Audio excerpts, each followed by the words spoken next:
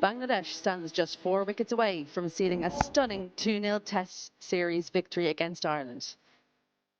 The relentless attack spearheaded by 𝗿𝗪𝗪 and 𝗂𝗏 𝗏 scripted a crushing blow to Ireland's batting lineup, leaving the visitors reeling under pressure. With victory on home soil nearing in their grasp, the Tigers are brimming with confidence. Yet amidst the celebrations, fielding remains a concern and needs urgent attention. Hopeful eyes now turn to the coaching staff. For Ireland, it has been a baptism by fire, with 2 tests offering valuable lessons. As the final day arrives, the Tigers step onto the field with confidence and determination. Don't go anywhere. You cannot afford to miss the final hurrah of an epic Test series. It is the Dutch Bangla Bank series and Bangladesh versus Ireland, and we're on day 5 of this test match, the final day, and we're of course at the Sher-e-Bangla National Stadium. Hello and a very good morning to all of you from this lovely ground. All to look out for Bangladesh in a dominating position, and they're hoping that they can finish off this series on a high and take the series 2-0. Ireland will have to work very hard to keep them from doing that. It's a pleasure to have Athar Ali Khan alongside me. Good morning, Athar. Good morning. Lot to look forward to today. Yeah, absolutely. And Bangladesh will be hoping that they can wrap this up pretty quickly. But what I really want to see is some kind of resistance from Ireland. If they can somehow manage to bat through the lunch, then there is some sort of positives will be there for them to think about, yes, what they have achieved. Yes, let's tell you how it stands at the moment. You know that Bangladesh posted that 476 in the first innings. Ireland did well to recover from a rather bad start to 265. Bangladesh then going on to 297 for 4 and giving Ireland a mammoth task and making sure that they are in the driving seat. And you know, to take them there, there have been a lot of efforts from different bowlers and the batters of Bangladesh, but the one who stood out was Taijul Islam, is the top wicket taker in the country now in test matches. Yeah, he overtook Shakib Al Hasan's record of 246 wickets and bowled beautifully, didn't he? Yes, there were support from the wicket. There was at times it turned sharply. There was an inside edge. What stood out for me, because he's been under the shadow of Shakib Al Hasan, to be able to go and cross over to pick up 247 wickets. Now he's got 249 wickets, but he's played less number of test matches than Shakib Al Hasan to achieve what he's achieved. 58 test matches for him, 71 for Shakib Al Hasan. Outstanding, absolutely brilliant to see Taijul Islam. He's already got 12 wickets in the series. 3 for here, 4 in the first inning. So he's got 7 already, and he'll be hoping to wrap up things up pretty quickly here. Yeah, well, along with the bowlers, of course, we're talking about Taijul. There have been batting performances. We've seen Shadman Islam, who batted so very well, very consistent right through this series. And it was a delight to have someone in the top order clicking regularly for Bangladesh. Especially as an opener, remember that we have struggled in the recent past in the opening department, but he looked in control. He has a good technique, good temperament, right approach. What he will be disappointed about, because he's picked up an 80 and a 78, so he's disappointed not to pick up those 200. He has 2 test match hundreds. So it's important for him to realize the fact when you do get an opportunity and we cross over to score 80 or 70 odd, make sure you go cross over to the triple figure mark. It adds on. Could have had 4 hundreds in test cricket. Yes, it could have, but Sonia, yet so far, and it's important you convert those 50s into hundreds, and hopefully he'll be doing that. And let's see what he reckons he should do or what he has done before, because Shamana Ghosh caught up with him earlier. Sadman দুর্দান্ত একটা form কাটাচ্ছেন, 47 এই বছর average করছেন, century রয়েছে একটা, 3টা half century রয়েছে। এই যে ভালো ফর্মে থাকার সময় মান্ত্রাটা কি আপনার? আলহামদুলিল্লাহ, মানে লাস্ট কিছুদিন হয়তোবা মানে আমি প্রসেসটা আমি খুব ফলো করছি লাস্ট, যে কিভাবে আমাদের দেশেই ম্যাক্সিমাম খেলা ছিল, শ্রীলঙ্কা তো মানে ওয়েদার উইকেট কিছুটা আমাদের দেশের মধ্যেই ছিল, তো চেষ্টা করছি যে যেমন উইকেট বা কিরকম প্র্যাকটিস করলে আমার জন্য বেনিফিটেড, তো আমি চেষ্টা করছি ওইভাবেই প্র্যাকটিস করার। আর আপনার লাস্ট যে সিরিজটা খেলা হয়েছিল আপনার শ্রীলঙ্কাতে, বা তার আগে জিম্বাবুয়ের সাথে খেলা হয়েছে, তার আগের যে সিরিজগুলো ওয়েস্ট ইন্ডিজে, তো চেষ্টা করছি আমি আমার প্রসেসের বাইরে না যাওয়ার, মানে যেটা আমার স্ট্রং জোন বা আমি যেভাবে খেলতে পছন্দ করি চেষ্টা করছি, বা ওইরকম ভাবে আমি প্র্যাকটিসটা করার। নিশ্চয়ই, এবং এখন তো আসলে ভালোর ফলগুলো পাচ্ছেন, কিন্তু এর আগে নিশ্চয়ই পরিশ্রমটা হয়েছে, ভালো ফর্মে আসার আগে হয়তো পরিশ্রমটা করেছেন। আমরা জানি যে আপনি অস্ট্রেলিয়াও গিয়েছিলেন, তো সেই পরিশ্রমের গল্পটা যদি ছোট করে বলেন। পরিশ্রম বলতে গেলে হ্যাঁ, অস্ট্রেলিয়াতে যাওয়া হয়েছে, মানে ওই জায়গাটায় ম্যাক্সিমাম টাইম যে আমার ইনডোরে প্র্যাকটিস করা হয়েছে, যার কারণে আমি মানে যেখানে আউটডোর ফ্যাসিলিটিসটা পাইনি। তো পরিশ্রম বলতে যে আমাদের যেখানে প্র্যাকটিস হয় সবসময় চেষ্টা করছি, মানে আমি মুশিক ভাইয়ের সাথে বা সৌরভ ভাইয়ের সাথে ওনাদের সাথে বেশি প্র্যাকটিস করছি। তো আমার একটা আইডিয়া ছিল যে ওনারা কিভাবে, তো ওনারা তো অনেকদিন ধরে বাংলাদেশ টিমকে মাশাআল্লাহ খুব ভালো করে আসতেছেন। তো আমি ওনাদের থেকে অনেক কিছু দেখে শিখছি, কিভাবে প্র্যাকটিস করলে বা কিভাবে মানে কথা বললে বা কিভাবে আমাদের সলভ করা যায় আমার প্রবলেমসগুলো, ওইভাবে প্র্যাকটিস করছি। শুভকামনা রইল আপনার জন্য। জি। Well, I'll give you a gist of what he said. He said he went through his process, and when asked if he got any experience going to Australia, he said that mostly they practiced indoors, but what benefited him was practicing with Mushfiqur Rahim and Momin al-Haq. Then they guided him, and he kept his process, and he worked very, very hard to get to where he is now, and he hopes that he does better in the future. And to do better in the future, it's up to the Irish, because they haven't had a very happy series so far. One of the batters that have stood out has been Harry Tector. He's batted well, he's partnered well with 𝗃𝗂𝗃𝗃 and Lorcan Tucker, as you can see there. And this is the thing they've got to replicate out there. Yeah, I mean, look at the partnerships here. I mean, he added 50 odd, but at the moment it's only 13 runs.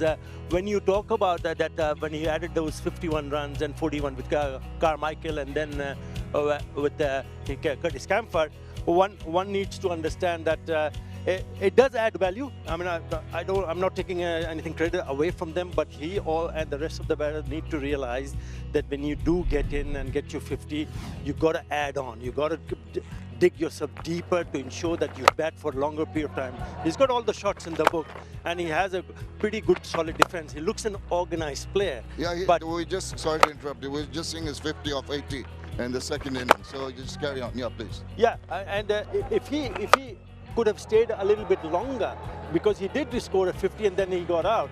He wanted to hit one over the top at mid-off where Mushfiqur Rahim got that catch. So learning curve, but when you get an opportunity, you got to grab it with both hands, because if you don't add more runs after scoring 50, then you're not really challenging your opposition. And that is the point. Ireland do not have too many opportunities at this level. Hopefully, they'll play more test matches. Harry Tector spoke to Shamana Ghosh earlier, and this is what he hopes for. Harry, you showed a lot of grit and determination yesterday in reaching your half century. Just want to start with understanding the significance of that knock to you. Yeah, I think I played nicely yesterday. I guess probably disappointing to get out when there's so many more overs to bat, you know, and try and sort of fight for a draw. That was disappointing, but to be honest, it's been a weird series for me personally. I feel like I've been seeing the ball really well and just finding ways to get out, which has been frustrating. But look, it was nice to spend some time in the middle yesterday and contribute. But the job is not done. We need a big day today. What are the learnings you'll take going forward from this two-match test series? I think it's always hard playing Test cricket, coming out of the cold. I think because you're always trying to fight on your feet and try and learn and improve and take away things from the last Test series here and implement them. And I think it's hard. Bangladesh are obviously a very good side with world-class bowlers and spin bowlers in particular. But you're always learning, always trying to improve, and I just sort of found something yesterday in my setup that I tweaked, and yeah, I noticed that made a bit of a difference for me in terms of defending the ball, and it was nice. All right, thank you. Go well in the T20 format as well. Thanks very much. But it takes a big-hearted cricketer to accept his failings, and that was very good to notice in that interview. Yeah, absolutely. And if you see what he's trying to say, is that he's frustrated, he's disappointed, and he knew that exactly there was an opportunity. If he had stayed on, I would have given them more chance to draw this test match, knowing that he was well set. Well, this wicket has not behaved too badly. I mean, been everything for the players in a test match, perfect test wicket. How is it going to behave today? Pitch doctor Edward Rainsford was down there earlier.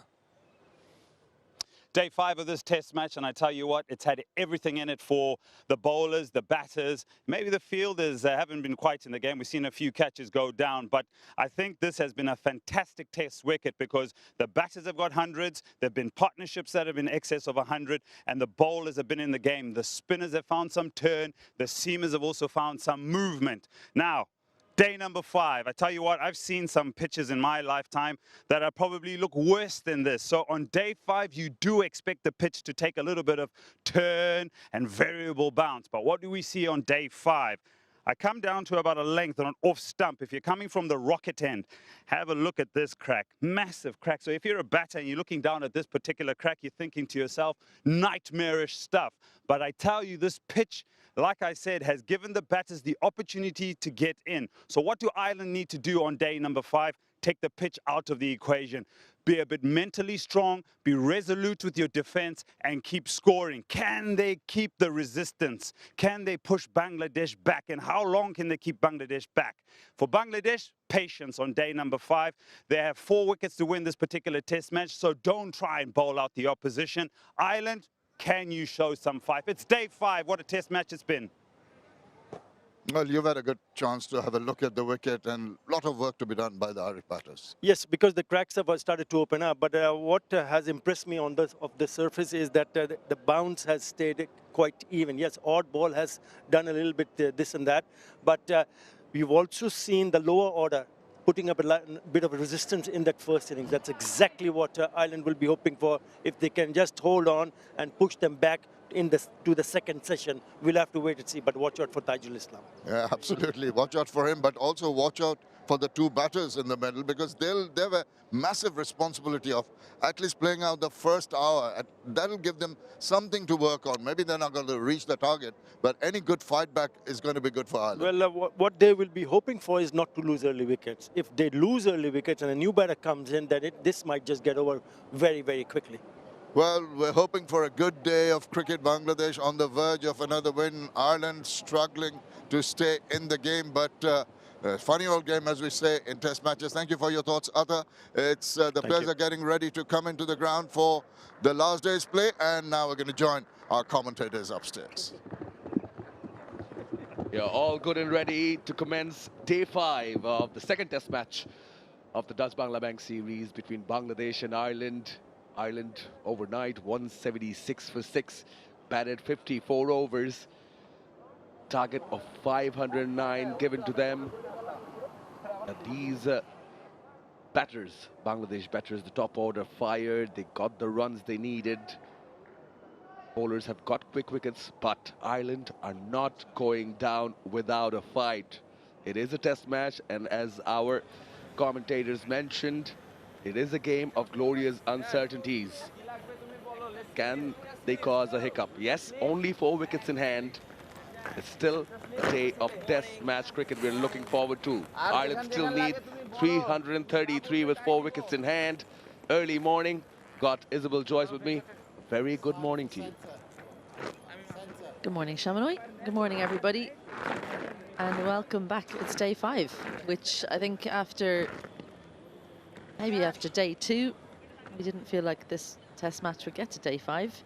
Andy McBride, though, and Curtis Camphor, his partner, well, they showed some resistance yesterday. 34 not out. It feels like Curtis Camphor's got a point to prove because it hasn't been a happy series for him up until this point. Change all that with this innings. 34 he finds himself at. So for Ireland, they'll be thinking, okay, how long can we push it out this morning? And then don't think too far ahead. Don't be thinking about the 3rd session. Just get through the first half an hour, see where you're at and reassess. But Andy McBride, last night, he seemed to be quite attacking, actually, which I think Bangladesh will be pleased about, actually. So 2 catchers in, short leg as well. Miraz coming in from the Dutch-Bangla Bank end, bowling the 55th. I think him starting the proceedings here has a lot to do with McBride being in the middle, going around the wicket. bit more air. Yeah, spot on. Ireland only have one left-hander in the team, so I'm sure 𝗵𝗂 is delighted to see him out in the middle. He gets a bit more of an opportunity with ball in hand.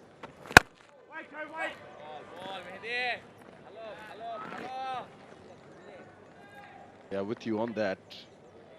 Also the fact you mentioned that just see out the first half an hour, keep the wickets in check, and reassess from there. And he's mixing it up, and particularly mixing the pace up. I thought Ed Rainsford was spot on with how Bangladesh need to go about this, which is don't force things, just keep on plugging away. There are plenty of cracks there, so allow the pitch to do what it will do, which is going to pop sometimes. Sometimes it's going to stay low, and you got to trust the process. Trust that if you keep on putting it in a good area, that you can take these 4 wickets for Ireland. Yeah, starts off with the maiden.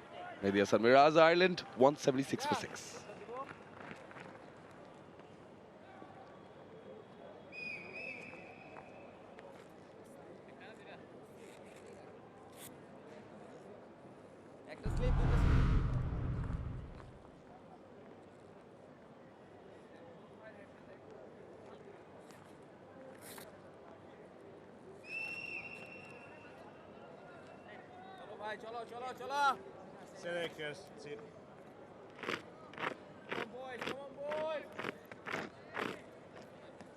Yeah, it was due. It was due from Harry Tector. Got the half century. Unfortunately, couldn't convert. It was due from Camphor as well. He's there in the middle. It's about playing time out. Initially, yes, it is day 5. Just play time. 𝗪𝗪's been so good. First run this morning. Just scampered for that single. Yeah, speaking of 𝗪𝗪, 3 wickets here, becoming the top wicket taker in Test match cricket for Bangladesh. Magnificent feat. You know, everyone start playing the dream of achieving such milestones, getting to the top, inspiring many others. And we keep on saying, mentioning some certain adjectives, that he's been the workhorse, bowls a lot. 20 overs before this 𝗪𝗪 in this innings. 35 in the first. I think he's still got quite a lot of appetite left in him.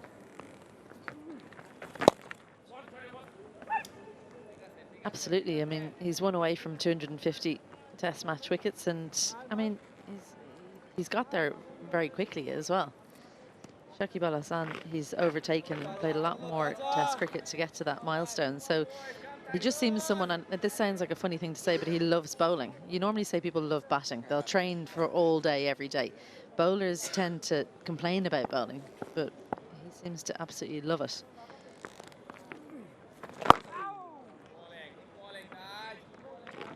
.246 for Shakib.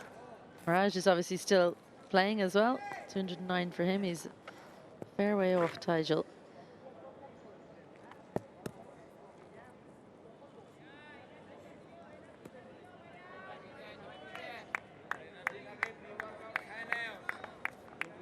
Just find it quite fascinating. You said, you know, you grow up as a kid, you just want to go out there and have a bat.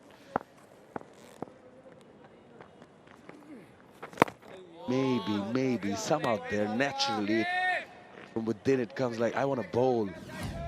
Comes across as one of those characters. Not sure if such was the case early on in his life.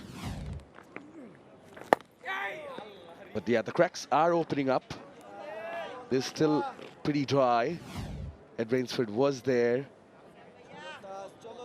Yeah, but the key, I think, for this surface is that there's quite a lot of grass, which we weren't sure was going to be the case. And that's going to hold it together better than maybe we've had in the past. Another good over, 178 for 6.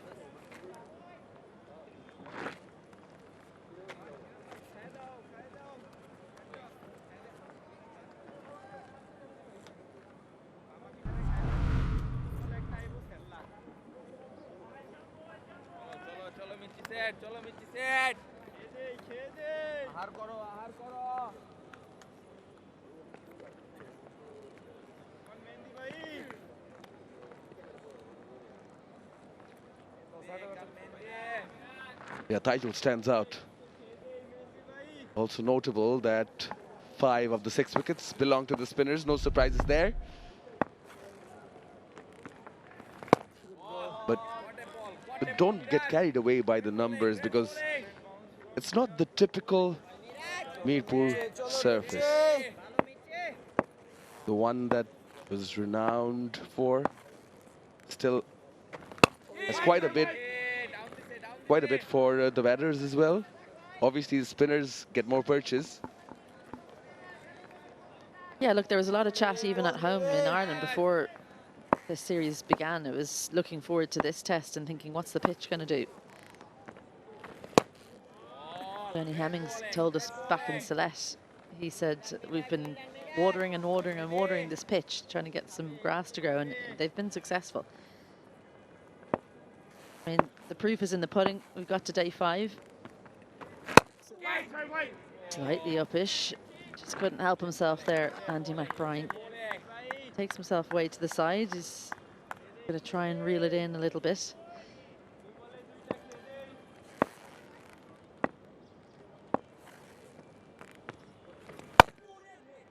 Well bowled, well bowled.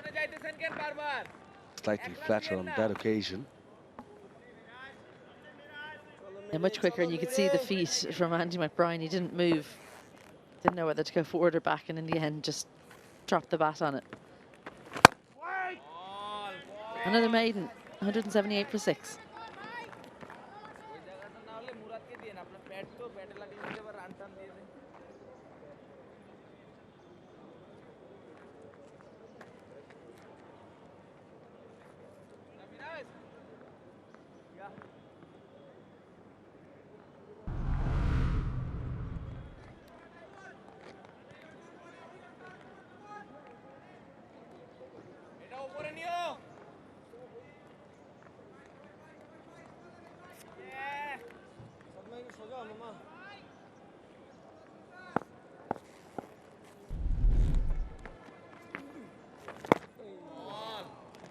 Yeah, it's been a good year for Taijul Islam. And in terms of wickets, in terms of grabbing those wickets, has been the second best. Got 43 in 2018. The 32 this year. So yeah, delivering, you know, we've mentioned how, of course, Shakib Al Hasan, top player. Often it tends to happen that when you have such big names, heavyweights in the team, other performers tend to take or get the back seat. You keep working away, keep contributing. And then you wait for your opportunity. And when you get the opportunities, keep on saying it's all about grabbing them. But there's a lot of work that goes on, and the mental side of it as well. Because you might feel that you're on top, you're doing well, you're feeling well, your body feels good, you're executing things. But you might not come out on top. Wait, be patient. Then, when you're asked to go out there, all of a sudden, you have to go out there and perform, and he's done it. Done it time and time again. The persistence has paid off, and hopefully it will going forward.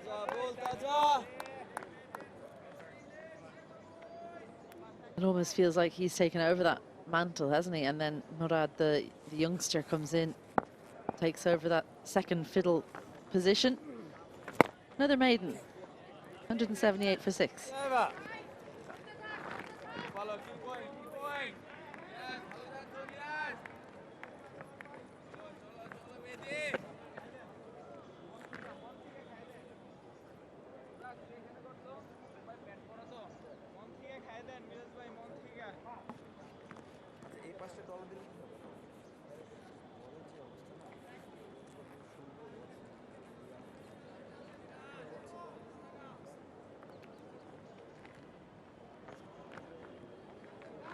Yeah, it's the first innings, the Bangladesh innings. Mammoth total of 476. That makes a huge difference. Really works when your top order does fire. Oh, well bowled again. Quicker, slightly quicker.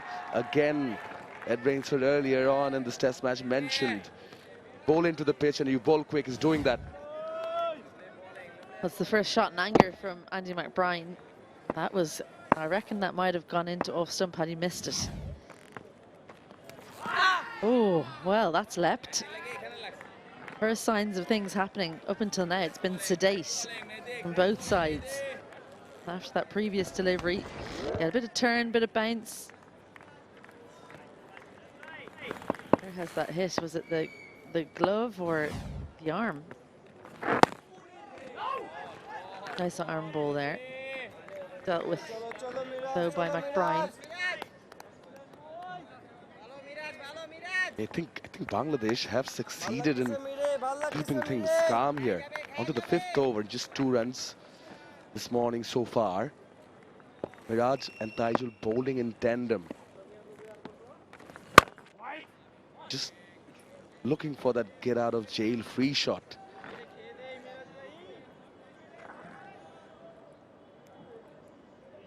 Well, that's what they're playing for. Not sure that Ireland will be thinking they need to make room in the suitcase for that.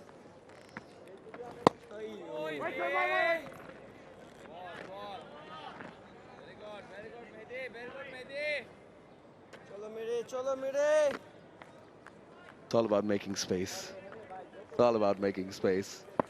The glorious trophy. Winner takes it all. Maiden again. Well bowled, 178 for 6.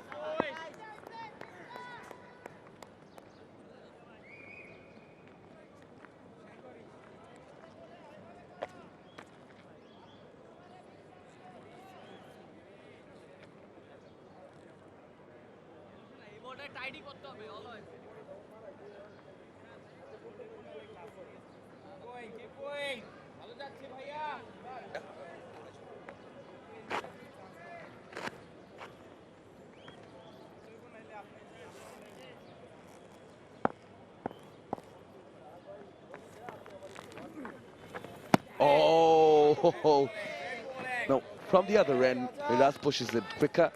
He slows it down. Beautiful. Covers his stumps though. Curtis Camphor, he's saying, right, if it's going to turn, that's okay. Well, it's almost like a replay. That's 2 balls in a row that have drifted in, turned away. But once again, Curtis Camphor happy to just cover the stumps. Now remember, he was bowled in the first innings because he didn't cover his stumps. Doesn't want a repeat of that. 9.1 and 9.4 degree of turn, so that's quite a lot more than we were seeing maybe yesterday in general. But that line, he might need to just get it a little bit straighter, almost in at leg stump. Because Curtis Camphor able to just cover his stumps and then allow the ball to turn past the edge. It's when he gets it onto leg stump, he seems to have a bit more of a breakthrough in general, in this innings in particular.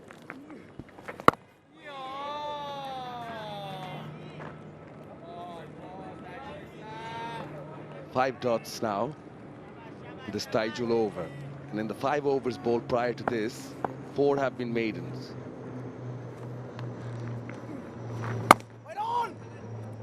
Add another one. 5 maidens so far, 178 for 6.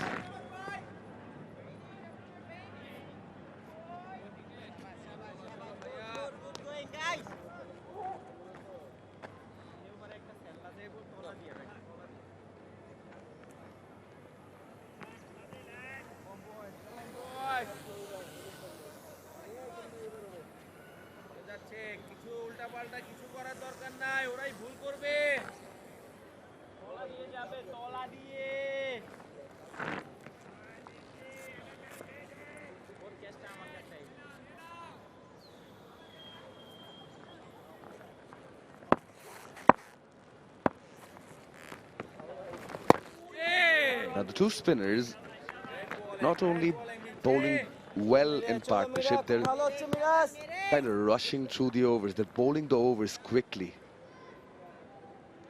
At least they were. Now Mira's taking a bit of time. Of course,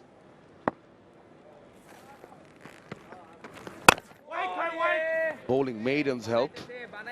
Quicker again. Yeah, look, I think that the way forward for Mirage is to bowl that line, because every now and then it's going to turn a bit more, and that's when possibly those catches come into play. When it's straight, Andy McBride has no interest whatsoever in trying to score. Straight into the ground and over the top. Wake up! Bangladesh's fielders have maybe lost concentration. They haven't had too much to do so far. Just goes straight into the ground, and he's in too tight to stop it. Murad.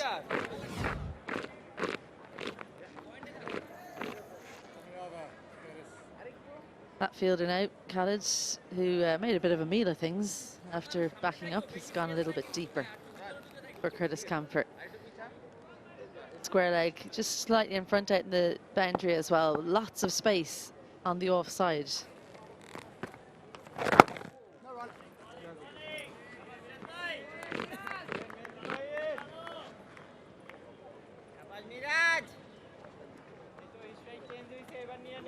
"48 deliveries since the last boundary. I don't mind that. Actually, I don't mind that for either of the teams, because we mentioned earlier how it's about playing the first half an hour, mentioned playing timeout. You're going for runs. You might expose yourself. Bit of flight in the block hole. Sees it out, does Camphor. Ireland 179 for 6.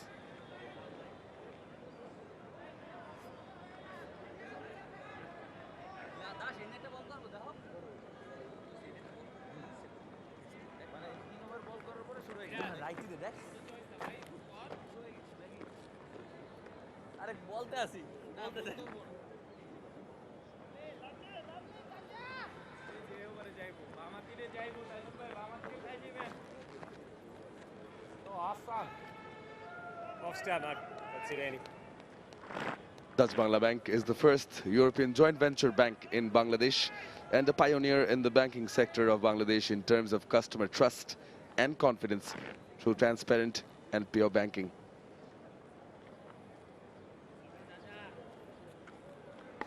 Yeah, Taijul, it bowling from the rocket end. Oh, just past the outside edge. Now it was Taijul, you know, made the early inwards. They played for the turn there, Andy McBride.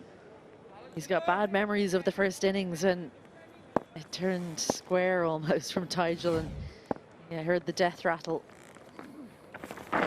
More worried about the inside edge than the outside edge, but goes nicely with the turn there. Another single coming.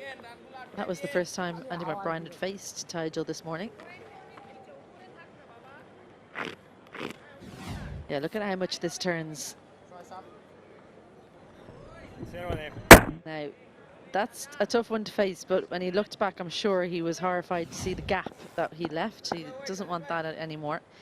Usually when you talk about this and you're coaching, you say, which would you prefer? Be bold, or maybe it takes the outside edge if it doesn't turn? And you say outside edge every time. So I think that's how he's playing things against Taijul in particular.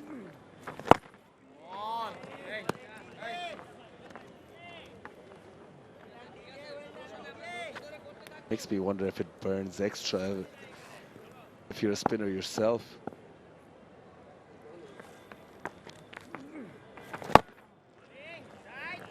Now, I think the one that hurts is if you're a keeper and you're stumped. I think that's the one that really gets you. Or if you're an all-rounder and someone who doesn't really bowl, gets you out. Someone who's a net bowler and they're always warming up and saying to the captain, hey, I'm ready, like a Mominal or something, you know? Don't want to get out to one of those. They can always throw a ripper off. Never know. And just a single of this 𝗍𝗏𝗀 one. 62 gone, 180 for 6.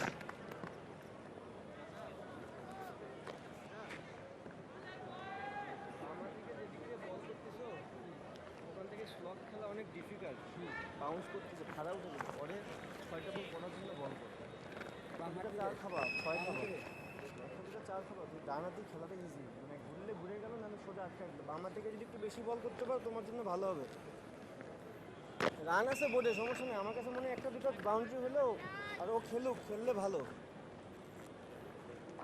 180 for 6, and 3 of the 6 belong to 𝗍𝗍𝗀. It was 𝗍𝗍𝗀 who made early inwards, getting rid of the openers. Yeah, that line is the key. Just on or outside leg stump is where he needs to live. He's generally bowled in and around middle and off so far this morning, so just needs to shift that slightly. Because of the angle that creates for the right-hand batter, they have to just open up a little bit more.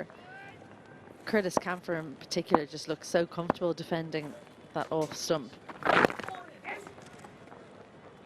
Brian gets another single. I wouldn't say they're coming thick and fast, the runs now, but it's certainly a few more runs coming for Ireland. I think that's the order.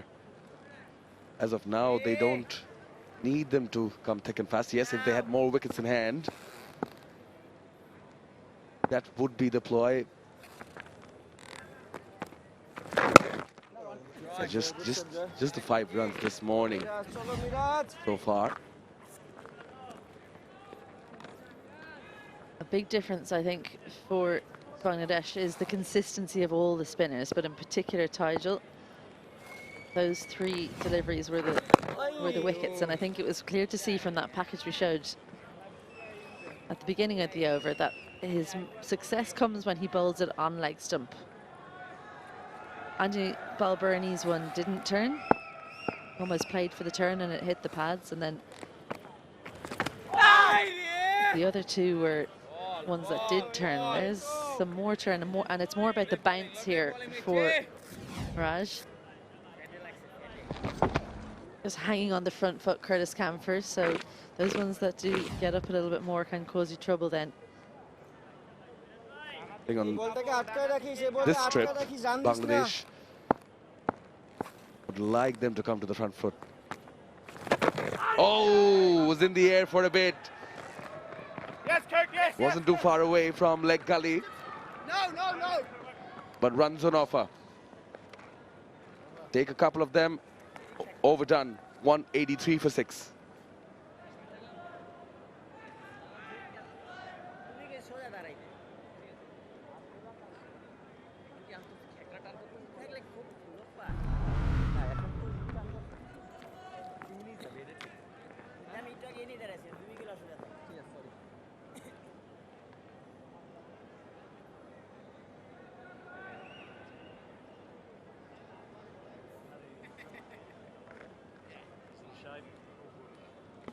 His best came here in Mirpur back in 2014. 8 for 39, but he has been quite fruitful in Chattogram as well. See, yeah, but there's some 5 for 6 for maybe on the cards, but can he make the most of it? Yeah, the spinners, I think hands would have been itching to come in and bowl. Yes, Ireland have lost the top order now. It's a bit of an appeal from only Shanto in the slips. Yeah, it goes to the reverse sweep here, Andy McBride. You have to decide beforehand you're going to play that shot, but it wasn't the delivery he was hoping for, you'd think. Oh, well now, it's not comfortable as a left-hander batting at this end. Someone turning the ball into you. This has turned a long, long way. But it's, again, it's about the bounce.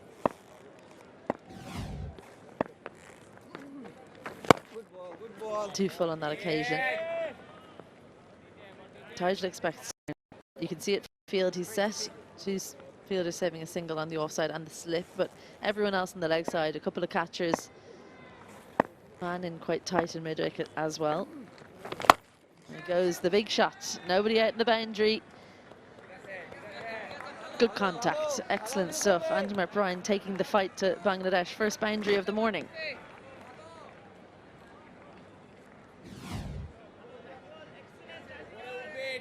And importantly, he's baited with the turn. It's coming into him, but had ample amount of time because Tigell's been bowling it a bit slower to McBride in particular in this over. This was the slowest of the lot, so he got plenty of time to go down on one knee, across as well, put it away. Then he adjusts.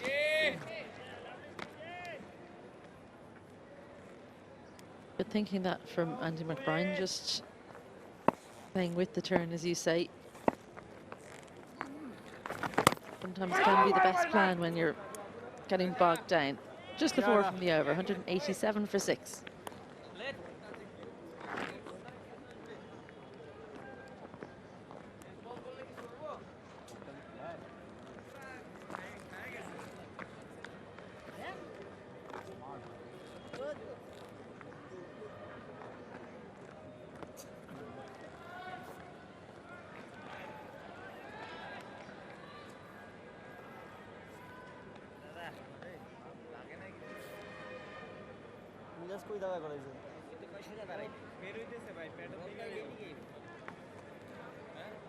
Beautiful, if you notice, flock of birds flying over. That's sort of a season, migrate, come over, good time.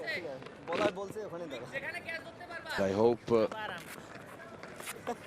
Ireland fans have had a good time here in Bangladesh. And such loyal fans, and not only of Ireland cricket, but I think of Test match cricket overall. You know, they've been the first ones to come in every day of both the Test matches, the last ones to walk out, except for that unfortunate incident. Natural calamity, yes. But other than that, first in, last out. Yeah, we caught up with them, didn't we, yesterday? And there's John in the middle. Wrote a book back in 2003 on all of the Test venues up until that point. Says he only watches Test cricket. He would be at the Ashes if it wasn't for this Test series. He'll be at the remaining fixtures. The proud Cricket Ireland fan, lives in Sri Lanka now, of course, but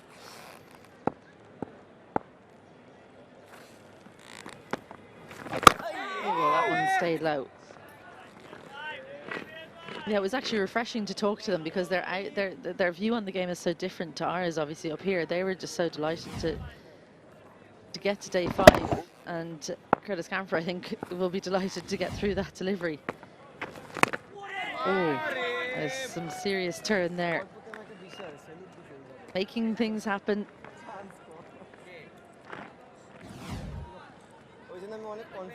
Lots of oohs and ahs around the batter.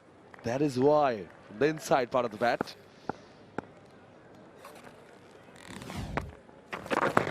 Oh, now that one rose up, fell short of Shadman at leg slip. It's quite a bit happening. The ball's doing quite a bit off the surface. Yeah, push back again at that line once more into leg stump.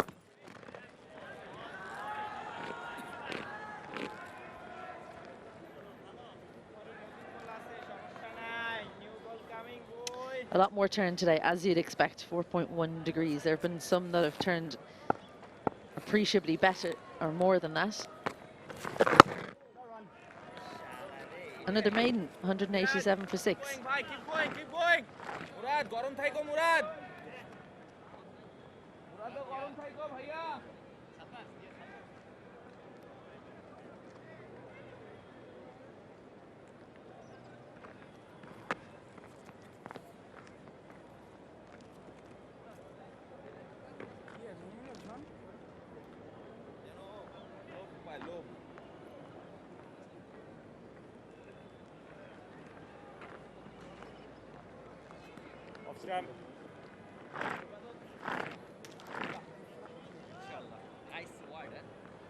Nice, good work.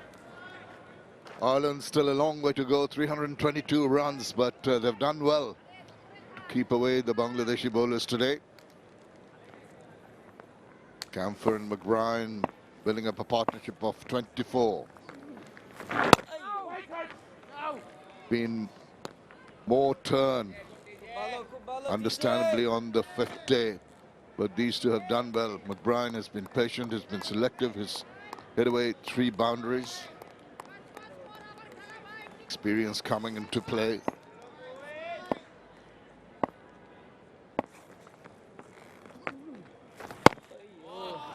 And good of them to realize whenever there's some flight offer to make sure they get forward with the angled bat, the eyes over the ball, smothering the spin.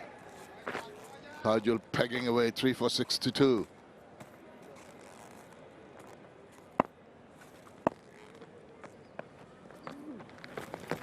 Oh, now did it get a bit of bat inside edge onto the pipe? No, says the umpire. Big appeal, not out, he says, but are they going to ponder a review? There's a lot of enthusiasm in that appeal. Running out of time, Najmullah and Shanto discussing and taking it.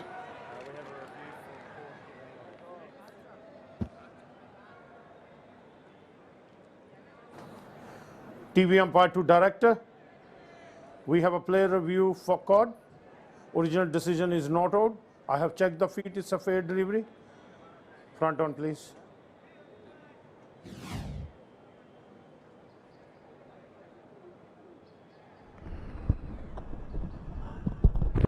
Appears to be no bat involved.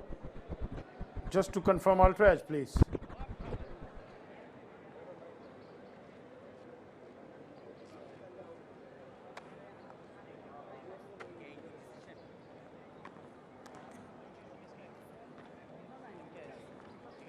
Sam, stand by, waiting for Ultraj. You not here? You will class? No, but some of the guys have the bats.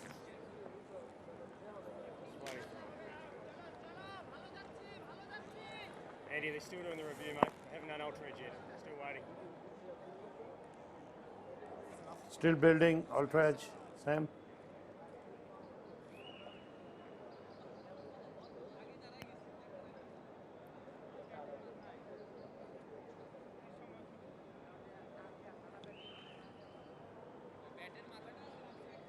Stand by. Still waiting.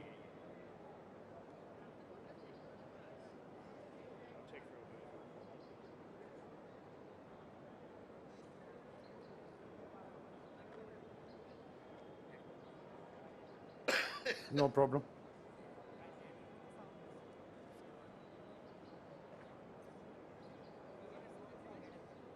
Stand by, Sam. Still waiting.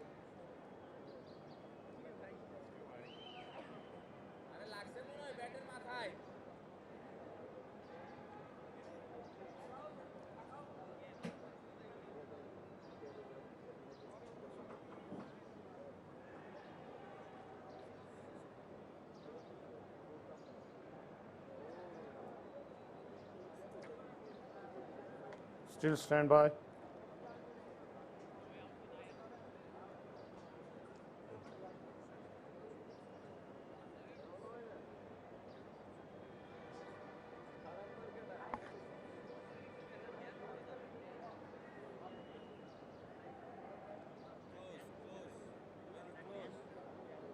Ultraj is coming up.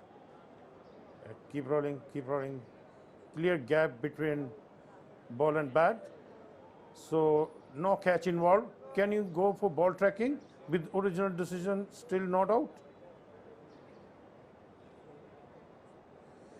Original decision not out. Pitching outside over. Impact in line. Wickets missing. Samuel, stay with your original not out decision. Stand by. You're on screen. Make a signal, please.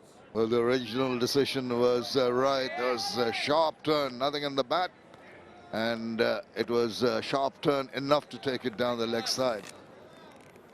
Some concern, but of course That turn is going to play on the minds. It's getting bigger and bigger by the minute. Hello, Eddie. You've turned up for work. Yes, I have. Shamim, good morning to you. Good morning, everybody. And what defiance by Ireland this morning. Into the 12th over, they've got 11 runs. Defense has been good. That's up in the air. He practiced the shot in the previous over, the reverse lap. McBride venturing away from what has been quite a measured approach this morning. More the length here and also the line, outside the line of off stump by some distance. How have you seen it gone, Shamim? How impressed have you been with Ireland this morning? Exceptional, very impressed.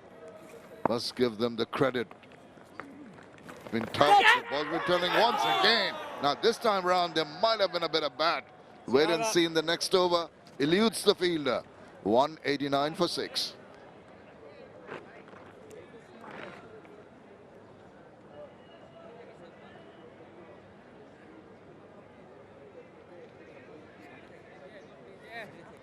Why do you think?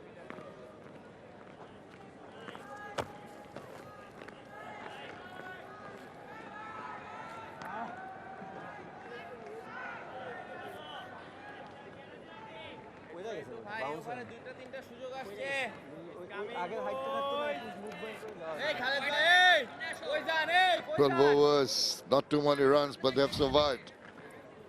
Let's have a closer look at this. Definitely a little bit of bat involved, but does it get to the fielder? No, it doesn't. Sharp turn.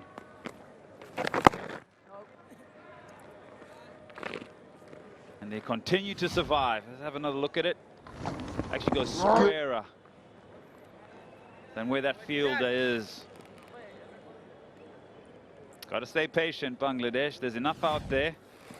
And you also just got to give credit to these two batters. Absolutely. I think they've done a grand job in fending away the balls. Ball turning square. They've induced the edges, the Bangladeshi bowlers. They've not really gone to hand, but the pressure mounting by the minute. Slip, leg slip, the leg gully, and also a forward short leg. Look at that. Not enough turn, comfortable enough for the batter to put away. But as I said, very impressed by the manner in which they've come out today. The Irish batters told themselves, look, we're not going to try anything fancy. They'll just play out time, try and take advantage of any loose ball. Oh, goodness, if they keep on doing that, I wonder how long they're going to survive. Yeah, when the ball turns, bounces, causes concern. If you survive, move on. Extra bounce on that occasion. Focus on the next delivery. Cannot dwell too long on what has gone by.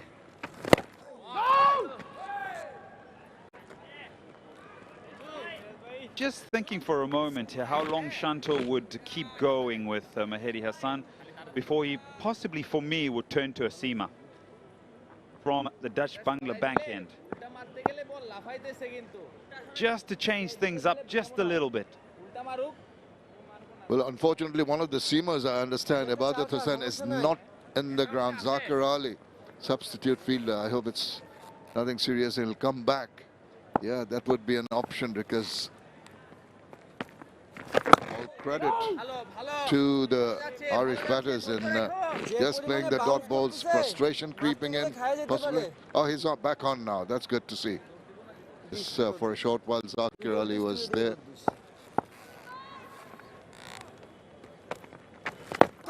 Oh, now catches the call once again. Not quite there. Survives another over. It's a maiden. 189 for 6.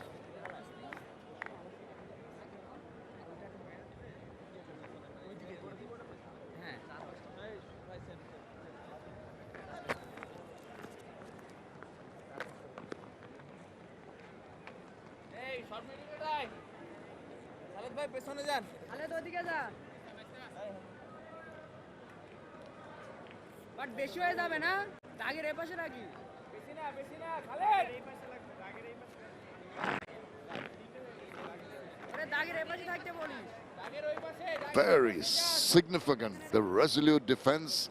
There has been 13 overs have been bowled for just the 13 runs.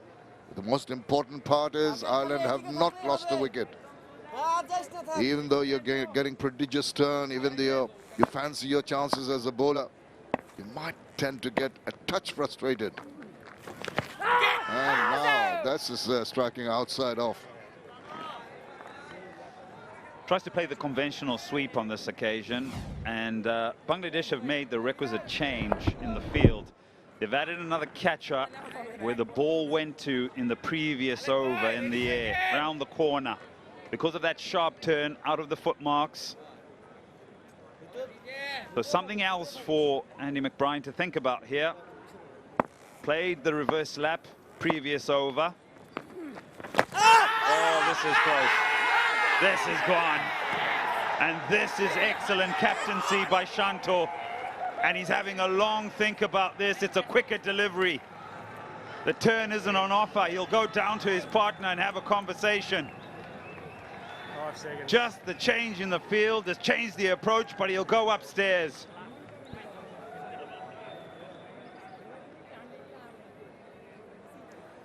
TV umpire to director. We have a player review for LBW. Original decision is out. I have checked the feet. It's a fair delivery. Front on, please.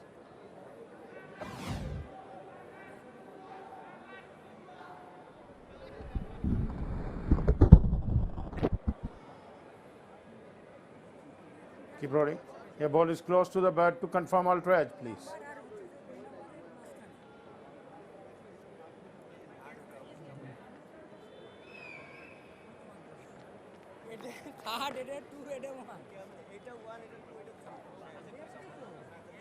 Yeah, keep rolling. Nice and slow.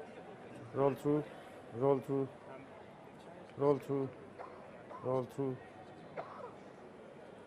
Yeah, bat hit the ground, still gap between ball and bat. Roll forward. Yeah, satisfied, no bat involved. There is a gap between ball and bat. Go for ball tracking when ready, please. Original decision out. Pitching outside off. Impact umpire's call. Wickets hitting. Samuel, stay with your original out decision. Stand by. You're on screen. And there's the confirmation, the breakthrough. It's wicket number 250 for Tajul Islam. Well done. Disappointment in the Irish camp, but McBride, after door fight back, has to walk back for 21. LBW to Tajul. It's 189 for 7.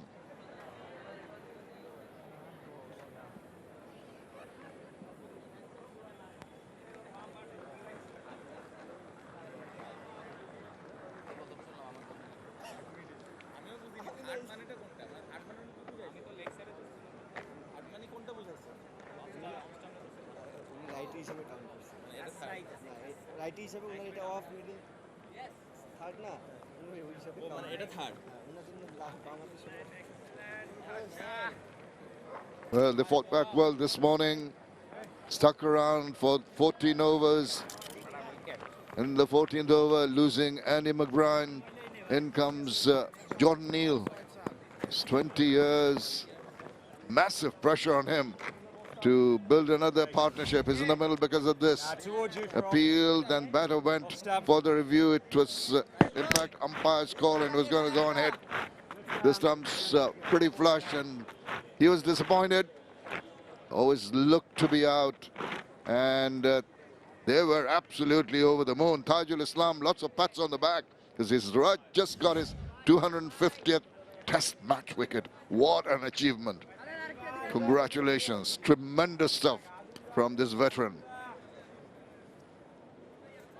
Got 49 in the first innings. Different state of play for the young man.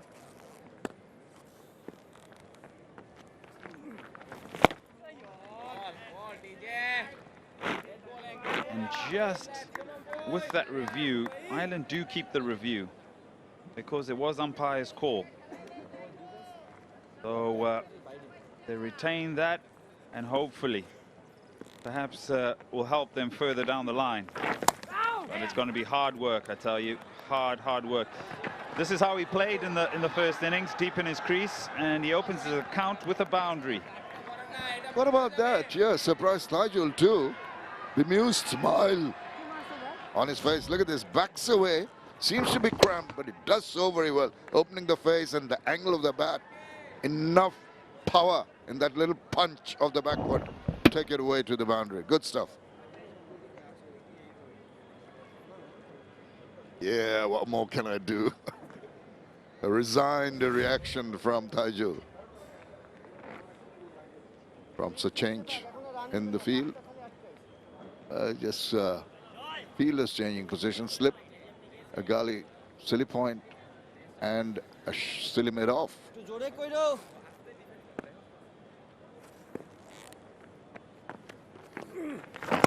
Wrong line with that field position.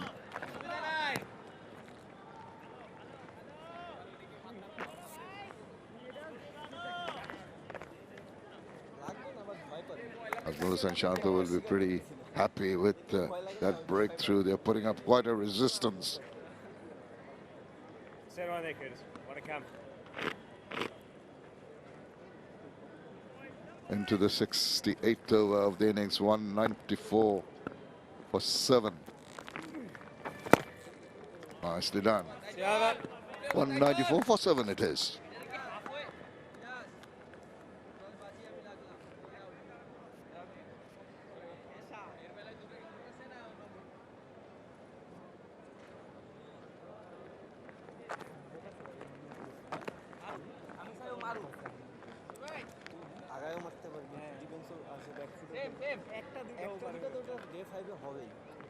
ওটা হয়ে গেলে কিছু করার নাই এটা কভারে ছিল তো এমন না যে তুই রান করতে পারবি চাইলে রান করতে পারবি dedication level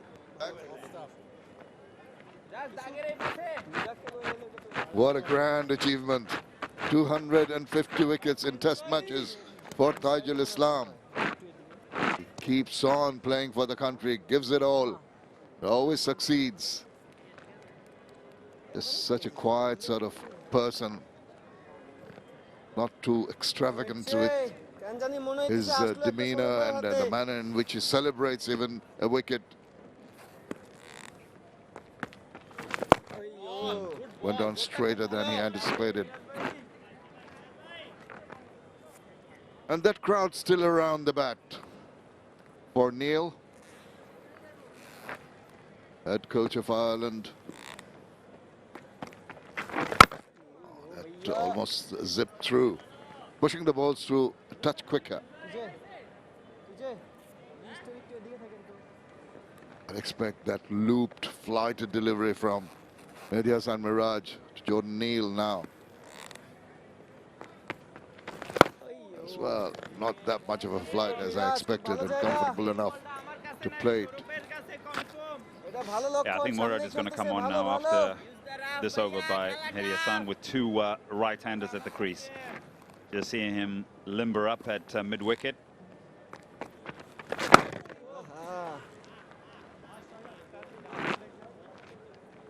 Happy to play back.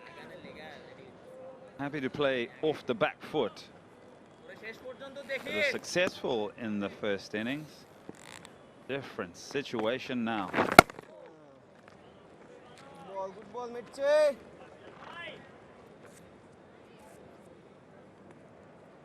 ভালো ভালো ভালো মিরাজ রান ছাড়া শেষ করিস I was going to say, is that our statistician? Oh, no, he's near me. He's right next to me, sorry. Same hairstyle. End of the over. 194 for 7.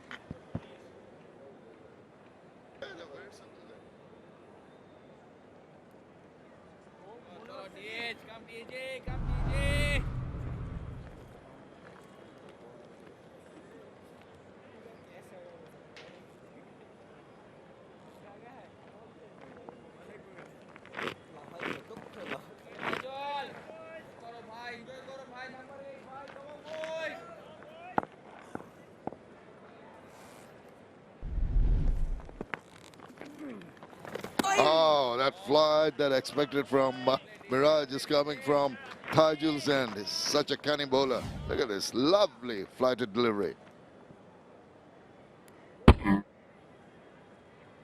More often than not, he misses the edge of the bat.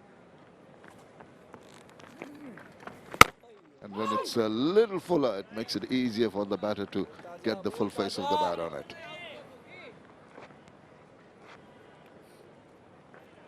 The first half hour, we saw balls virtually turning square.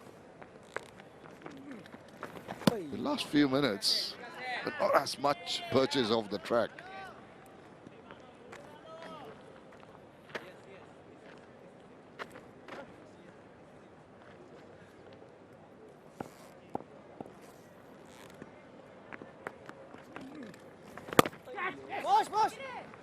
Nicely done, soft hands, quick run taken. They were talking about the degree of turn. It was more than 9 degrees at one point in time.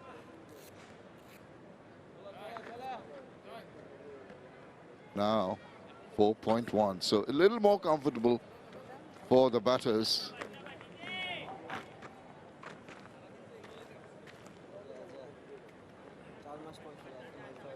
An extra catcher now on the offside for the left-arm spinner. There you go, right in the eye line of the young man. Nice and cozy.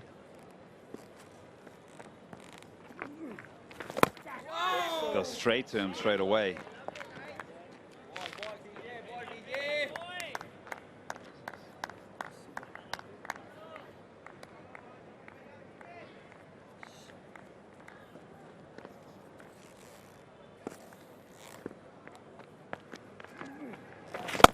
Oh, now he went for a more forceful shot.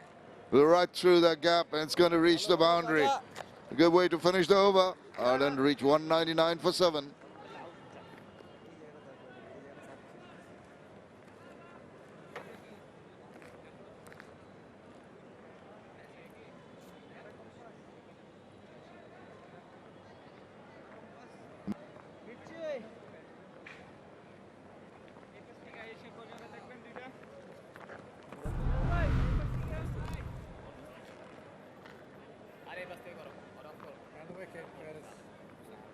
Center, please. Leg? Well, it's gone on to the 5th day, the 2nd test match here in the Dutch-Bangla Bank series. Ireland fighting back, fighting hard.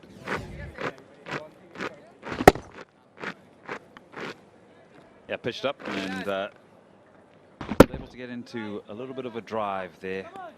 Gordon Neal, 2nd boundary for him this morning. I thought they would have brought on the left-arm spinner, but they've persevered with the Hassan Mirage. But his change of angle now, he comes round the wicket.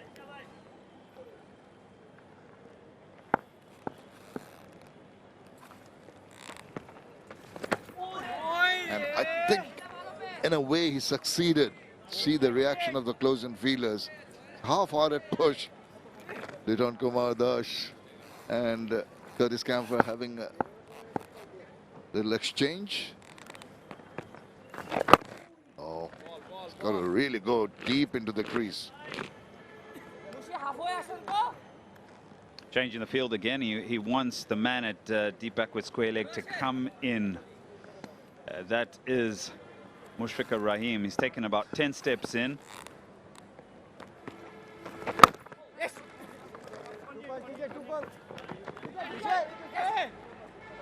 Pick up 2. And maybe he thought that right-handed batter would go on the sweep on that occasion, and a top edge wouldn't carry to the fielder on the boundary, so brought him in.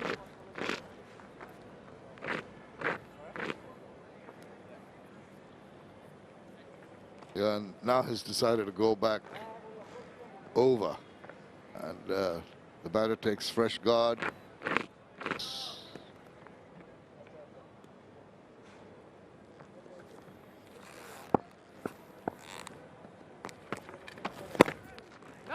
Still that turn of the track, not quite as sharp, and it's making the batters just able to bide their time. Not in a hurry, understandably, with the situation of the game, that just want to stay there for as long as possible. And played well too. 201 for 7.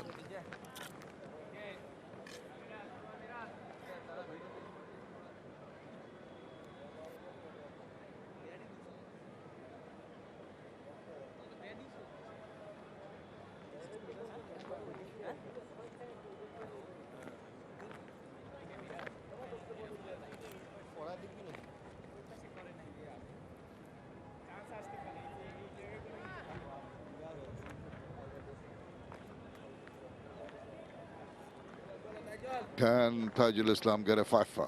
He's already got 250 test match wickets. And a ball to Jordan Neal.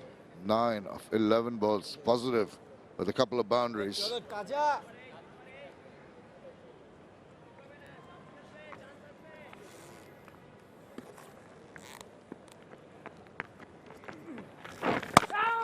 Now you've got that crowd around the bat. You don't want to bowl short of a length. I'm almost particular position where he's picked up a lot of his runs there, Jordan Neal. Just reinforce it.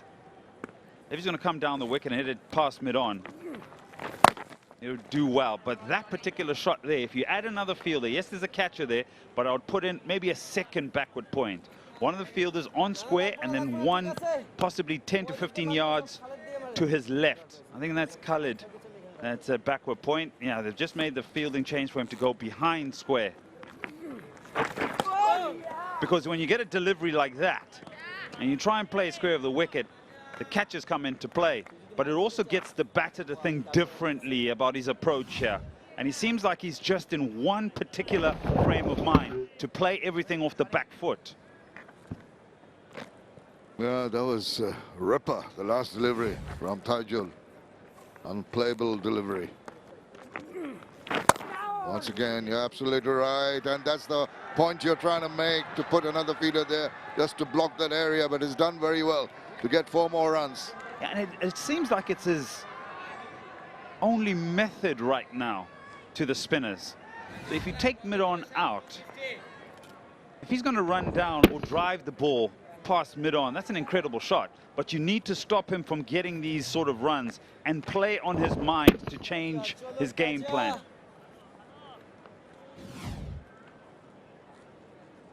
Few balls left.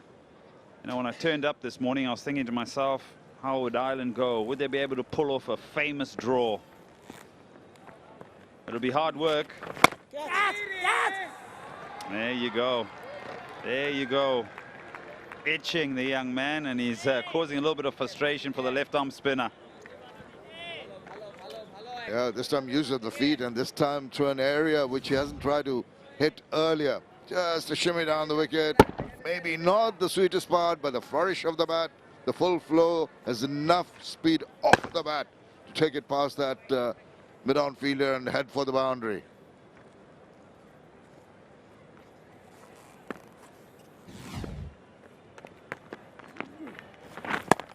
That turn, but he was in control. 209 for the loss of 7 wickets. And they're going to take a short break for drinks.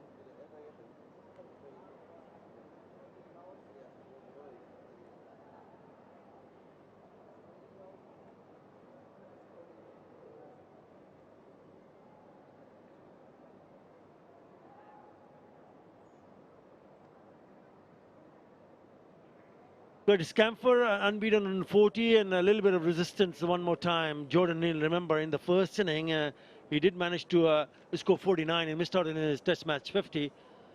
But he's picked up runs at good pace, 17 and 17 deliveries. They've only picked up one wicket, which belonged to Taijul Islam, who has been the pick of the bowler. Now has 4 for 82 and the first player from Bangladesh to take 250 wickets in Test cricket. The first hour was a teasing hour. Look at that turn. Couple of play and misses, but when there were those opportunities, they did pick up a boundary. That one fell short. It really didn't go to their hands.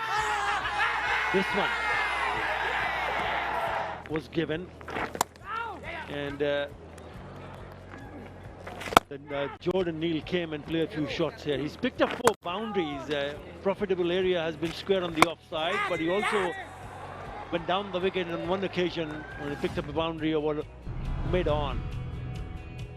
Right, Ireland still need 300 runs to win. What they'll be hoping for, that if they can hang on and play out and without losing any wicket in this session. 18 overs has been bowled from Bangladesh. 33 runs have been conceded and they've picked up a wicket. A very good morning to Isabel Joyce. Thanks, Arthur. Well, for Ireland, batting-wise, it's all about reaching small milestones, ticking bits and pieces off. They've done the first job. It's cost them 1 wicket. Andy McBride, one of Ireland's most successful batters, no longer out there in the middle. The youngster, Jordan Neal, who's been impressive with bat in hand in particular across the series. A useful number 9, to say the very least. Getting his first taste of Test cricket on this tour. He does stay on for the T20s, brought in as cover. Ross Adair injured, so he misses out. He's out there with Curtis Camphor, who was very, very quiet across the Test series. Hasn't bowled much. Made 44 in the first innings of the first match, but other than that, not much to write home about for him. But he's now there unbeaten on 40. Looks resolute in defence. Not taking risks. Jordan Neal, well, he's a bit of an attacking player, so there probably will be risks. Just whether it comes off or not. His front foot play looks more convincing than it did the first 3 innings of this series.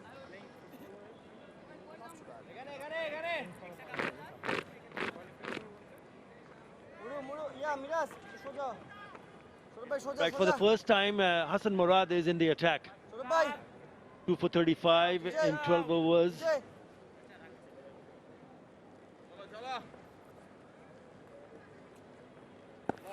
To slip and a short leg to start with. Onto the pads. Now that's not great running, is it? I mean, they could have come back for the second here. They just strolled across for a single. Very unlike Curtis Camphor. He's usually very, very good between the wickets. And yeah, I found myself looking down. Is there someone closer to the ball than I had realised? But no, they agreed it was just going to be a single. Jordan Neal, I think this is going to be a tougher task for him because of the exaggerated drift into the right-hander that Murad gets.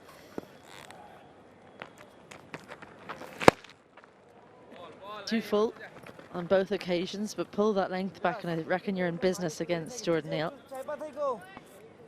Yeah, he did pick up his best test score in that first inning when he made 49. Added 74 for the 8th wicket, which was with Lachlan Tucker in that first innings. He does have the ability and the skill as a batter to score runs.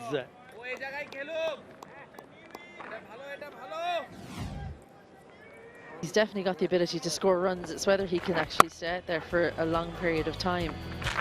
83 deliveries though it took him. 9 boundaries. A strong lad.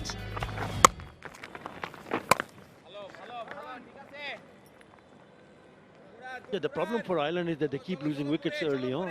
And there's so much pressure from the batters coming at after number 5, 6, 7, 8. But they have managed to score a few runs very strong off the back foot on the offside. Anything short and wide. Oh, he goes down the wicket. Lovely. Oh, yes. Sweet piece of timing and goes all the way for a 6. Shuffles down, but gives himself room, so he's able to kind of hack that a little bit across the line. Long levers, makes full use. First 6 of the morning. 4 4s and a 6 in his innings of 23, of just 21 deliveries. Looking to score quickly. It's a good shot going down the wicket before the ball turned. Oh, is that a catch? Yes, it was. Not taken.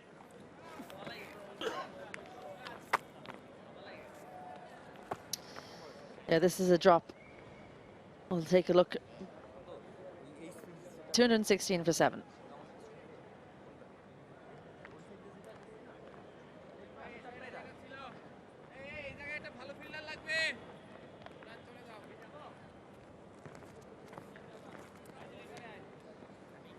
Same ছিল same helmet পরেন Here's 𝗃𝗵𝗃𝗃.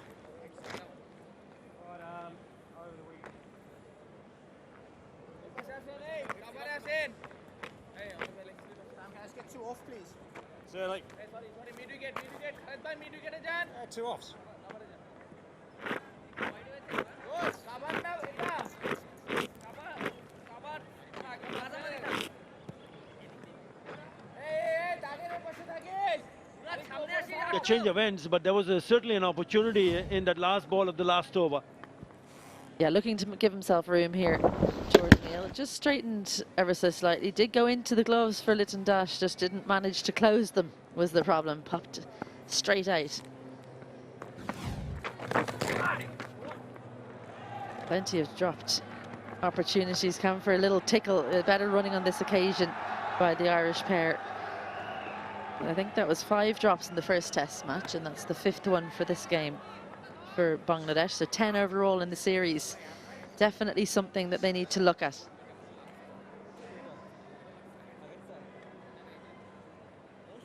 And that's one of his profitable area. He likes to cut, but that was a little bit too close to his body when he tried to attempt to play that shot. And 𝗃𝗵𝗃𝗃 could not hang on to it. So he survives. Partnership now 30 of 35.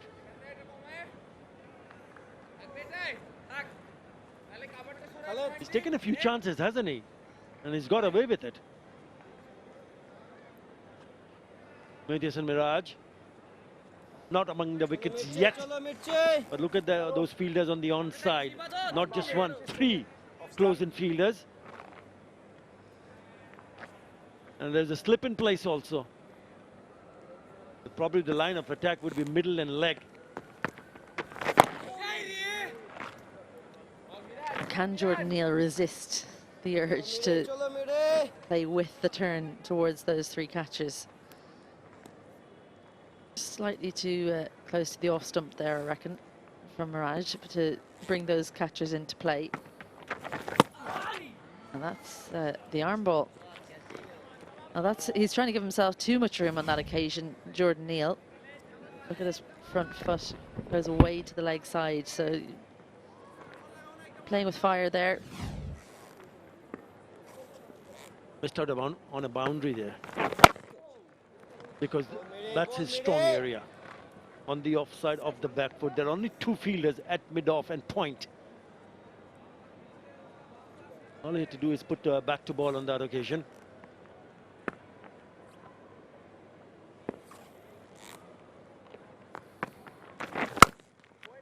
There you go. Nice. 4 more.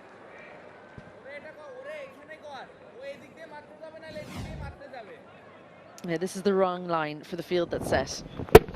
Just 2 fielders on the offside and the catcher as well. And, well, he'd had a practice. Missed out on the first occasion, doesn't miss out this time. Don't bother running. And he knows, not good enough. You cannot afford to bowl that line out to the off stump. That's better. 223 for 7.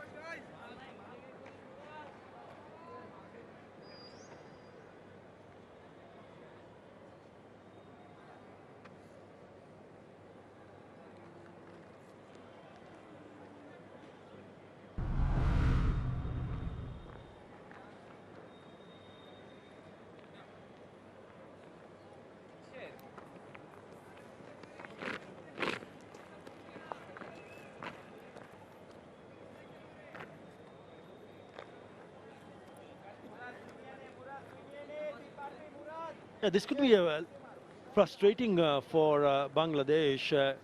Again, a partnership 34. Again, lower order, putting their hands up, making contributions. They'll be hugely disappointed with the amount of catches that Bangladesh have dropped. 4 dropped catches this innings. They just won in the first innings. Stephen Doheney's been the recipient of no less than 4 drop catches across the match. Goes on with the arm. Yeah, 10 drop catches across the match from both teams together. Well, this is Doheney. 𝗂𝗑 dropped off his bowling. There you go. That one went into the gloves. I'm not sure I count that one, to be honest. Doheney once more dropped, and yeah, I think that his foot got stuck in the outfield there, and that's what put him off. A couple that have tested 𝗏𝗏𝗃𝗏, those are probably the toughest ones, particularly the previous one from Doheney. And not just Bangladesh, both teams have been guilty of dropping few catches.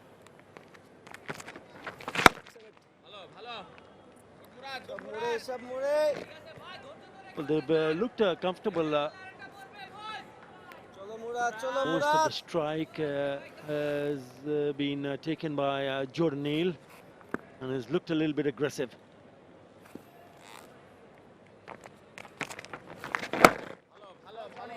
Yeah, I mean, looking at that partnership graphic that we just had up, it's interesting to see Curtis Camphor right all the way down on the left-hand side. He's generally scoring less than his partner, quite a lot less.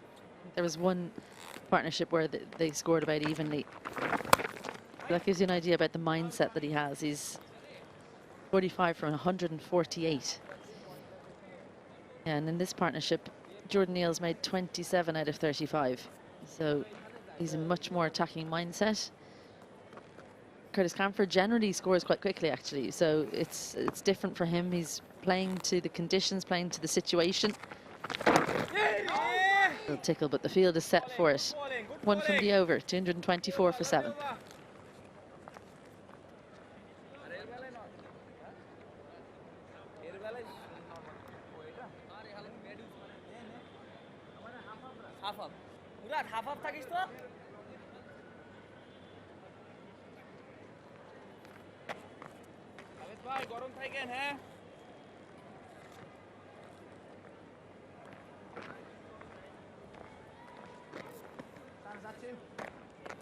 No, that's off stump. That's 2. Yep. Hustling in the bustling city of Dhaka. This is just the outskirts of Mirpur, just outside of the stadium, the metro line. The 21, this is the 22nd over this morning, day 5, and all the overs have been bowled by spinners. Maybe there's time for a seamer to see how he goes. Oh, yes. No. I thought I heard a sound there. You and I both. What was it? No, it was the sound of it coming off the leg. That's pretty tidy work, actually. To grab on there, 𝗏𝗏𝗃𝗏𝗃. It would be interesting, wouldn't it, to see what seam would do on this surface. It's a bit of a change.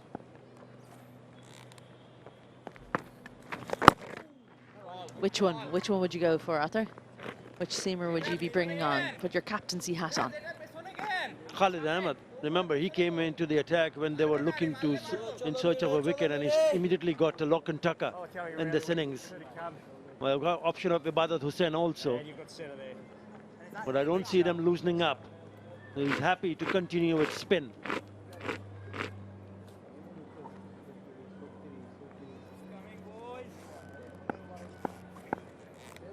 Change of angle. Oh, nicely bowled. On most occasions, they're all playing off the back foot, and 𝗃𝗃𝗃𝗃 has taking strike after a while, isn't he? Yeah, look, have a look at that, because you got to cover your stumps. Now, think about the angle. So he's almost covering his stumps from that angle, but I reckon could afford to get a little bit closer to it. Maiden over, 224 for 7.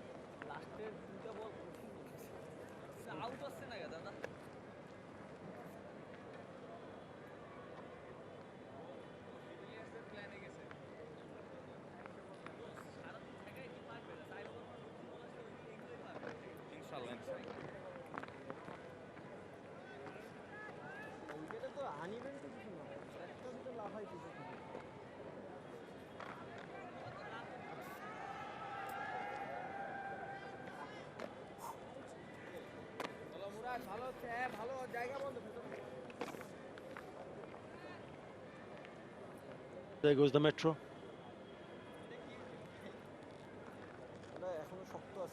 Good partnership here. Bangladesh would have thought that they would have picked up more wickets in the first hour of play.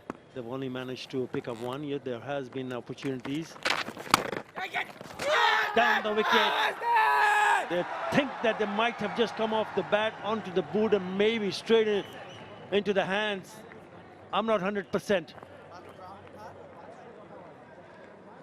Umpires coming together. Richard Illingworth says, let's have a look.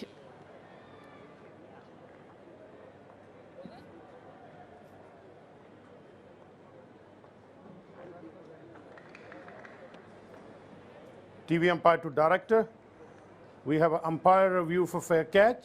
I have checked the feet. It's a fair delivery. Front on, please.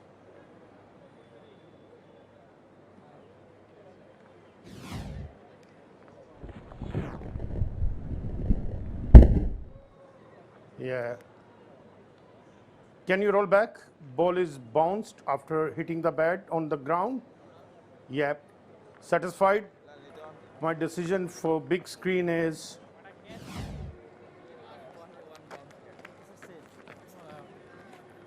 Decision bending. It is 𝗃𝗃𝗃𝗃 not out. Yeah, the ball straight away bouncing off the surface.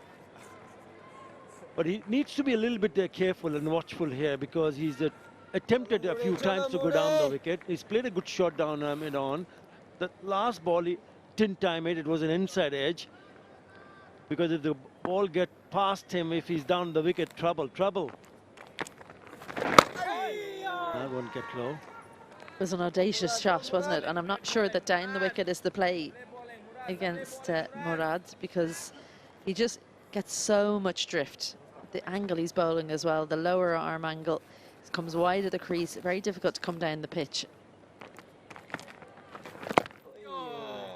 I think if you're going to attack, the sweep shot's probably the better option. This was the shot. Look where he has to go.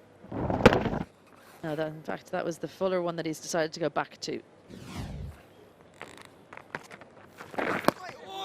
Oh, there you go. Encouragement for the bowler. That's the line.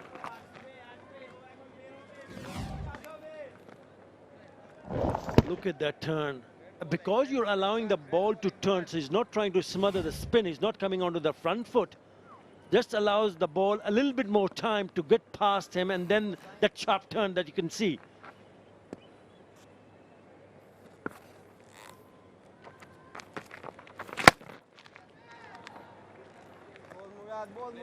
Straight to the fielder. You just have to find a way to just hang in there. Yes, I can understand he wants to score runs quickly, but you still have to play according to the situation. What your teams require. They just want him to bat. A maiden, 224 for 7.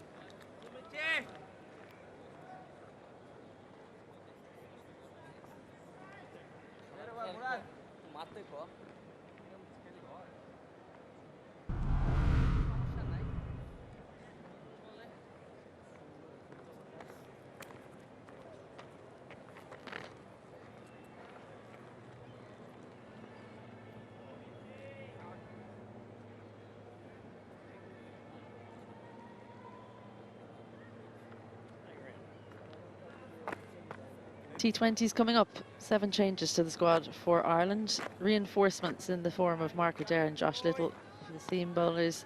A couple of leg spinners as well, Gareth Delaney and Ben White.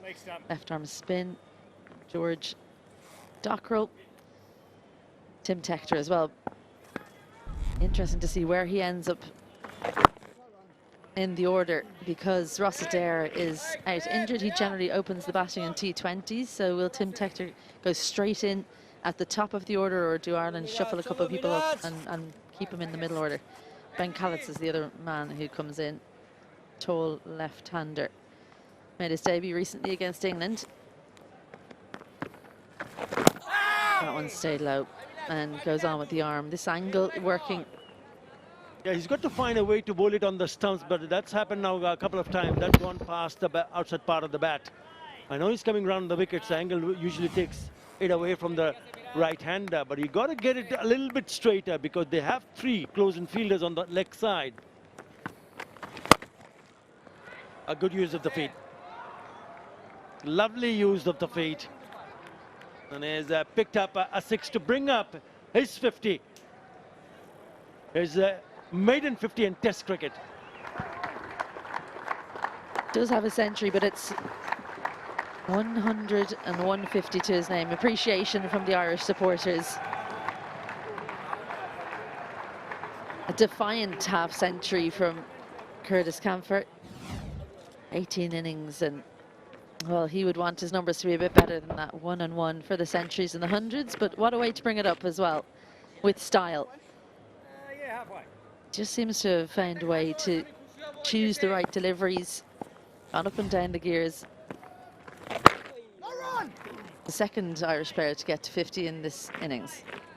Yeah, the last time he scored a 50, he converted that into 100. That was against Sri Lanka in the year 2023 in Gaul. Now he has a 50 to boost. It has been a good one. It has been a very good knock. 159 deliveries. Typical Test match innings. And you would expect something of the similarity kind of innings to come from the top order. He came at number 5. And it looks a solid 5. 230 for 7.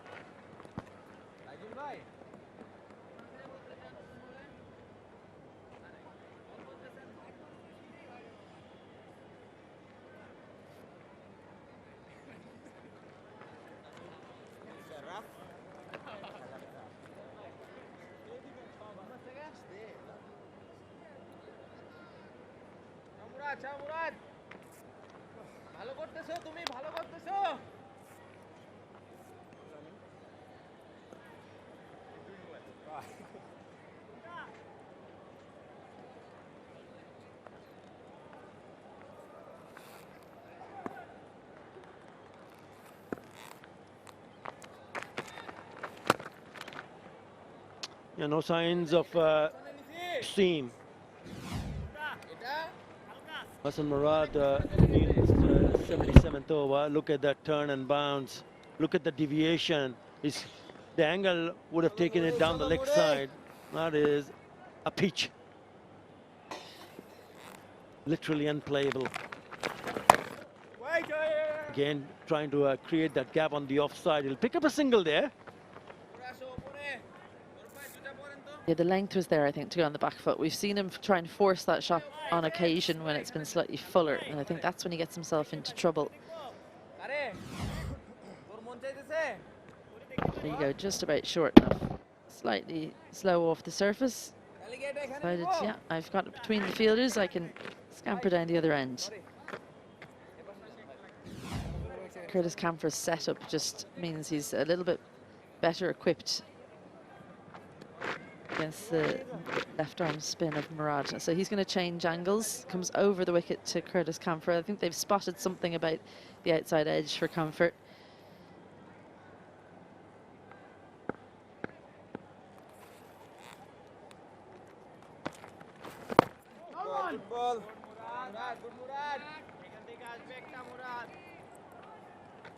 Partnership now 42.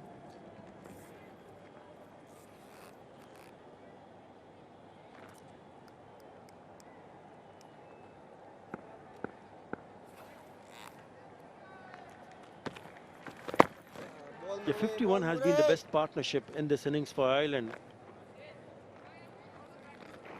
for the third wicket. This is a good effort. They're putting up a fight here.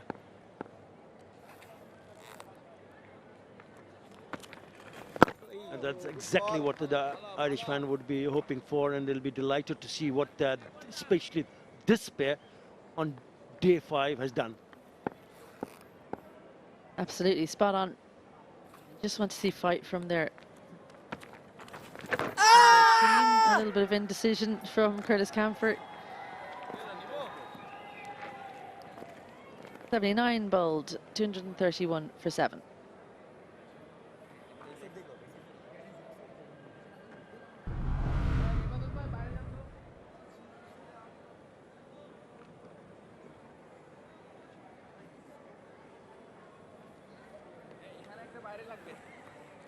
Half.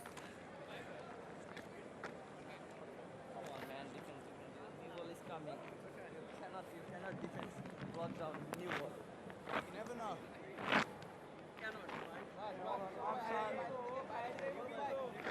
This is where they need to show improvement in future. Look at those partnerships, 51 the highest. Not going to hurt the opposition. Your Camphor was good. He's already has 100, and now he's picked up a 50. A couple of 4s and 6s.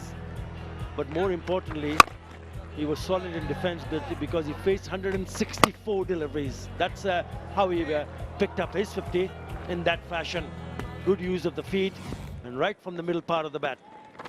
Back live. A great package there, because it just shows you that when he did come down the pitch, he judged the right deliveries to come down to. All of them were sweet contact. 135 dots. 2 6s will help. Just a couple of boundaries. So he's really worked the ball around and dug in for that half century. He'll feel like he's really earned that. Won't want to replicate what Harry Tector did, which is get to the milestone and then just a rush of blood.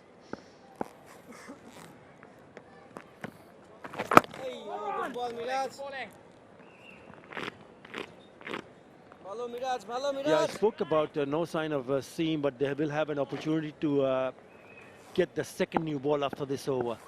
We'll have to wait and see. Will they continue with spin, or we'll see as seamer taking the second new ball. I know there has been turn. They've gone past the bat couple of occasions, but they've not been able to create pressure in terms of picking up wickets. And they've looked pretty comfortable, especially 𝗂𝗃𝐻. 69 kilometers an hour, that delivery. That was the real tempter, the moon ball. But he didn't fall for it. 𝗂𝗃𝐻.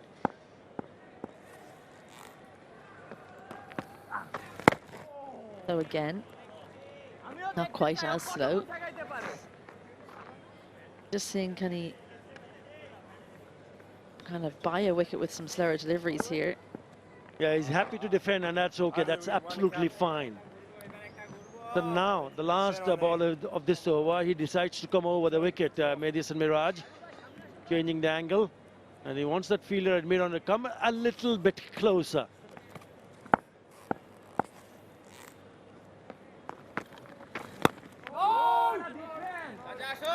defended nicely. Nice defense. 232 for 7. What a defense. I like it, man.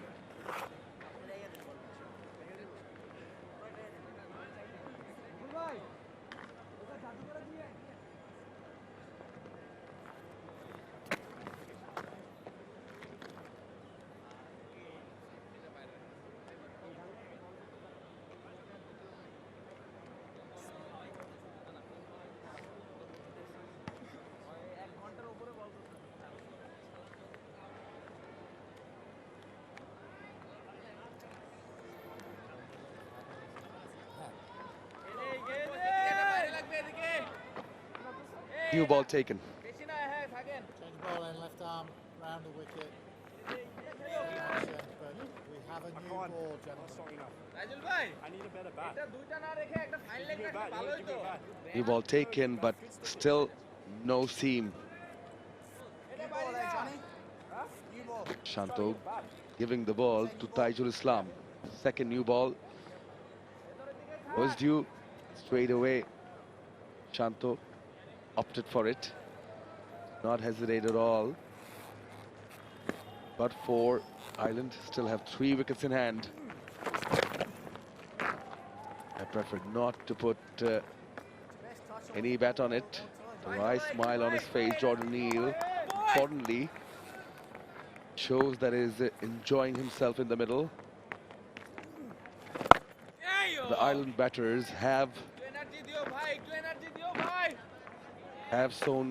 shown some courage and some mettle over the course of the two-match test series and this morning as well. Big shot, lofted straight, not in full control. As I wish a very good morning to Ed Rainsford and welcome back. Morning, Shamanoi. How entertaining has this been? How frustrating has this been for Bangladesh, though? And that they haven't quite picked up another wicket. They have picked up the one, but Jordan Neal has come out and been ultra positive, and I like it. He's thrown a bit of caution to the wind, and it's worked for him. 𝗂𝗃𝗃 on the other hand, has got into a little bit of a bubble, hasn't he? He knows what particular deliveries to play, what particular deliveries not to play, and his return sort of speaks for its own. 51 off 169 deliveries, and that's how you go about on this surface. And I think some of those Irish batters would be kicking themselves because they have seen this from other players as well, but it hasn't all come together. And the effort with the bat.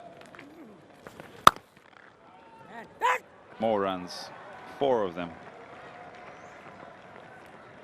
4 of them again. On the back end of this as well, this is Ireland's highest 4th innings score. Previous best, I think it was 156. 158 for 6, I beg your pardon. That was against Zimbabwe. And so for me, massive improvement. And they've only batted 3 times in the 4th innings. And this being the 4th. So there's positives. A man would they have wanted it all to gel and really challenge Bangladesh. Still, they're still fighting, hanging in there. 237 for 7.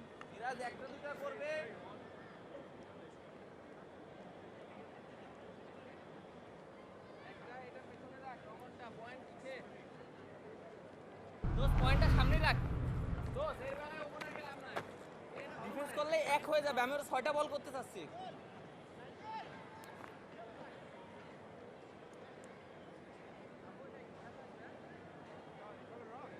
তাহলে leg slip দরকার আছে হ্যাঁ হ্যাঁ Bangladesh winning the toss, batting first, 476. Ireland in response, 265 in their first innings. Bangladesh batted for a while, and 297 they decided it's time to declare the lead of 508 runs, target being 509. Ireland showing some mettle, putting up a fight. Already going past their highest total in batting in the 4th innings. And it's been a good mix of aggression and caution. Caution from 𝗂𝗪, being there for 172 deliveries. And Jordan Neal injecting positivity with some good strokes. Yeah, spot on, 𝗂𝗪𝗧. It's been an excellent mix.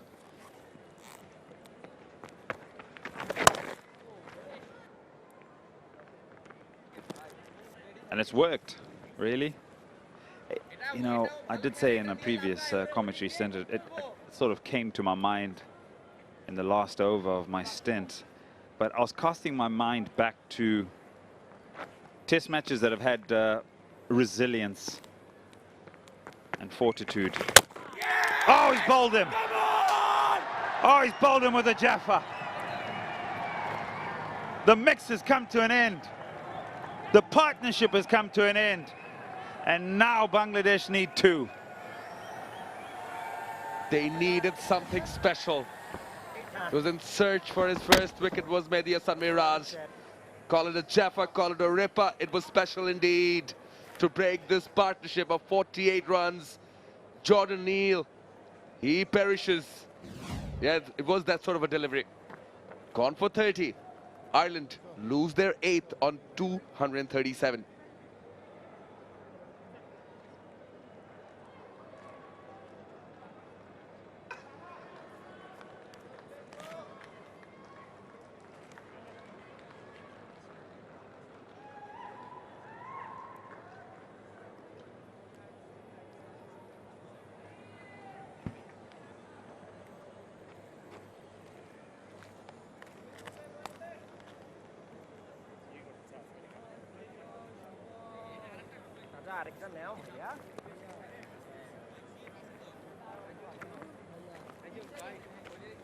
Yeah, it's needed some work, needed patience. In the end, they've got a wicket, and that brings in Kevin Hoey, the debutant. That's his first-class career. But not really the one you look forward to batting, but this is the wicket. A little bit away, actually. Expecting it to turn a bit more, maybe. Yeah, it's a goodie. It's a real good delivery. And it's good because it evades the forward defense, and you can see by the smile on his face, he knows he's been done by a beautiful piece of bowling. And this man, the beauty about it as well, it just straightens natural variation.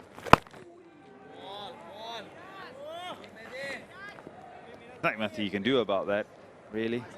This particular pitch, and I think a lot of pitches on day 5, unless there was that one test match in Pakistan, I think England got over 600, Pakistan nearly got 600, and it was absolutely flat for 5 days. But generally on day 5 pitches, there's always going to be one that misses the outside edge or misbehaves.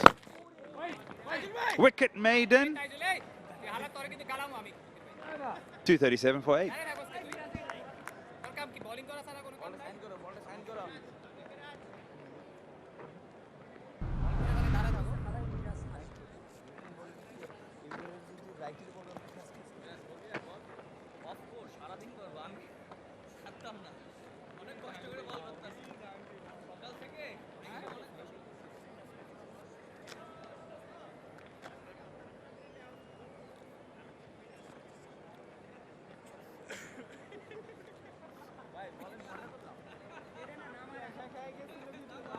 A couple of 50s that stand out, but I think it's the deliveries column, the very right.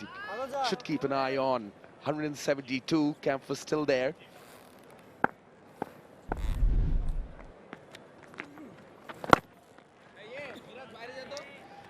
Nigel continues. So Shanto still persisting with spin from both ends. So far they've managed 2 wickets this morning. They need 2 more to wrap the test match.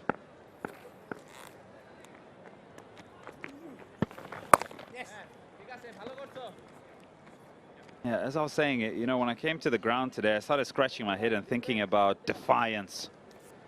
Test matches where there's been a great deal of defiance and fight. And I cast my mind back to South Africa's tour of India in 2015 in December. Hashim Amla, 25 runs of 244 deliveries. 𝗵𝗵-𝗂𝗽𝗓, the great 𝗵𝗵-𝗂𝗓 and the great Hashim Amla. 𝗵𝗵-𝗂𝗓, 43 of 297 deliveries. And I tell you what, this is also going to blow your mind. South Africa ended up being bowled out for 143 in 143 overs. The target was 481, and they lost that test match, but we're talking about defiance. That's 1 run and over for 143 overs. I'll go back to that. Hashim Amla, 25 of 244. 𝗵𝗵-𝗂𝗓, 43 of 297. Curtis Campher right now on 56 of 174. I'll come back to another one that I had to scratch my head about this morning in terms of defiance and holding up an end and frustrating the opposition. Excitement. Well, it isn't a bad shout. They're having a thought. Only one review left. Taijul asking the question, what does Liton Das think? Behind the stumps. 3, 2, 1. They decide against it. End of the over. 2-3-8 for 8.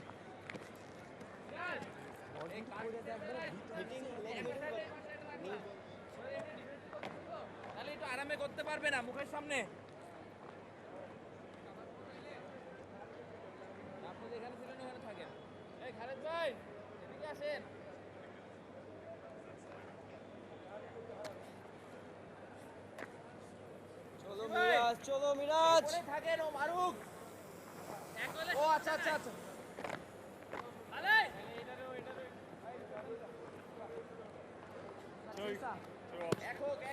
We needed 4, got 2 wickets this session. They've played 29 overs. Here's a shout. Last delivery. 2 straight. That's what made them doubt that. Yeah, and it also pitches in line, so the natural variation of the surface will always take it away from the stumps or missing the stumps. It's got to pitch outside and then make the impact in line. Ah, nice. Yeah, it's day 5. Brilliant. Awesome. That, they can come out today and enjoy a little bit of cricket. But yeah, more head scratching. চলো Miraj I cast my mind back to November 2012 in Adelaide, where South Africa needed another 430 runs against Australia. 𝗵𝗵-𝗂𝗓, 110 unbeaten of 376 deliveries. And they ended up being 248 for 8, and they drew that great test match, second test match in that series. I remember Peter Siddle. He could hardly walk. Hilfenhaus could hardly run in.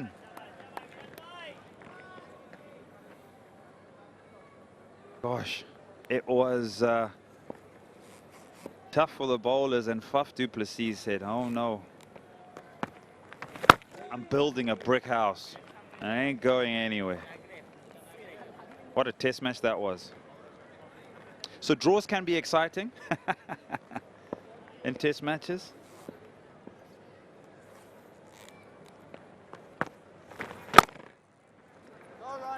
Surely can. Require much more effort from Ireland. 239 from 8 for 8.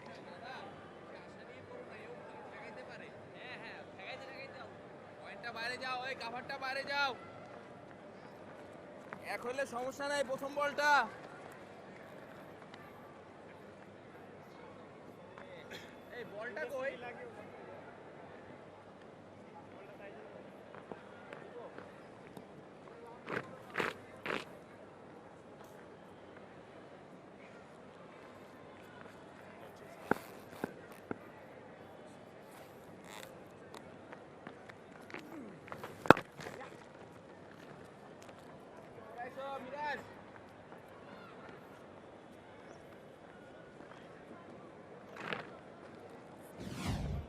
We mentioned how he's faced 178 deliveries, but he's also got to a half century. Much needed runs, important runs. These are the areas he's preferred, mostly on the onside.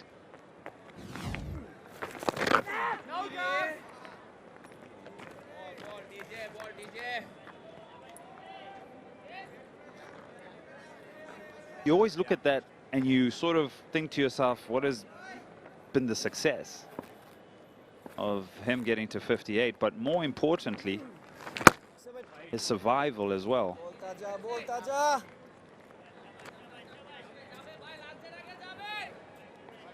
Also, it reflects perhaps the options he's taken. There we go, 145 dots.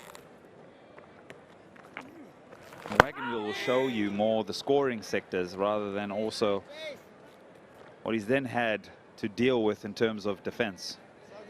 But also in that wagon wheel will tell you that perhaps the line has been a bit too straight and his options have been pretty good. Top turn, but no issues there. When it's outside the line like that, 𝗏𝗏 will leave it. Wow, he's dropped that down to 75 kilometers.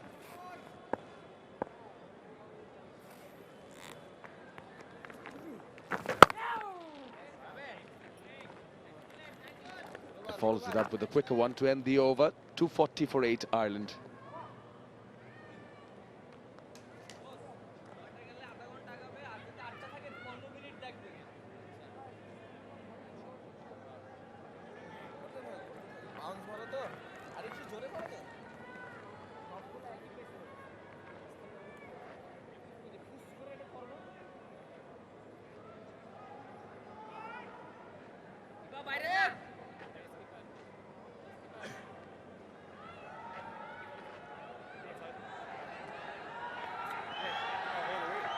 Well, 2 wickets in hand.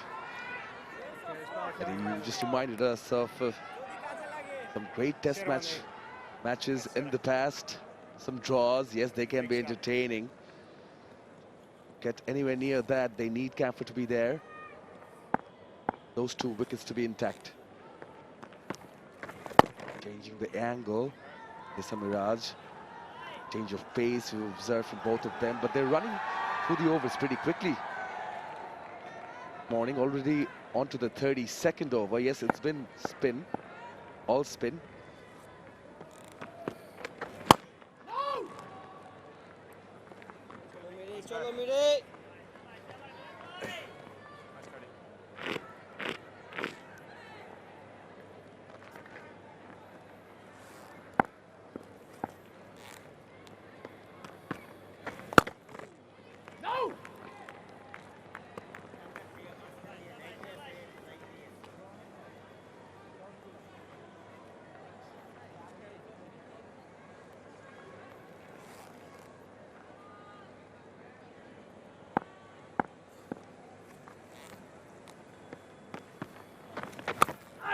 Oh, that kept low to the fielder. Running away. The long chase. The ball wins the race. Gone for 4. Again, another one that maybe just holds its line here. And so playing for the turn. All along the ground. Yeah. Goes quickly. You can almost see how late Shanto reacts to that one. So difficult one to stop. But it'll give Mahidi that bit of comfort in knowing that one will turn, maybe one will go on, and he was quite successful. Just in that fashion there. Because again, he plays for the turn, but it's not turning that much. And he can't believe how he hasn't got an edge on that and how it hasn't gone back onto the stumps. Another beauty, really.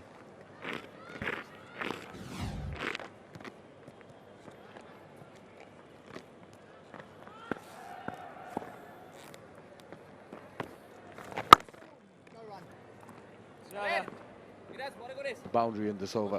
244 for 8.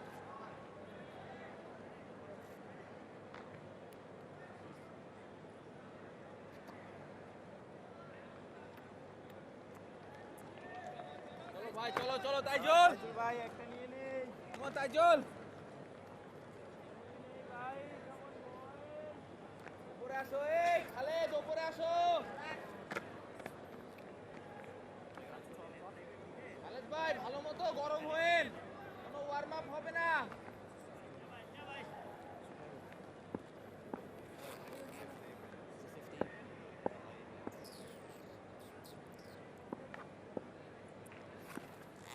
Field is closing in.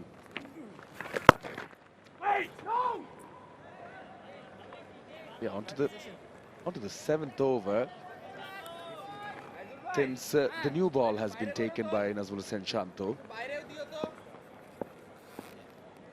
Still no pace. Just wonder if you would try seeing from one end and see if it does something. Yeah, I think that ship has sort of sailed, Chamonix. There was a period there just to think outside the box and just to change things up, because McBrien and Camphor look quite comfortable. And then the breakthrough came about, and then obviously Jordan Neal came and played his little bit of a cameo. But right now, I think, yeah, these are the options that best suit Bangladesh. Taijul will be a handful. Miraj has now started to create his own variation and doubt, even for Camphor, who's looked quite comfortable. With 8 minutes to go before lunch, and you did mention how quick the over rate has been, so Bangladesh want to get as many deliveries bowled, and their spinners are getting through their overs quite quickly, so that allows more deliveries, more overs, more options, more opportunities.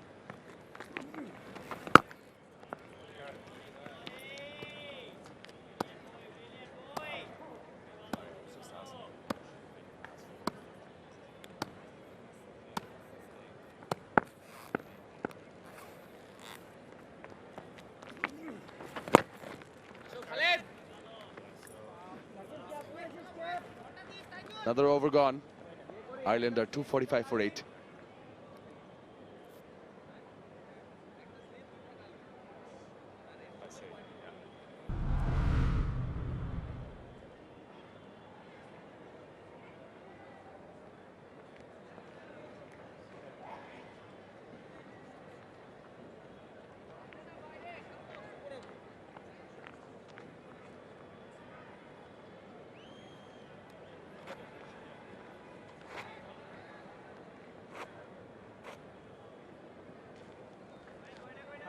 Yep, on the verge, but Ireland are making it tough. Those are the ones that have happened in the past. It's Pakistan in 2024. Yeah, one pending this year. Shanto finally has opted for some seam on Khalid Ahmed from the rocket end. Bowled a beauty to get that wicket yesterday.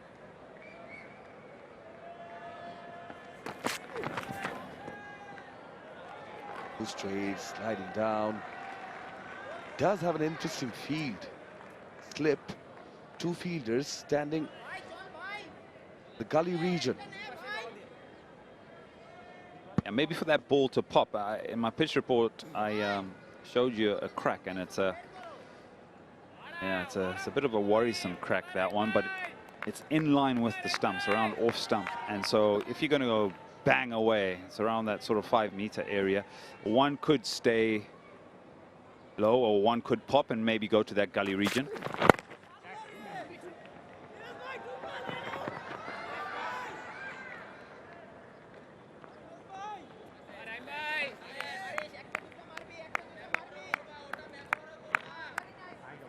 You mentioned how well he bowled, got the edge on 2 occasions, and let's have a look at his pitch map. 46% in a good area, 25 a little bit short, 16% really short. Bouncer region, but you can see that the consistency in line and length is pretty good, but sometimes he does lose a little bit of his action, mainly from the wrist, and that's why you get those balls that are quite straight. But the good length one is where he picked up his wicket.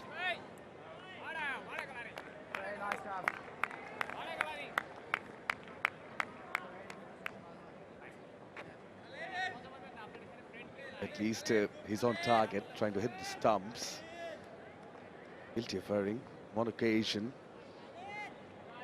Long morning, you're out in the field, you warm up, you come in and wait for your time to be called for, given the ball. 𝗂𝗏𝗄𝗽 on strike.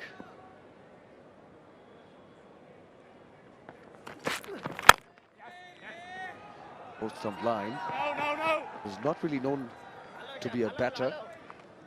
Just, you know, the reason I was thinking of bringing a seamer, maybe odd short ball, as you said, can rise up from the cracks, but also try and just bend your back, maybe a Yorker.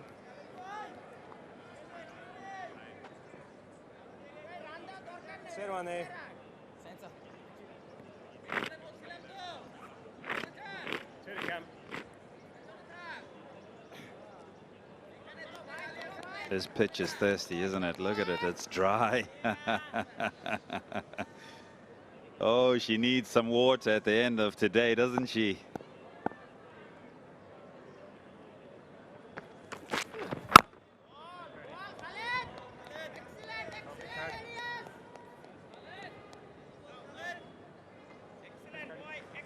Oh, there she is. She needs a drink of water.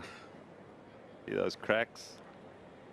You get close to them, they're actually quite big. As you go towards the Dash Bangla end, you'll see the cracks get a little bit more prevalent. And don't worry, you'll get a drink at the end of today.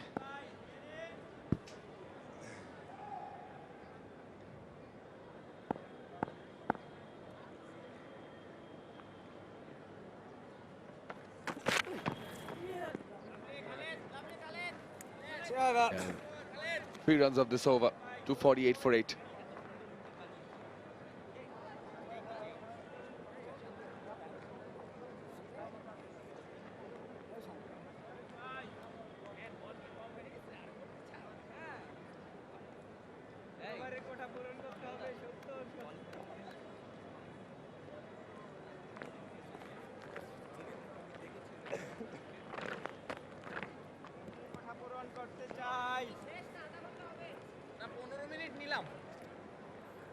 আমার উপরে তো 15 minute নিলাম খালেদরে দুটো করায় 34 overs bowled in this session, and this will probably be the last before lunch. Nigel coming in, this is a very crucial over.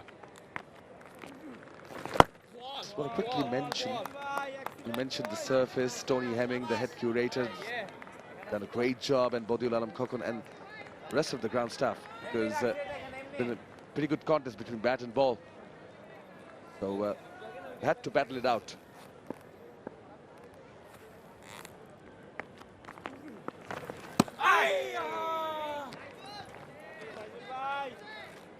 Yeah, it's been a good surface. I think it's been a great advert for the game, because, yeah, bat and ball have competed well. Right then, bring everybody in. Mid on, mid off. Runs are not an issue. Get some more friends around him. Yeah. Khalid at mid on, get a lot closer.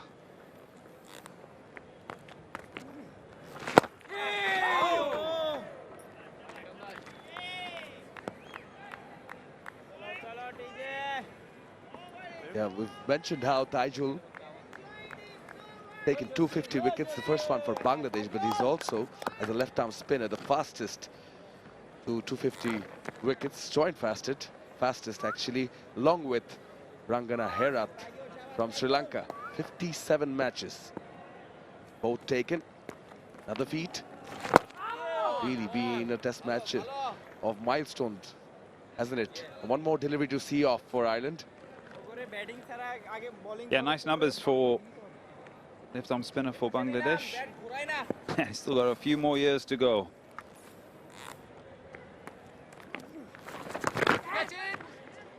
Catch it was the call, found the gap on this occasion. 𝗂𝗃𝗃 will end well to this morning. It's only just to the effort from the visitors with the bat in hand.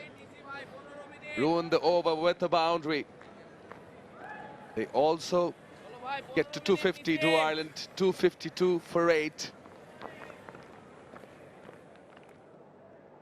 89 overs they've batted.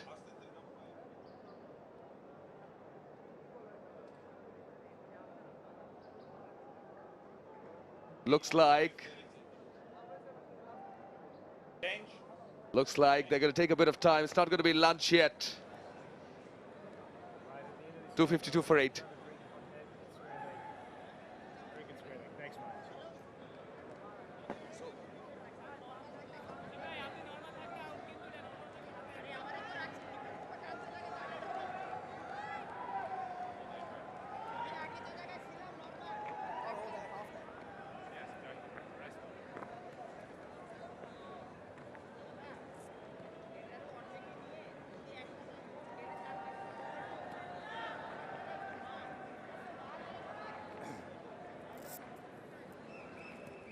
Yeah, we were mentioning that could be the last over as per time, but as per the information from the match officials, they've opted for taking extra 15 minutes or 4 overs. See how it pans out. So Ireland to bat out the 15 minutes, 4 overs. Camphor on strike, Khalid on his way. Joined by Isabel Joyce, who's remained calm and composed on the outside. I'm pretty sure you should be very proud and joyous in the inside. Yeah, it's very much a case of just annoying Bangladesh now for Ireland. Highest score for Ireland in this match, or in this series, is Lorcan Tucker's 75. So Curtis Camphor will be eyeing up, first of all, getting past that. And I've said it before, but it's just about ticking off small wins for Ireland. They got to drinks. Next one will be to get to lunch, but don't be playing shots like that, Curtis Camphor. Maybe leave that one go through to the keeper, because, well, there was good lift on that occasion. Could be variable bounce on the way into the pitch here, looking to make use of those cracks. Yeah, excellent lift. Perfect height. Almost perfect. A little bit lower, might have got the edge.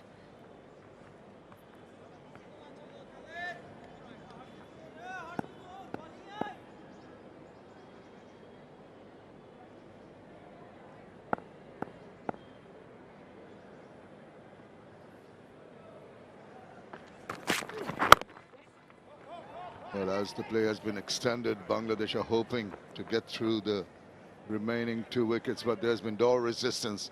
A lot of credit has to be given to both the batters, in particular Curtis Camphor, who has not shied away from taking on the bowlers. Has been a picture of defense, showed a lot of temperament under extreme duress. It's been very refreshing to see the attitude of the Irish batters this morning. Never said I attitude really stood them in wonderful stead. They're going to take a lot of good positive vibes from this performance. A change in plan here for Gavin Hoey, the number 10 for Ireland. One of the catchers behind comes out and comes into mid-wicket. Short onto the pads and falls short. Well, did that get any bat? They got stuck. You can see smile of relief from Gavin Hoey. Look at this. Short off the thighs. Nothing off the gloves or the bat. Effort ball from Khalid Ahmed. Just off the pad. It wasn't going to the fielder there. He's bowled it where he meant to, though. That's the plan. Quite a quite a short mid-on, mid-wicket square, fine. Angled in at 𝗂𝗏𝗃, quite a tall guy. But growing up, I mean, he was an all-rounder and probably more of a batting all-rounder. But turned to leg spin, I'm sure he's spending a lot of time on that art, only having taken it up 5 years ago, excuse me. Another change. Mid-on comes out and kind of goes, what would you call that? Leg gully? See how fine he goes. It's a fine leg a few yards off the boundary. Square leg halfway between. And then mid-wicket as well. So it's going to be short, it's going to be in at 𝗂𝗏𝗃. Oh, pitches it up. Surprised you, didn't he? 253 for 8.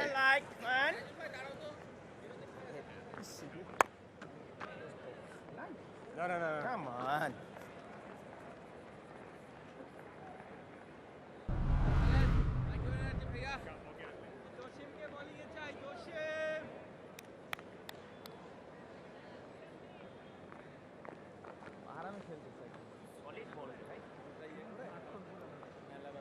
আমাদের এই ইনিংসে যে দুটো বল নিচ্ছে এটাও ভালো আগেরটাও ভালো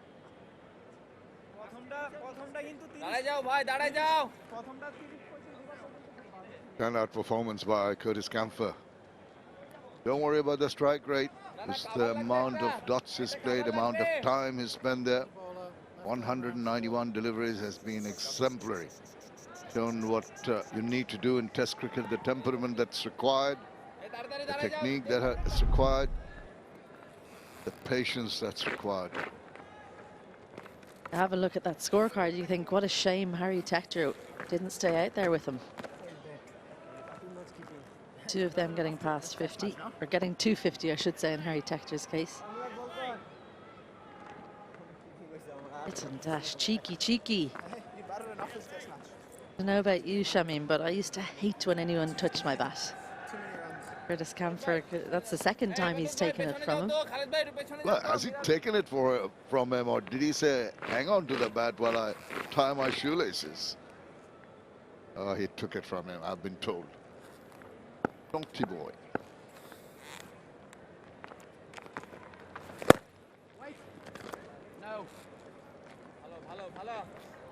That final delivery of the last over, I said it's going to be short. It was the double bluff. 𝗂𝗏𝗃 did well, actually. He would have been looking at the field, changing around on the leg side, would have been aware that they were trying to get him caught there. Managed to keep out quite a good almost Yorker. It was probably a couple of inches out, but Murad still toiling away.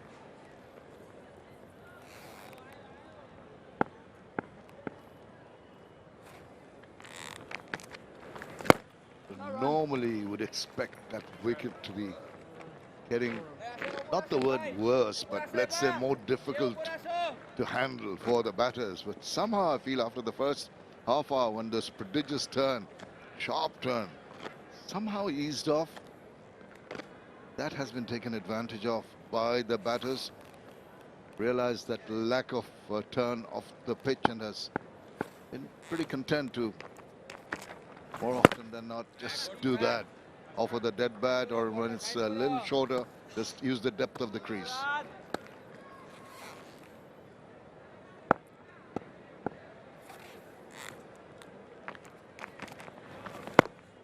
Play out the last 15 minutes, that's been added on.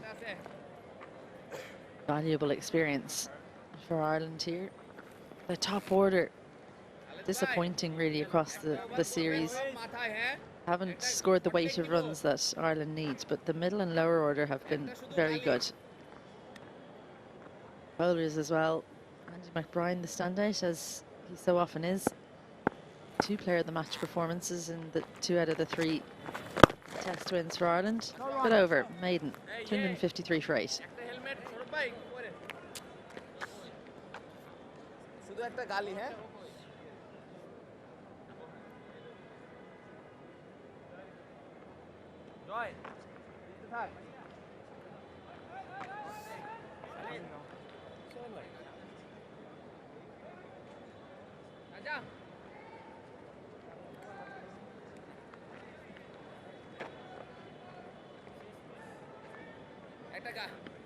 77 runs in the 37 overs bowled this session and 2 wickets.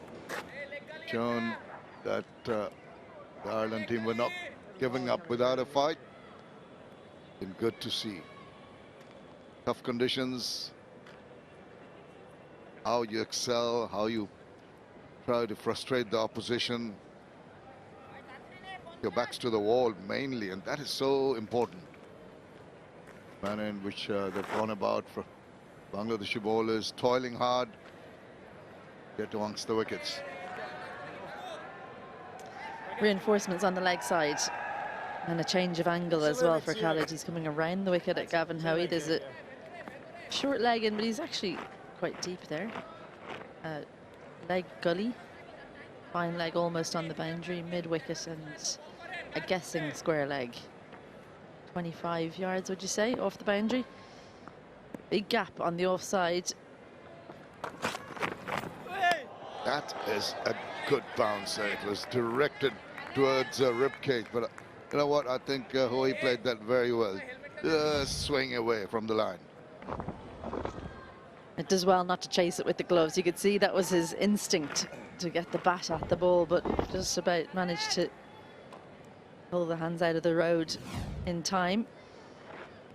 He's played it well, like you said, but I think the issue will be if and when the pitch comes into play, because if you bowl it into the surface here, it can sometimes stay low. That's when, yeah, you might have to wear one if you're Gavin Hoey. How brave can you be?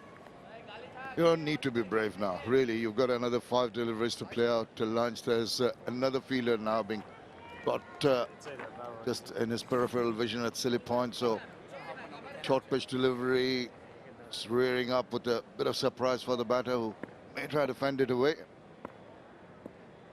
Will he surprise him with a Yorker? No, pretty obvious, and he was ready for that. Just rock back on top of that bounce. Comfortable enough to get a couple of runs. He was getting ready to get out of the way, and then it kind of sat up, and slightly wider line enables him to get the hands through. Comes back for a couple. Good balance to sway away like this and then be able to adjust. Just punches through, no real backlift. Not looking to score the boundary. It was aerial for a while. Taking a slip out though. There was always a gap in there. Mind games, mind games. From the edge of the crease, and that's the fleeced through. Wow, that is a shot of confidence. That goes through to the boundary. Great shot.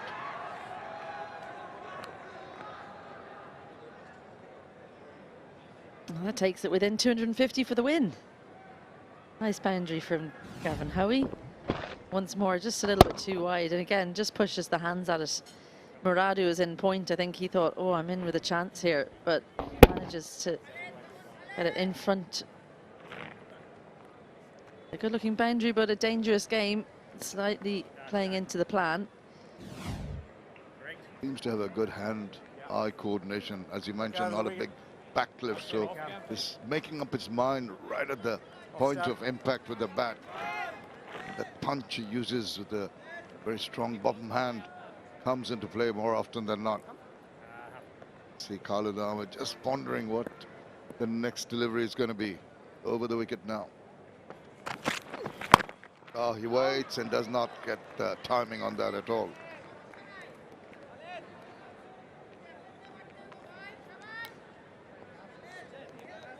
Sat up once more.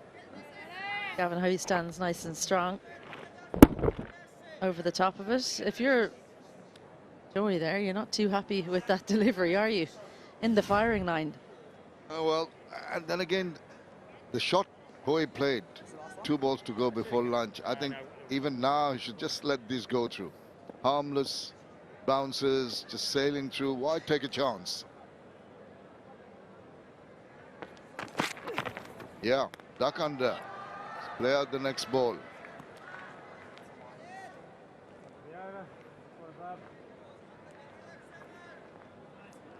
Possibly the last ball before lunch, which was extended. The first session was extended by 15 minutes. try and facilitate what the officials thought maybe would be the last two Ireland wickets, but not to be. 𝗃𝗃𝗃𝗃 and Gavin Hoy have shown that they're ready to stick it out, make Bangladesh wait for that win. That is a very, very good attitude to have.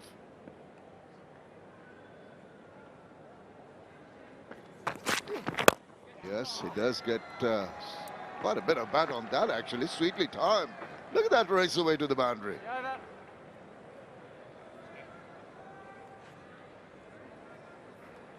Stylish stuff from Gavin Hoey, and it ends that over with another boundary. Ireland 263 for 8 as another helmet comes on. We're going to play the last of the 4 overs that were added.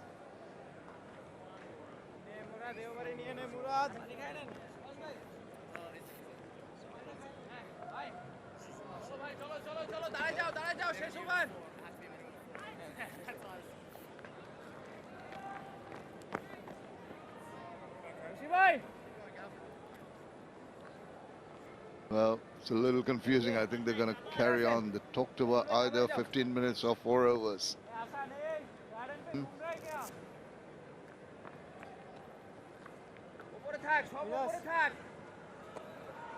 I think there was a bit of confusion as to whether it was time for lunch. Everyone down there and up here, we thought maybe the 15 minutes were over, but they're going to continue with another over. Half of the players started walking out. Another over to survive before the luncheon interval.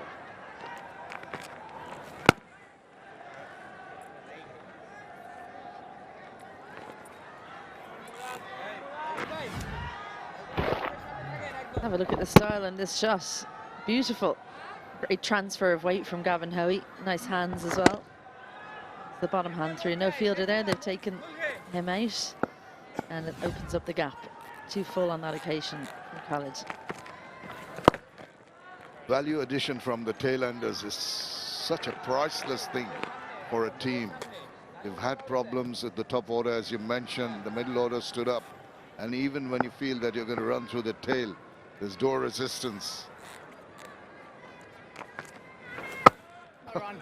Awkward, but good enough. I'm not sure it was necessary to play at that, was it, for Curtis Camphor? You might leave that alone if he gets it again.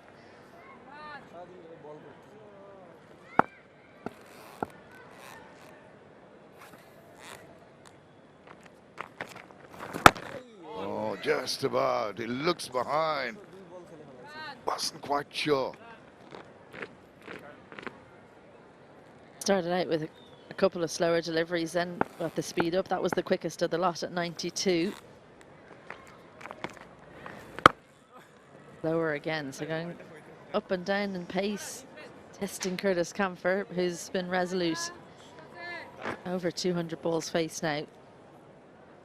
Look at the difference in speed of the last 2 balls. 93 clicks and 73. 20 kilometers per hour reduced and still in control.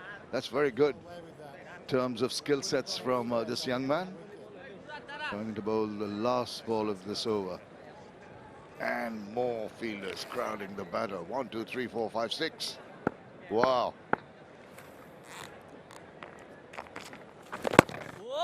And he plays it so comfortably and walks away. I'm going to go for lunch now, that's for sure. This has been very good from Ireland. Really fought back when Bangladesh were fancying their chances. This session has been something that they'll relish, and they've enjoyed it. Yeah, Curtis Camphor, he walked past the umpires there as if to say, you shouldn't have extended it. I'm still here. 63 from 203. He's been the mainstay right across the innings. Early wickets were got yesterday, and then Harry Tector entertained with his half-century. Jordan Neal was also entertaining for his 30. Hoey showing us that he can also bat. 18 not out at the moment. And there have been little baby partnerships, but no big ones. That's what Ireland have been missing right across the Test series. Camphor and Hoey, well, they're going to look and see, can they add another 50 partnership and then some. Yes, indeed. The bowlers got some success. Couple of wickets today. Taijul again on the verge of a 4 for 94. Couple of wickets for Hasan Murad. About that without any Khalid Ahmed and Mehdi Hasan Miraj, the 1 inch.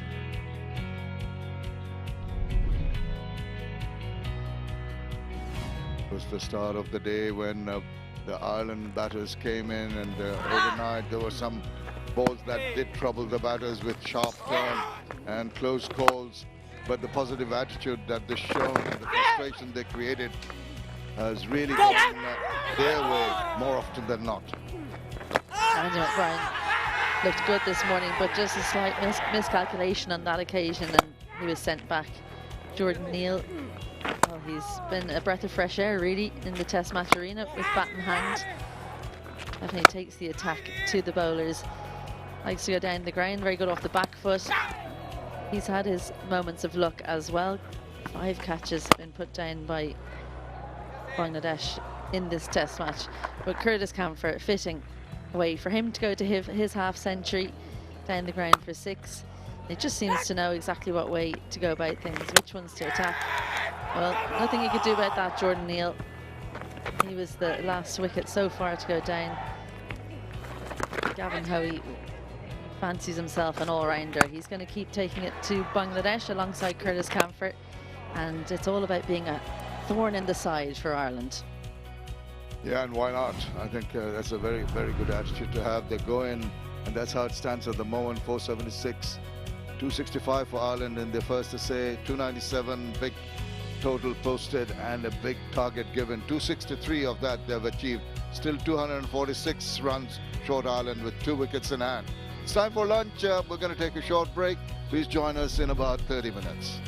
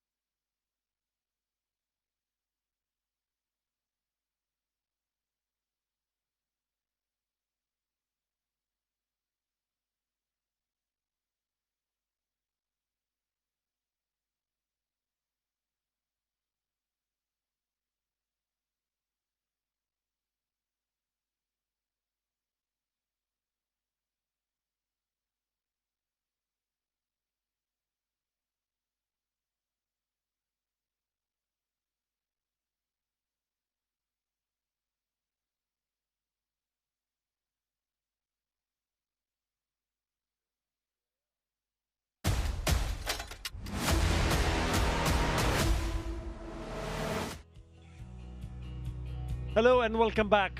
This is where it stands. It's day 5. Second session live from Ipoh, Dhaka. Bangladesh still in a very strong position. Ireland need 246 runs to win with only 2 wickets in hand. That's the situation. 263 for 8. 𝗂𝗃𝗃 once again has been solid. Has applied himself and been there for a long time for unbeaten 63. With him is Gavin Hoy, who has made 18. 𝗂𝗃𝗃 has been solid. Absorbed the pressure, to patient, to look out for those boundaries that he picked. And he picked the right ones. Shot selections were perfect. A couple of times went down the wicket. Just like that. And he picked up his 50. He also has a test match 100 in 2023. That's the wagon wheel. A couple of sixes down the ground. But he's worked around to make sure that he's picked up the runs in that fashion. Leg side, rotating the strike, but he's picked up a few boundaries on the offside also. He's looked good, he's looked solid. What they failed to do has been finding partners so that they could have gone on to put a big partnership together. Not happened in the first inning, didn't happen in the second innings. 476, 265 replied, then 297 for 4, and now 263 for 8. Still 246 runs behind. He's been very good. Hello, 𝗵𝗺𝗴𝗃. Good afternoon, Atta. Good afternoon, everybody. Yeah, I think you've summed that up pretty well. I think one of the main things I take away from your breakdown is just that word you used to describe 𝗂𝗃𝗃 and how he's gone about his work, absorbing the pressure, and he's done that superbly. From one particular end, his shot selection and the clarity of mind has been something that's also stood out on this particular innings. And so luncheon interval just coming to an end. Players are ready to go.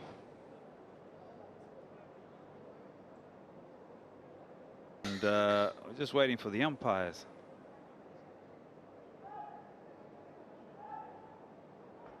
Right, we have to send someone to get them. Oh, here they come, Atta. There they come. The men in charge.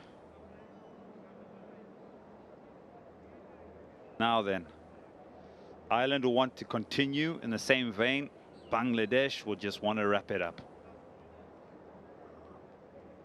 Yeah, you got to give it to Ireland in that first session. One would have imagined that it would have been difficult for them to survive and take the match till lunch.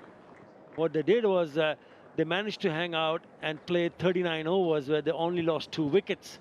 But at the same time, they managed to score 87 runs in that first extended session. 15 minutes were extended when that 8th wicket fell. But both the batters were fine, absolutely fine. Now they've added 26. Which is going back to 𝗂𝗃𝗃. The 100 that he scored was against Sri Lanka in Galle in the year 2023.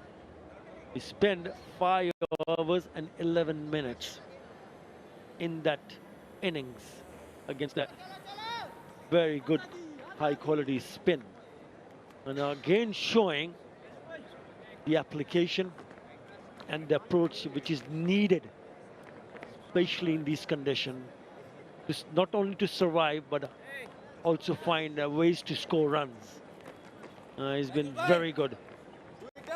Certainly showing to the rest of the team how to bat these conditions against a high quality spin attack. Just look at that graphic just now, 168 dots. So he's had to be quite resolute and quite decisive in his defense. Gavin Hoy, there's these numbers.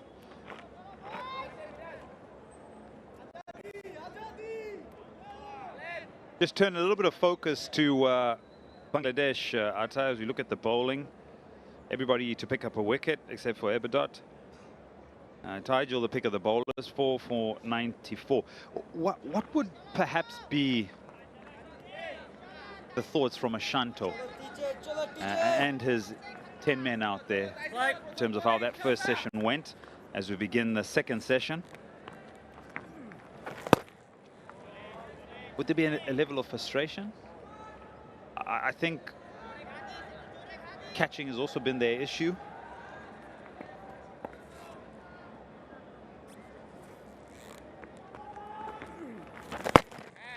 They've got so much time left, still 2 sessions to go, so I don't think so they'll be that much frustrated, apart from the fact of those chances that you speak about. Just have to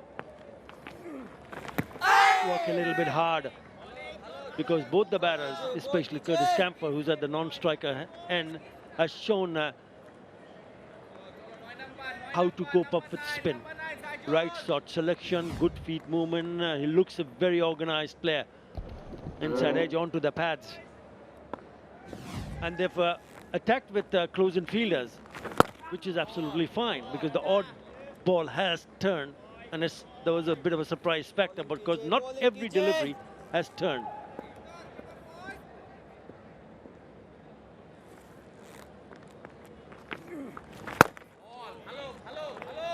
Probably carried over into the conversation into the next over. The reason why I bring up maybe frustration for Shanto and there's 10 men out there on the field is because of how things went in Sylhet and how Ireland really did struggle against the spin there. Obviously different surfaces. So there would have been an expectation to cause a lot more of an issue to Ireland with the ball in hand, especially with their spinners. And I just feel it's more the expectation and what has transpired in the previous test. Having said that, Ireland have obviously made requisite improvements in playing spin. Yeah, the first inning that they played in Sylhet has been highest score so far in the series for them. 286 all out. And they faced 92.2 deliveries. 92.2 overs, correction. And Ireland in the second innings only managed to score 254. But when you come and see what they've done in this test match, 265 in the first innings and 263 for it. There has been a bit of a consistency going past 250, 260 on both the innings.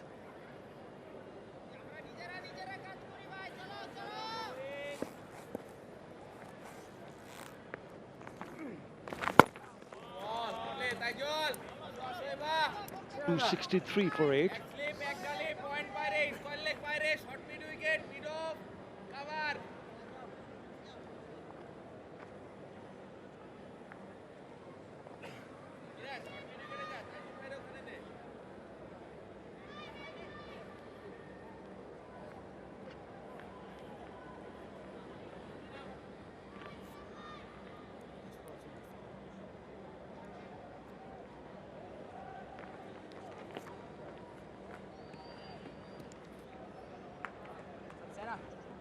It's going to be 𝗵𝗺𝗽 straight after lunch, the second over.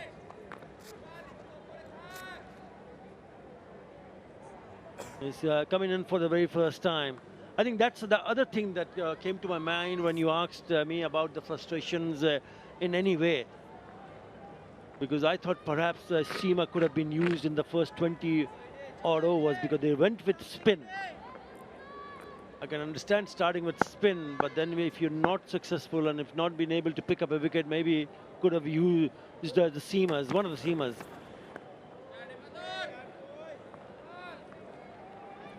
Yep, that option was available to them, and you're right, maybe got maybe one-dimensional in the fact that they wanted the offie from one end with Mahedi and then 𝗪𝗪𝗪 from the other end. And that's why I used the word expectation, that those would be the guys that would cause Ireland the greatest issues. Yes, they've picked up the wickets, but it didn't quite happen as quickly as perhaps they thought, or the difficulties posed were well managed and absorbed, as that word that you said, absorbing their pressure and their good deliveries. Yeah, but, you know, it's also the conversation you're going to have with your seamer, I think, and how you're going to use it. I think there was a place for them to be used. Both quite strong, quick bowlers. So what you would say to them is probably, I want a 3 or 4 over burst. If there's a little bit of tail in or reverse swing, or can we shine up the ball? Can you also change the length and be a bit hostile with the short pitch bowling, so that you don't let the game meander for too long?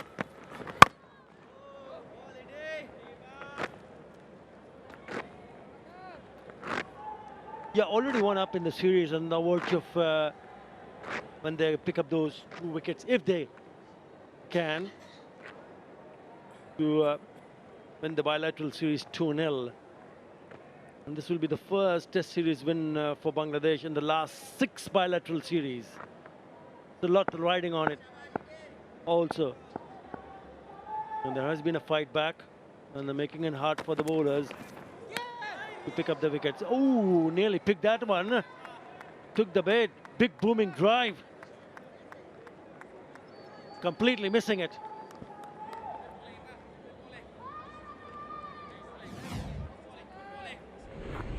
Oh, wow, that's gone sideways. I think that's hit a crat. Definitely. Oh, yes, right there, you can see it. Down the line of the pitch, it's gone almost sideways, Atta. And the funny thing about those kind of deliveries, if it hits the other side of the crack, then it comes back sharply. So something to work with there for the fast bowler.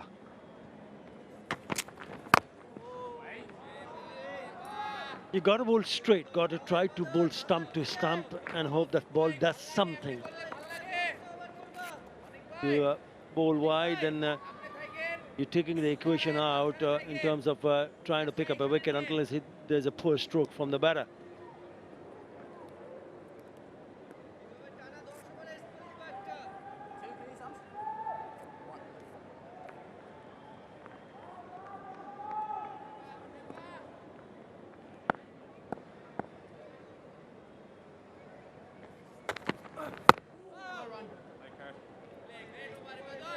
To 63 for 8.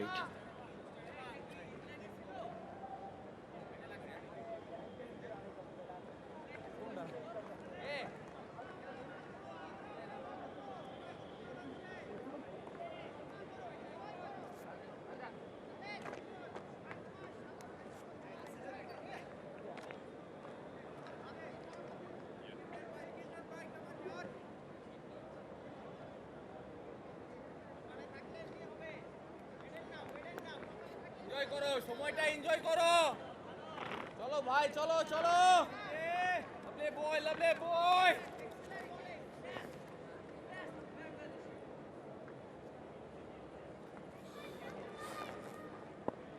Yeah, Tijl to continue. Now he's got 17 5-wicket hauls in Test cricket. 4 for 94, so he'll be looking to pick up his 18th 5-wicket haul in Test cricket. Shakib Al Hasan has 19. And he's equal with Rangana Herath in terms of the quickest to 250 wickets at the left-arm orthodox. Madison Mirage also in the double figures, 13 5-wicket hauls. Well ball. Just needed to stretch it out. 78.9 kilometers an hour. Yeah, he's zoning in on another 5-foot haul, but when will it happen? If he bowls like this, on a more consistent basis, he'll be definitely in the game and bringing Bangladesh closer to concluding this particular test match. Nice looking shot, work for the fast bowler. Yeah, it's chased it down. It's a decent enough effort, and they'll pick up 3. He's done well, Khalid Ahmed. Well, he needs some attention.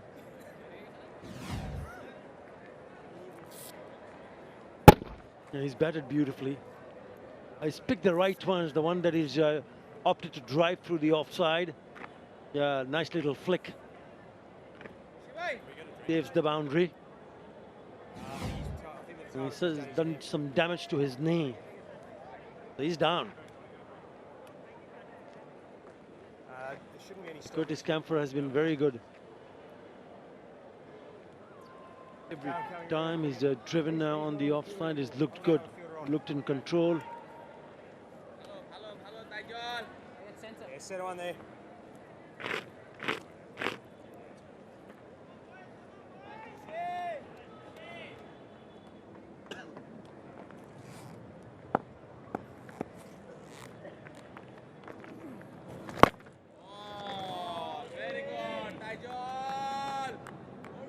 A little behind that one.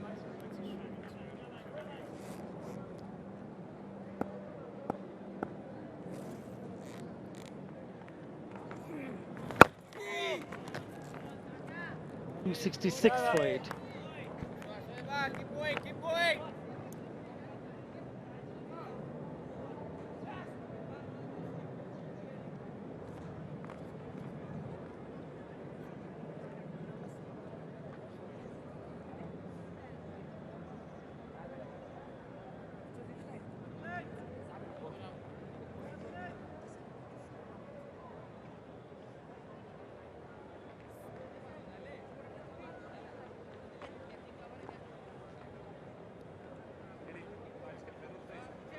Getting some treatment. It's the knee. Looks okay. Just a little bit of treatment.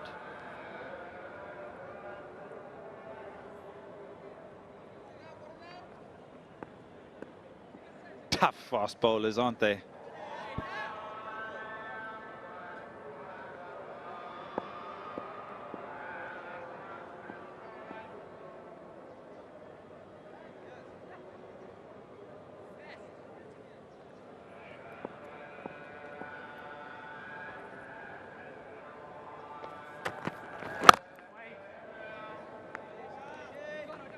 And when you see the way they have handled themselves, we are talking about this pair, they look pretty comfortable, don't they? And surely during the lunch break, they would have had a bit of a chat that how far can we go from here? Can they be able to survive the first hour in the second session and ensure that you don't lose another wicket from here on? They've been good in defense. That's one of the reasons why they've been able to cope up with both spin and seam quite nicely. Even Gavin Hoey, who's now faced 50 deliveries for his 21 runs. So again, the lower order putting up a fight.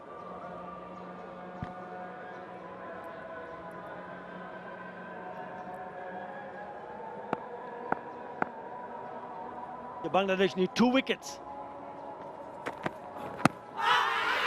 Oh, closer. Well, the bowler always feels that he's got his man. It all depends what the skipper and especially the keeper, Liton Kumar Das, feels. You know, 𝗂𝗃𝗃 there gestures that this is going down the leg side. Oh, no, don't decide to go upstairs.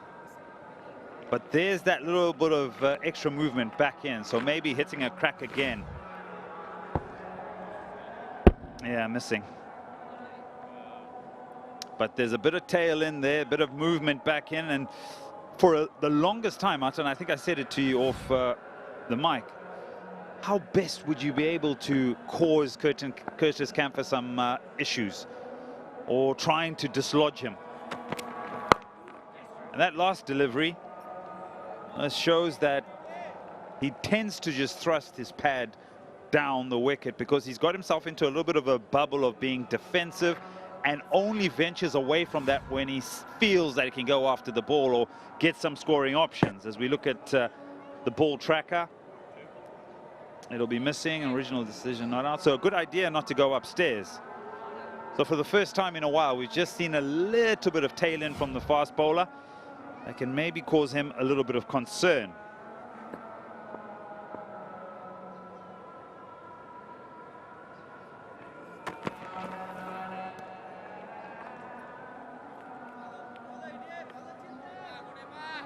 And you saw that happening once the seamers are on.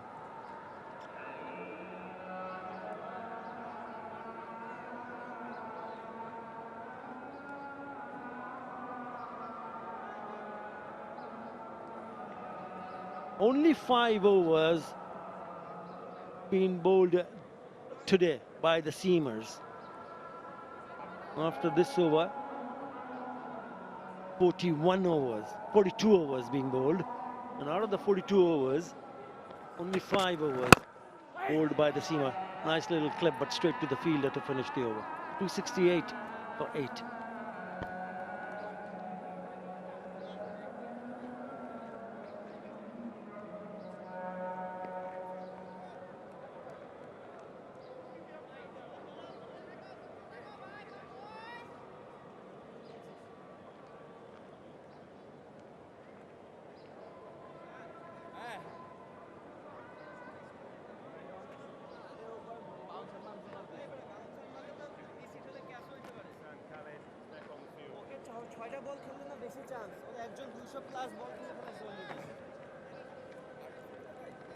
The 43 over.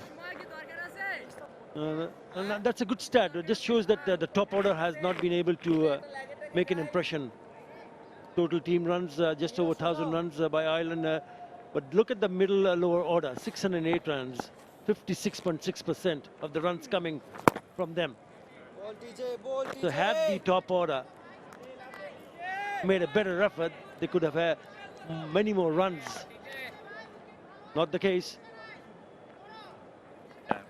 That's serious reference to perhaps the deficiencies that Ireland have faced in this particular series. Nicely bowled, but no concern. One will turn, some more than others. But yeah, that's a glaring fact that Ireland will need to improve on as their test journey continues. Top order runs 1 to 4, that's the engine room, and then you allow your middle order to come into its own. So when they have the synopsis of this particular test series, they'll be looking back at that and thinking, what could have been? What if? In the innings that they've batted, if one of their batters between 1 and 4 got 100, and a big 100 in either of these test matches,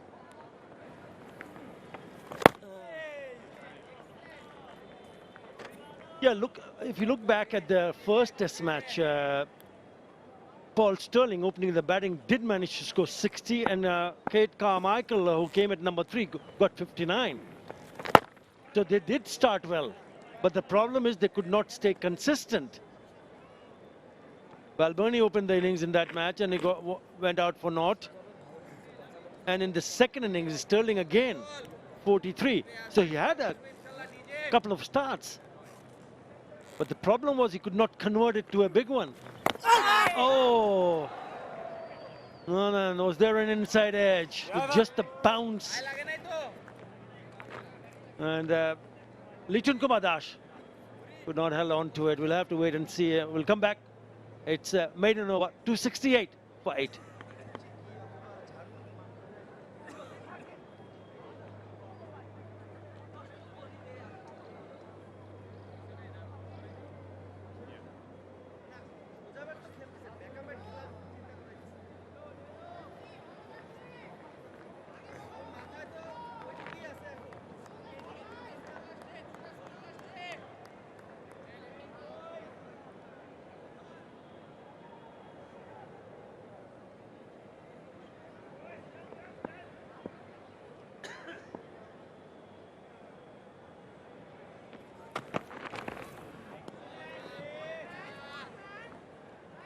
Now, the last ball of the previous over.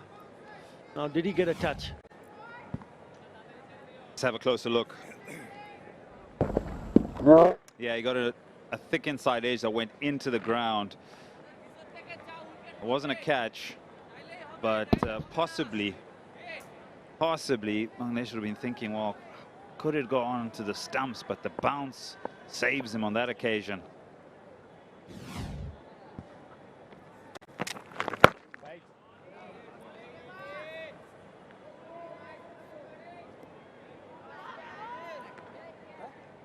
The 6th over in this session.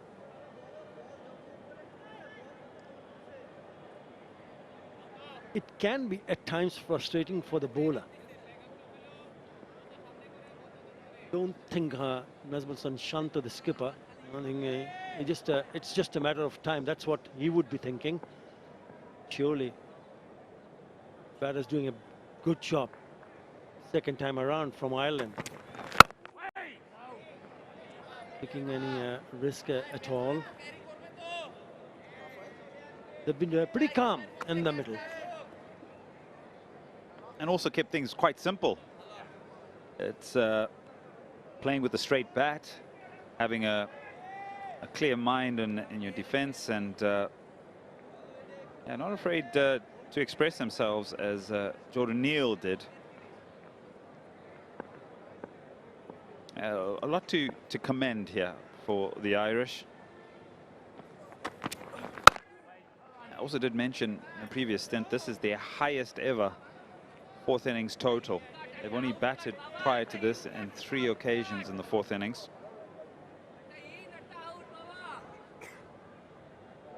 Yesterday I also did mention it would have been so interesting if this was a 3 test match series, to see what Ireland would have done in that 3rd test match in terms of their learnings and their approach that they've had in this particular test match. And Chattogram.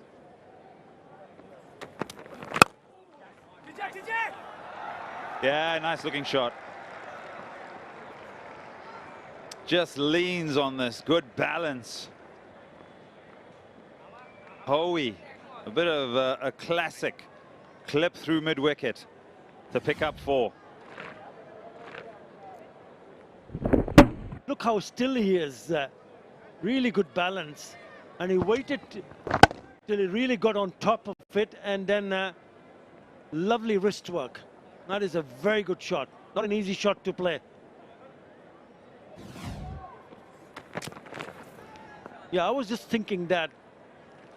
But I haven't seen 𝗵𝗲𝗃𝗃 to try to pitch a few short pitches, even test them with few bounces. 272 for 8.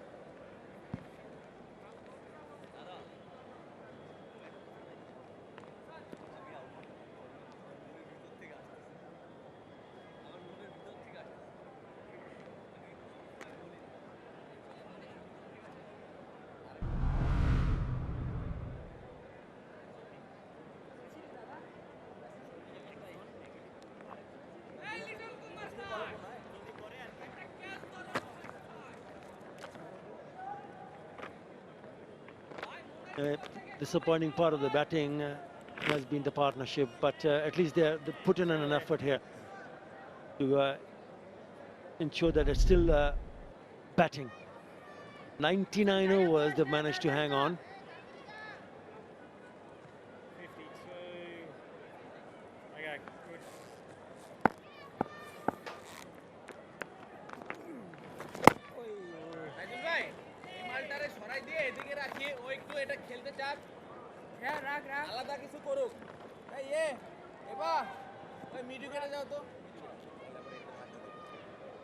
You said you wanted to see them play a 3rd test match. Yeah, it would have been nice in Chattogram, but hang on a second. You are off to Chattogram, aren't you, Ed? Oh, the ball. There's an appeal. Don't think there's any bat, but we'll have to wait and see.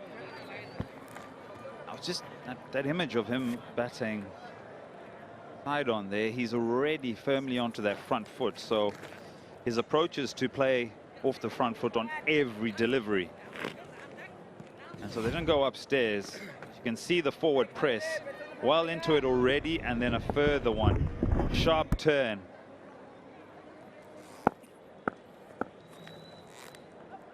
But that's a nice delivery because it pitches on off, or on and around off stump, and draws him into playing the drive.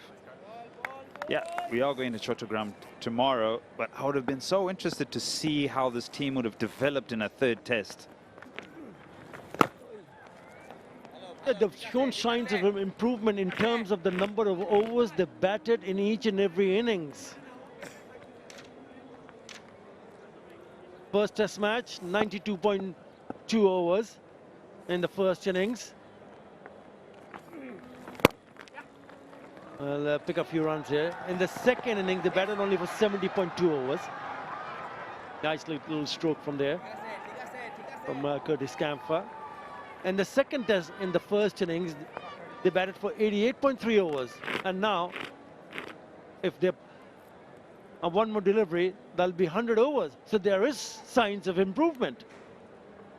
What they needed is contribution from the top order.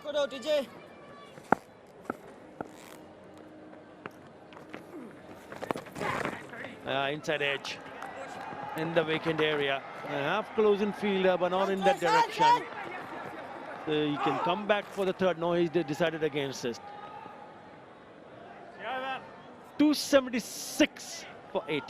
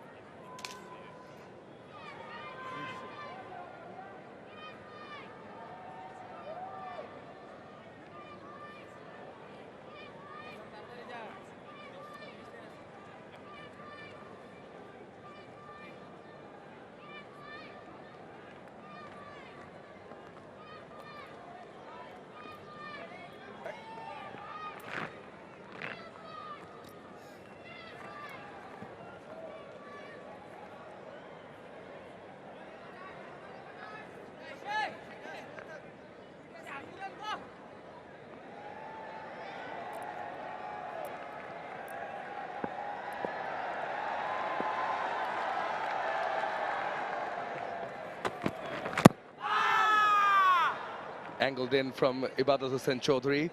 Both the first delivery after 100 overs, so it's the 101st over. Let's pick up where our fellow colleagues left it. Joined by Isabel Joyce. Batting 100 overs, more than that. Again, Ireland. They've done it twice before.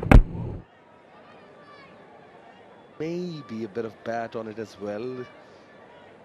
Yeah, there's a bit of shape, but sliding down definitely.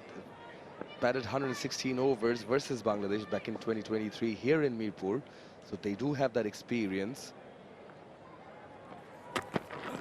And they've done it 2 other times. Once in Dublin back in 2018, 129.3 overs. And the highest they've batted is 145.3 overs. That's in Galle versus Sri Lanka in 2023, a couple of years ago. Good numbers, thanks to our Cats guru, Sudarshan. Izzy, more numbers for you to be happy about. Yeah, look, they've shown some resolve. I've been pleased to see Gavin Hoey playing his shots as well. And a couple of delightful shots through and wide of mid-on. A couple of boundaries that way, showing that he has got batting prowess. 23 million people. Dhaka, approximately. That's more than 4 times the population of the Republic of Ireland, and about 3 times the population of the island as a whole. So a few cricketers to choose from. Another on drive, but the angle cut off this time. The numbers that Ireland fans will be worried about going forward is the numbers that the top order are putting in. When Cade Carmichael and Paul Stirling both made 50 in the first test match, that was the first time that 2 out of the top 3 for Ireland have gone past 50 in test matches. So that's something that Ireland will need to look at.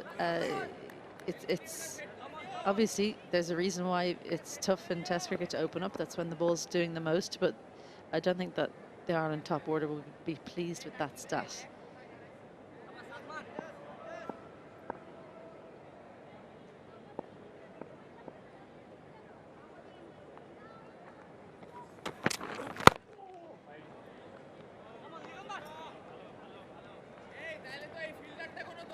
I do wonder, is the experiment of Paul Stirling, is he going to stay at the top of the order?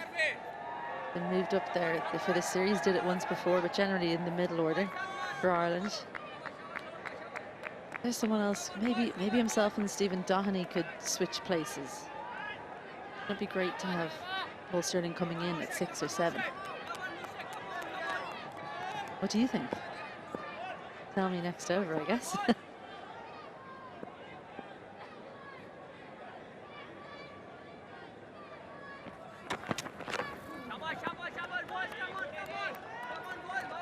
Get back to that. It's a maiden from Ibadat.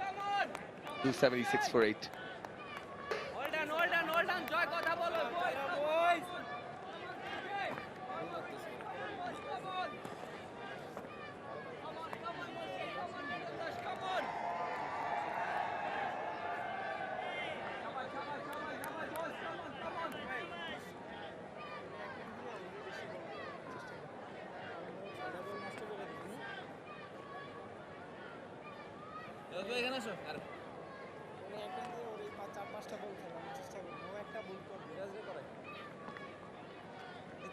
.276 for 8 moment.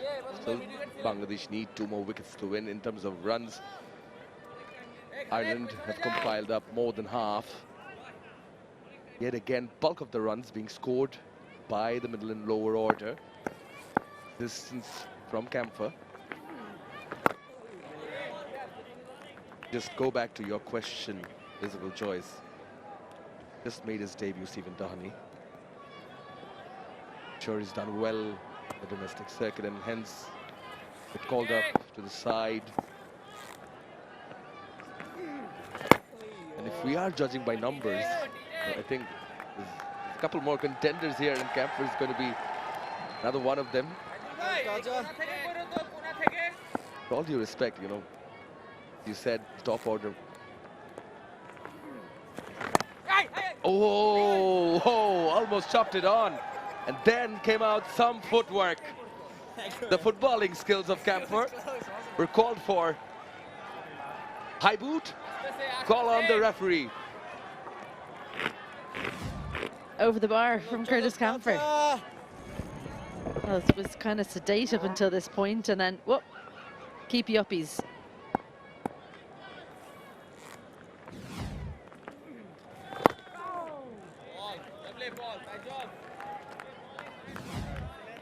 Let's see, would this have gone on? Just a nothing shot from Curtis Camphor. But I think that was going to hit the stumps had he not done that. It's a good balance from him, to be honest, to get in that position. Good defense. Quick time. Quick reaction. What position would Curtis Camphor play on a football field, I wonder? He's got the defensive instinct. That one's leapt up. Almost like he was bitten, Curtis Camphor. Another maiden. The stare from Tigel. He wants the breakthrough. Not coming this over. 276 for 8.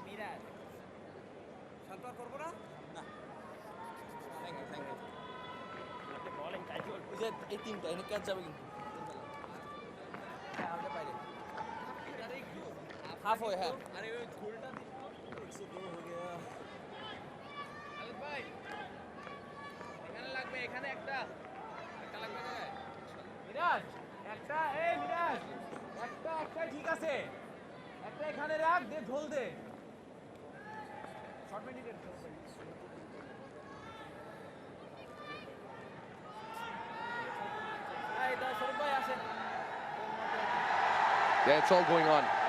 Well, and if you're following, if you're a fan of Test cricket, I tell you, and in fact, I don't need to tell you, we don't need to tell you, you know there's quite a bit going on in there. On top of that, if you happen to be a football fan as well, there's some tricks on offer from Curtis Camphor in the previous over. He reminded me a bit of 𝗲𝗂 Chaudhary, defending goals, but yeah. Chanto calling for his deputy to come on with the ball. He'll be bowling from the Dutch Bangla bank end. 𝗂𝗏𝗃𝗃, the debutant, has done well with the bat too. Solid. Yep, and just to go back to our conversation, you know, judging by the numbers, Tucker's done well in this part of the world, in Test match cricket as well. Carmichael has shown glimpses in Sylhet. And if you're judging by the numbers, someone might just come and say a layman. You know, just switch it up because they're scoring the runs. But the question is, when do you switch it up? Where do you switch it up? Do you have the option to try it out before you go on these tours?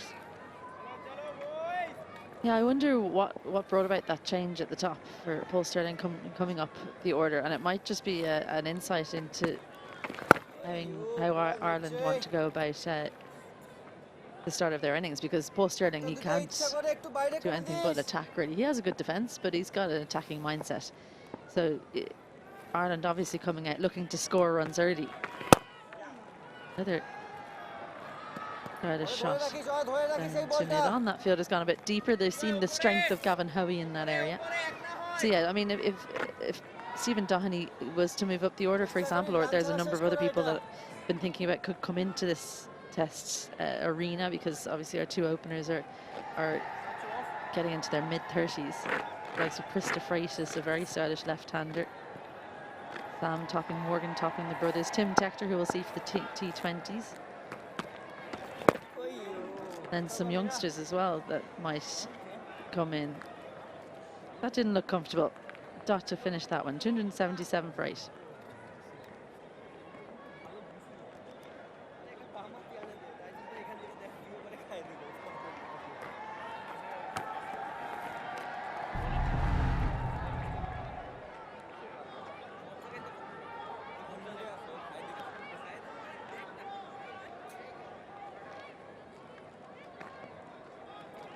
উপরে থাকিস, একদিস না।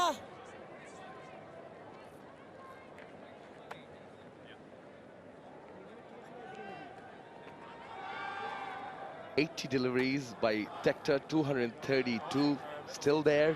Camphor, 52, Doheney, 53, McBride, 46, Neil, and 69, 𝗂𝗏𝗃𝗃𝗃. That's what has enabled Ireland to stretch this match, drag this match,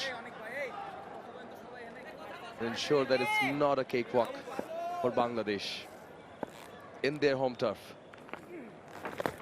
Oh, was in the air for a bit. Runs available. I just about got the bat there in time, 𝗂𝗏𝗃𝗃𝗃. This will be a stern test for him.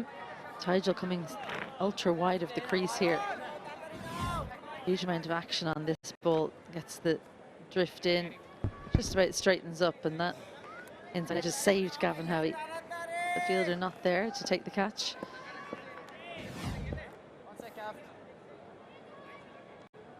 𝗂𝗏𝗃𝗃𝗃 looking organised with bat in hand. Jordan Neal is in the team as kind of the bowling all-rounder, but maybe 𝗂𝗏𝗃𝗃 could count himself in that arena. He's just beaten the bowler. It will be a single. And this is just about when things are getting slightly frayed for Bangladesh. Mushfiqur Rahim not happy. He's been made to dive here. Just about bounced over Tigel's hand. And yeah, I think maybe he just jammed. Oh dear. You must do all the bowling and the fielding too, sir. Cholo, cholo, TJ!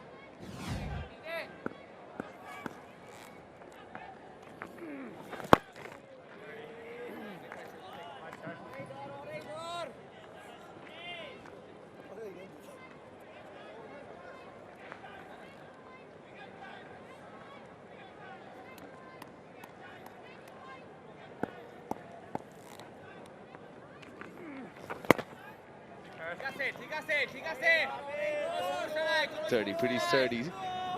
Still going good, but that could be a sign of worry. Been strong so far. Plays the over out. 280 for 8 Ireland.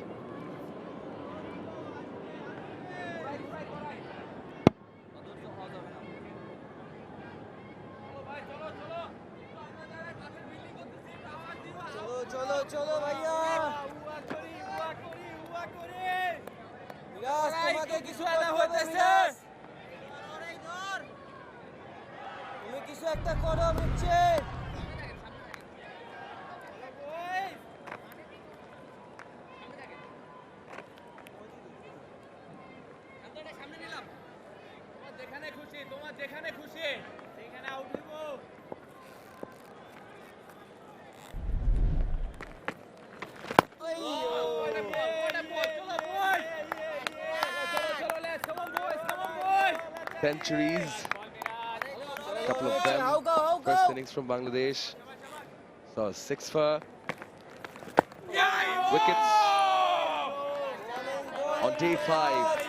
Yes, there is a new looking Mirpur here, hosting the second of the 2 test matches between Bangladesh and Ireland, the Dutch Bangla Bank series. The volume is up around the batter. Quite a bit of chatter around him. 3 fielders marshalling the area to the leg sides.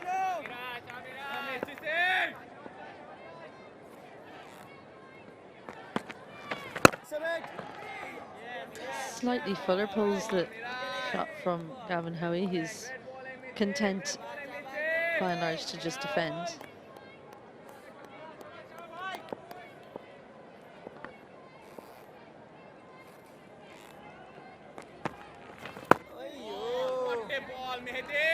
They are really in his ears, aren't they?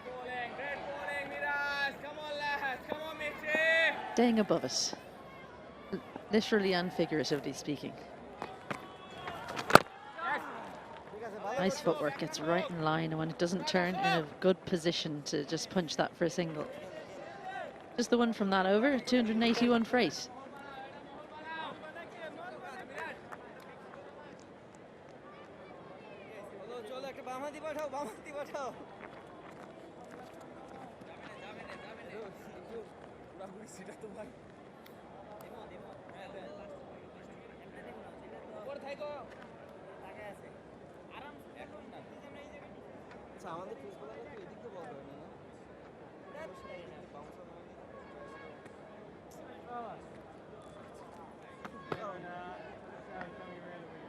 A very, very important one, a valuable one, this partnership. 44, yes, the runs. Time, balls taken, 120 dots. 120 of the 141 face are dots. Peak of perseverance. Prime example.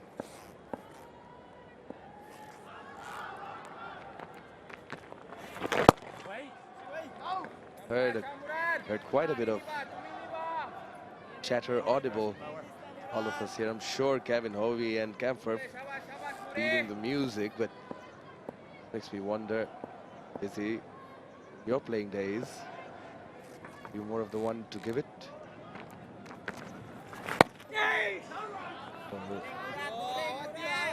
Absolutely not, Shaman. I can't believe you asked me that. You let people know when they've maybe edged one or some such every now and then, but no, it wasn't a big one for the chirps. I do remember the first time I got chirped. It was about 15, playing against a touring Australian team. They no, they weren't the Australian team. They were a touring stateside, and this was the chirp. When you're facing up to bat, do you breathe in or do you breathe out?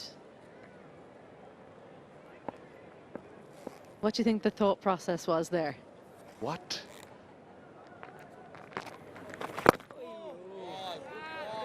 What? you're so busy thinking about what your answer is, you're not thinking about the ball coming down at you. Is the reason for it? So that's women's cricket for you. Very civilized.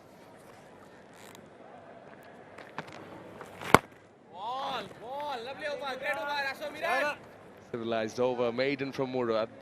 281 for 8.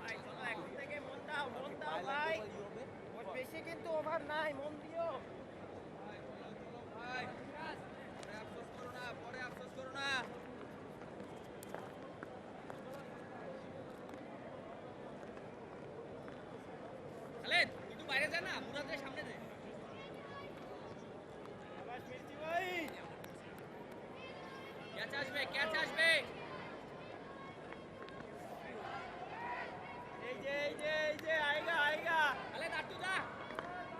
505 dots.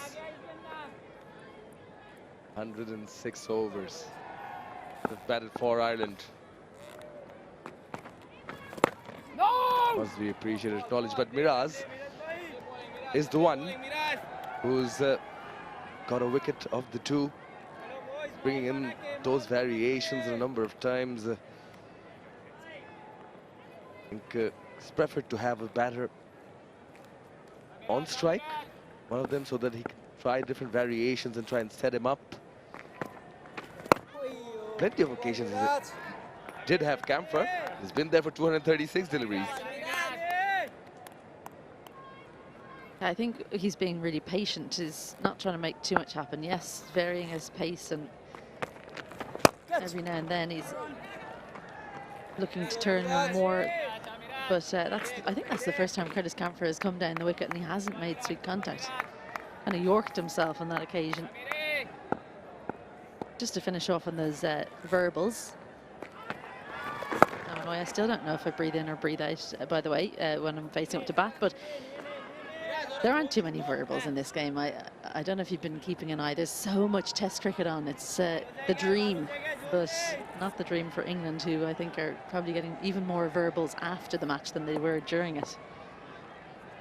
There's still cricket on. Who'd have thought? Ireland have never drawn a Test match.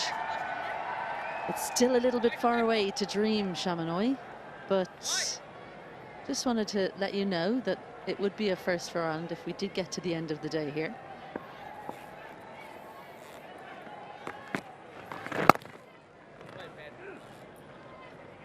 Taking note of that, ma'am. Still plenty to do, but this has been impressive. This has been impressive from Ireland.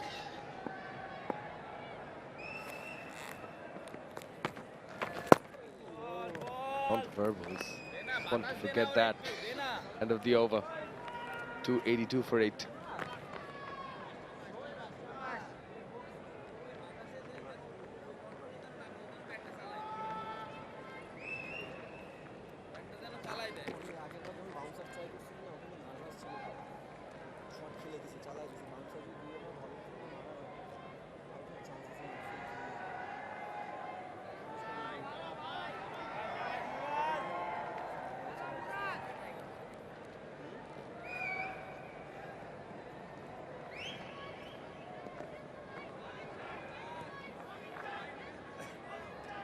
$19 runs of the 14 overs. Not much keen on runs. We know why. Murad operating. Yeah, it is Hassan Murad. Previous 3 occasions got the better of Camphor. And again, to test him. Holds the line, carries on with that angle. Brings the bat out on this occasion. I think Murad is much more likely to take a wicket if Ireland are trying to score runs because of that slow turn.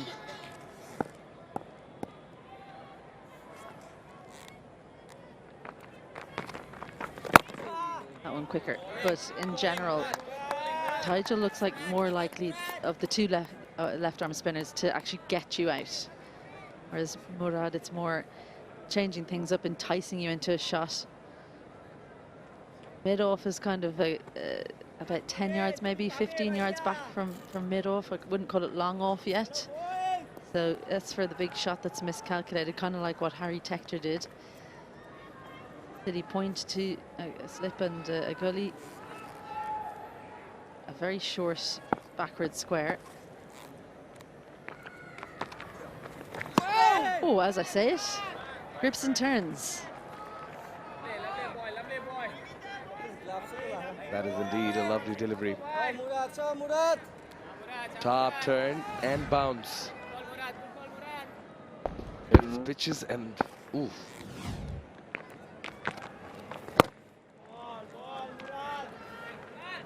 Patient, patient, happily patient.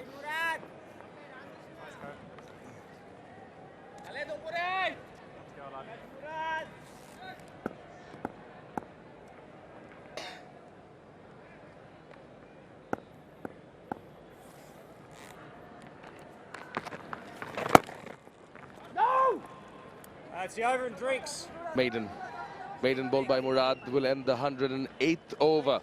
Ireland to 82 for 8, and that's when the officials call for drinks.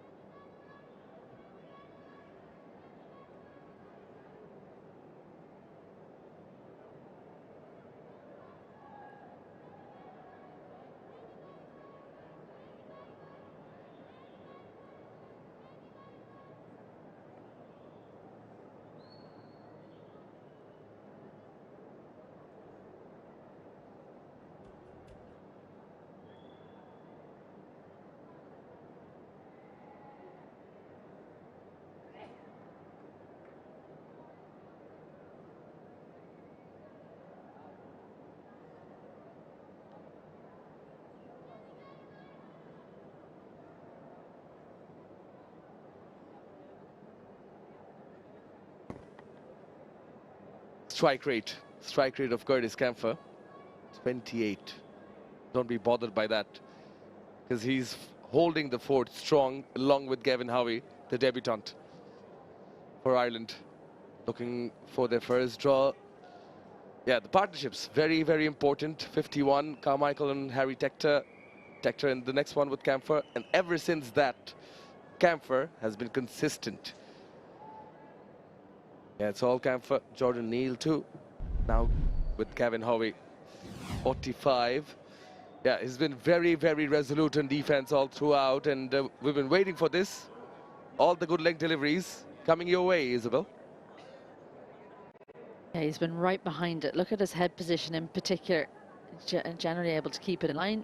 And there have been a lot of dots in this innings, to say the very least. He's hardly seen any deliveries he wasn't keen to defend today. But that also shows you how consistent Bangladesh have been. They've hammered away on that line and length against him. 𝗂𝗏𝗄𝗃 as well. I've been impressed by his defending, the way he's gone about it. Now 206 dots.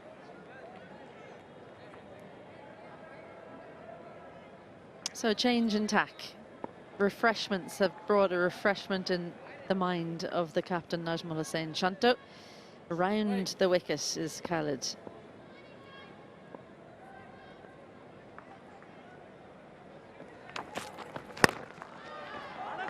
Positive. In front of square. Running away. Mushfiqur with the chase. Not giving up. Footwork comes out. Mominul throws it back. And they run 3. More football. Long chase there, wasn't it? Nice contact. It was just slapped away with disdain by 𝗂𝗏𝗄𝗃. Yeah, sometimes it can get almost too close to the 𝗃𝗏𝗏 to slide. He would have had to dive on his front to make sure that he didn't touch the 𝗃𝗏𝗏. So good option in the end. Not something that your coaches will be too pleased about, but I'm sure they'll forgive him on his 100th test.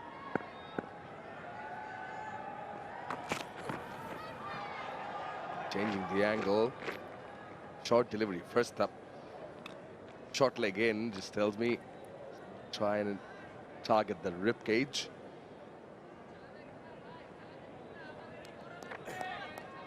Yeah, I don't know about this plan.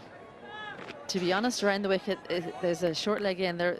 They've taken one of the catchers out for Curtis Camphor, but in at the body, he just ducks in it underneath it, and any width on the offside, there's huge space to cut it away at that length.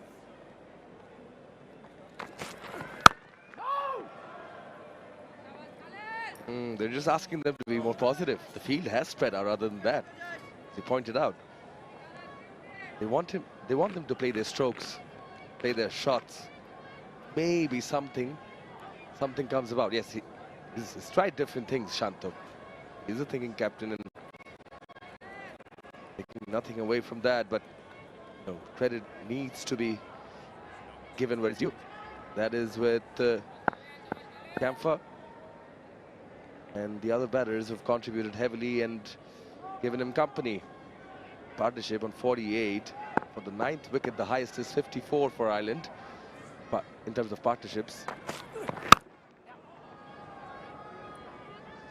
that 54-run partnership for the 9th wicket that came in the Sylhet Test, which was the first test of the Dutch Bangladesh series, again proves to you that it's the lower order that has ticked for Ireland. Yeah, the lower order has put big pressure on Bangladesh to see can they bowl team out in Test cricket. They've cost a lot of runs later on. Ireland dealing with this pressure admirably. The longer this game goes on, the pressure's going to start to tell on Bangladesh. They're the ones with everything on the line here. That was better. A better bouncer from Khalid. Yeah, you feel like it's Bangladesh who will feel the pressure, because they would have been coming in this morning thinking, let's wrap this up. Sometimes when you look too far ahead, it's a bit of a mistake. Yeah, that one just not getting up quite as much. 𝗂𝗏𝗄𝗃 had to really duck underneath that one. Managed to keep the periscope down. It's harder than you think not to just stick the bat up there, because that's how you get your balance. It's natural when you duck under one to put your bat up, so you have to fight against that instinct. Khalid changing his angle, coming over the wicket for the final delivery of the over.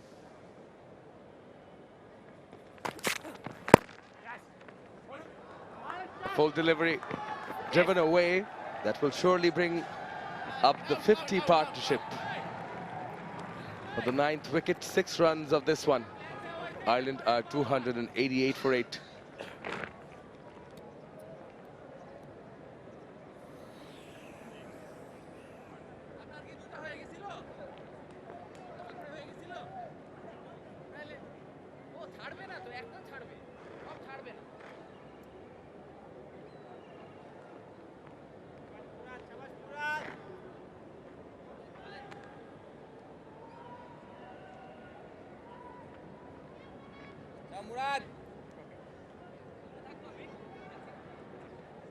রাজুল ভাই পিছে energy নাই মা সমস্যা কই ছয় খাও সমস্যা নেই তো কামুরাত কামুরাত Yeah, that's taken 165 deliveries and well, exactly what the doctor ordered actually.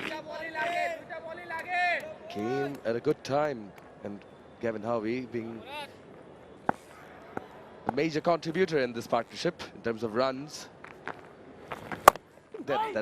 That has been the strategy pretty much for the last few weeks. The partnerships surrounding 𝗂𝗏𝗃.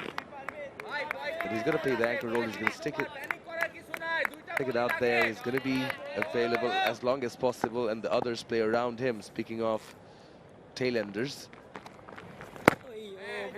Good ball.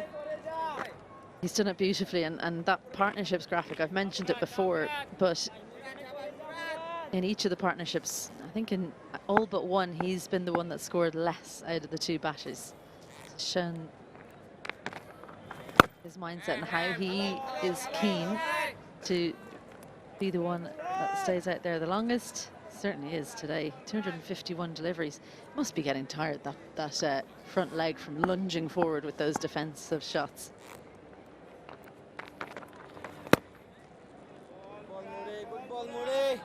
I mean, it's a valid point you brought up last over, Izzy. Yeah, pressure. I wouldn't like put it in that manner. That pressure on Bangladesh, yes, is gradually increasing, and these batters are making sure that they feel it. Wouldn't deny that, because at the same time, this Bangladesh side is too experienced to know that you can't take any opposition lightly. But this performance will only make them respect Ireland even more, and I think this augurs well.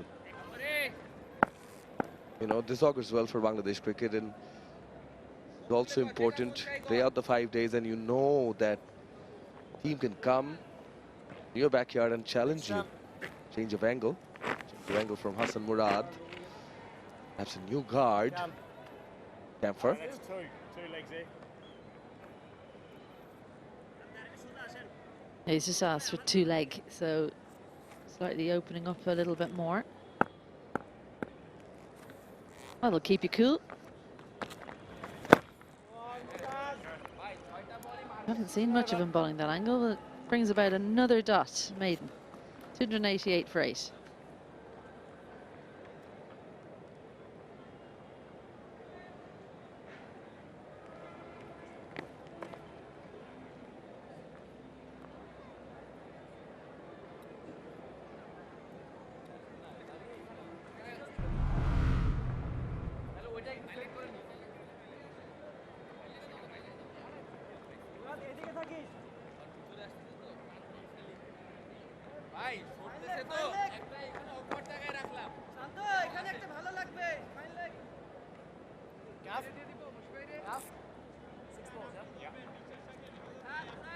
Yeah, there it is again. Harry Tector, Dahani, McBride, Jordan Neal, 𝗂𝗏𝗃 now. Just 4 runs away from getting to their first best partnership for the 9th wicket. Again, starts off with the short delivery. Does Khalid Ahmed, same ploy. Ireland now reaching the second highest fourth innings score at Dhaka, and it's the highest by a visiting team. So Ireland giving a good account of themselves. Just to finish off on the pressure, I think you and I were talking off air about whether these two Ireland batters would be feeling pressure. I think at this stage, no, they're just relishing this kind of role they're playing in,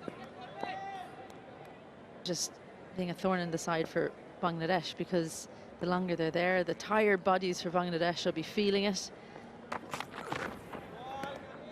Fast bowler running in on day 5. Yeah, warning here for going down the pitch. Khalid coming around the wicket. It can be difficult to get off. That's the first warning. Just making sure the captain knows. Second one above shoulder.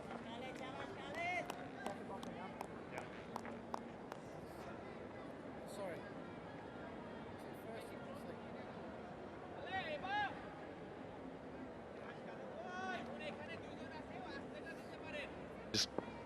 credit to Ireland, as you were saying.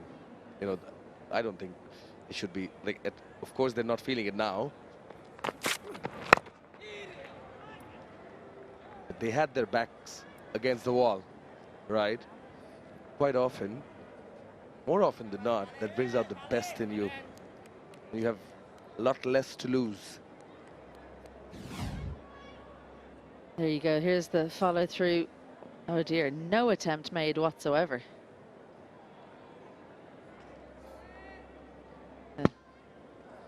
Not happy.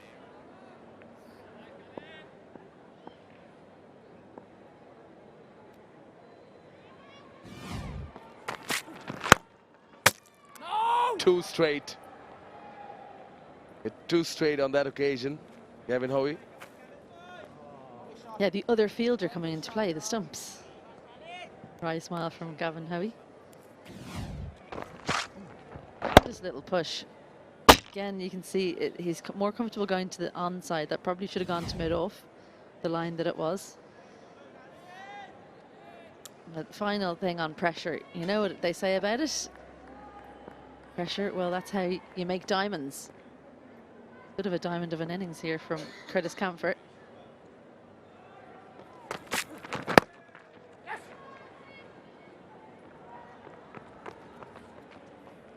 I think the Irish are giving Bangladesh a taste of their own medicine. They delayed the declaration yesterday. Took their time. Battled for 69 overs in the second innings, Bangladesh. You know what? In hindsight, I think that was a good decision, because otherwise the target would be much lesser runs for the Bangladesh bowlers to defend. Khalid, last delivery of the over. Camphor want to end this nicely. Lower bouncer trying to trick him. Ha! And then the stare. Nelson on the board, but in the overs column. 289 for 8.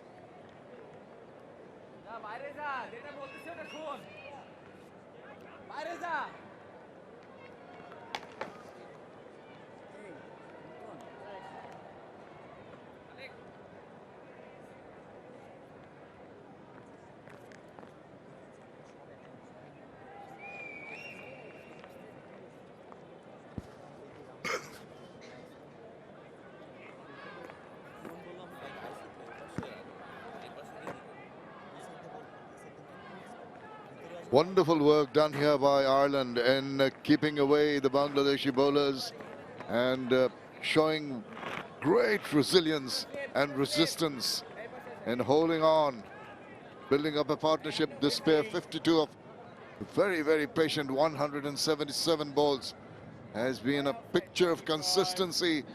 They have been able to frustrate Bangladesh. Bangladesh still waiting to take the 2 wickets. It's going to be Hassan Murad into his 22nd over. Still being crowded and still being efficiently handled by 𝗂𝗃𝗃𝗃. Well, Bangladesh can tend to get a little frustrated here now. Athar desperately need a breakthrough now.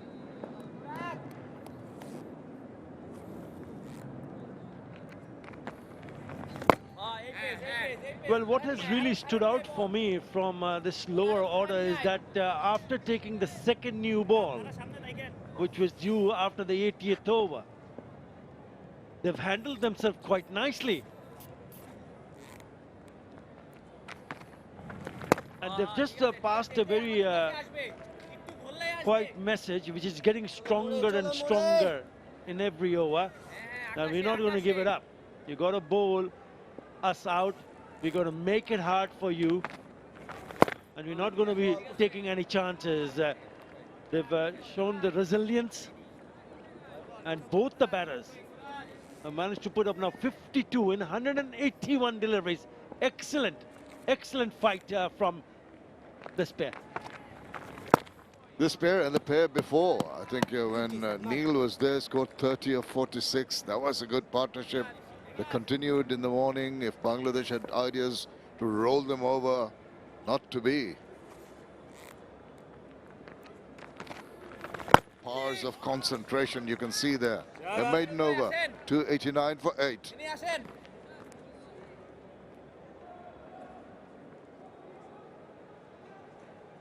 Joy back on the field.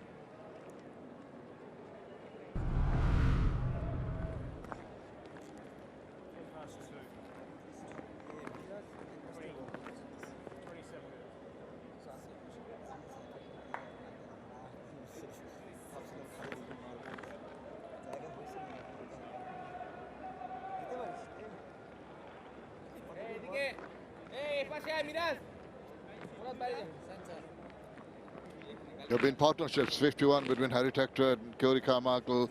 Curtis Camphass virtually featured in the rest of the partnership right the way through. 70 not out, still going strong. Crowds waiting in eager anticipation. They must be delighted with the quality of play. It's a real tussle, a real test match to savor. Mominul Haq comes in now. Maybe lull the batters into a false sense of security and to bring on a part-time bowler. But he has a golden arm. He's been known to take wickets.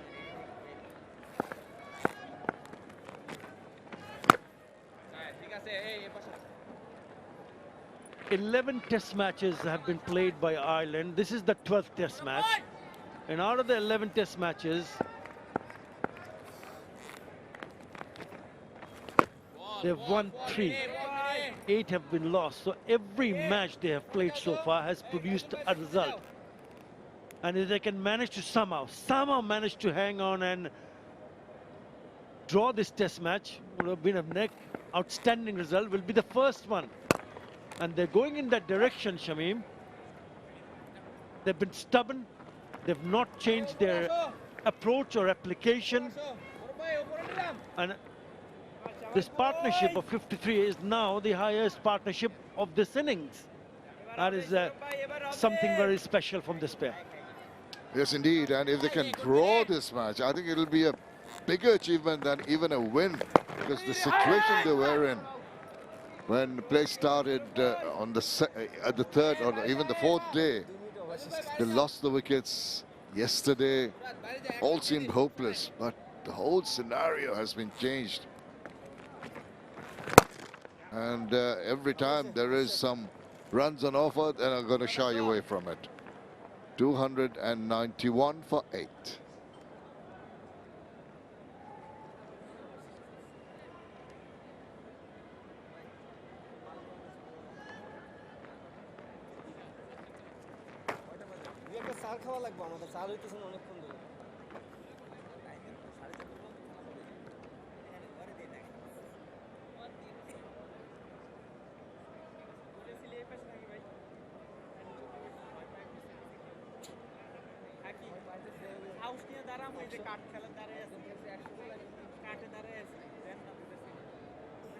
$189 balls faced by this partnership. 54 still going strong. 161 dots. Look at the compilation of runs. 5 fours. And this has been magnificent from Ireland.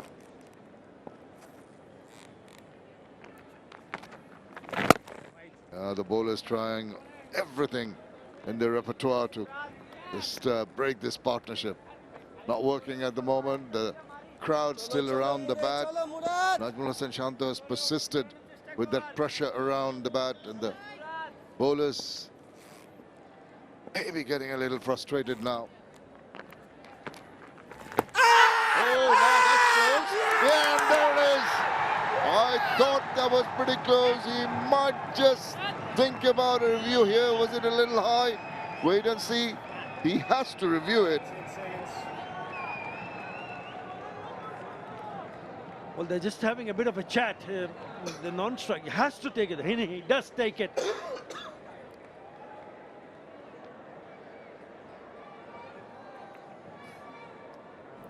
TV umpire to director. We have a player review for LBW. On-field decision is out. I have checked the feet. It's a fair delivery. Front on, please.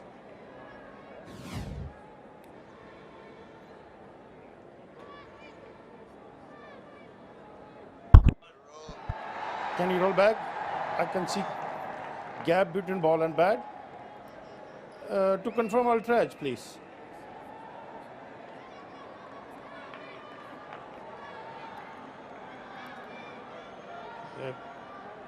Keep rolling. Keep rolling. Roll up to the pad, please. I can see gap between ball and bat. Yeah, satisfied. No bat involved. Go for ball tracking when ready, please. Original decision out. Pitching outside off. Impact in line. Wicket sitting. Samuel, stay with your original out decision. Stand by, you are on screen. And there's the wicket Bangladesh have been waiting for. They've made the breakthrough. Stubborn resistance has come to an end. Good innings from 𝗂𝗃𝗃, but he has to take that long walk back. 37, he scored 291 for 9. And I'm out of here.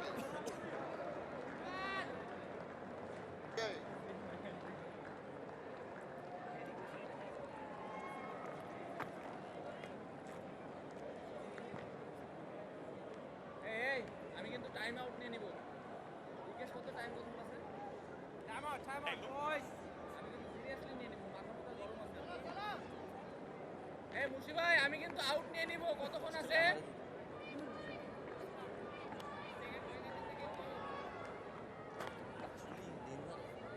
Last man in for Ireland. Matthew Humphreys, can he put up the same kind of resistance that the previous batters have had? Ireland have stuck it out. They've made it difficult for Bangladesh. But Bangladesh now on the verge of victory. Yeah, they had to wait 31.5 overs before that happened. Lovely delivery. Just comes back with the arm. Would have knocked over and dislodged the stumps. You know, really good partnership with Hassan Murad. Oh, they need another one. Oh, he's bowled him. It's all over. He needed 2 deliveries. So Hassan Murad also has a 4 for 44. What an over. And what an innings from 𝗃𝗃𝗃𝗃, who remains unbeaten at the non-striker and on 71. You know, was just looking that the bowlers and the team, Bangladesh team, were getting a little bit frustrated.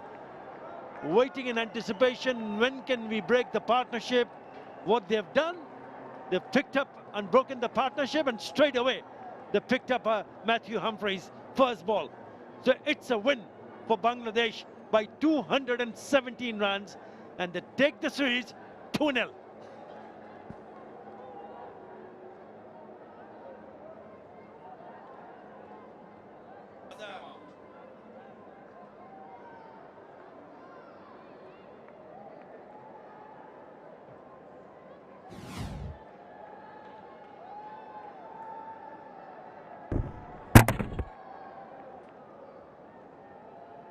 Beauty of a delivery, drift, pitching, turn. It's a beauty of a delivery from Hassan Murad to pick up the last wicket.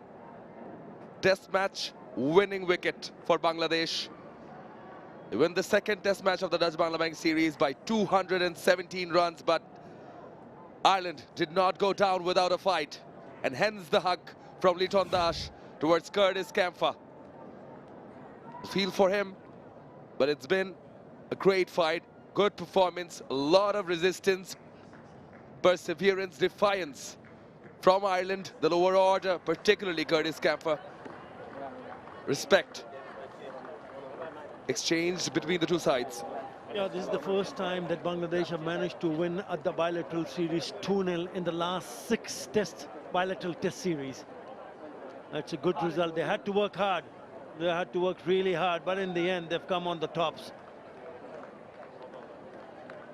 This test will be remembered for history being made by Mushfiqur Rahim, who went on to pick up 100 in his 100 test match. Also, Taijul Islam surpassing Shakib Al Hasan's record of most wickets in test cricket for Bangladesh, and the joint quickest to pick up 250 wickets in test cricket with Rangana Herath. It has been a collective performance. It's a big win, but you got to hand it to Ireland, especially today, because in that first session, they lost the 2 wickets and survived for 39 overs. And also then in the second session, they nearly played 21 overs. But it was those 2 deliveries from Hasan Murad finishing things off in favor of Bangladesh.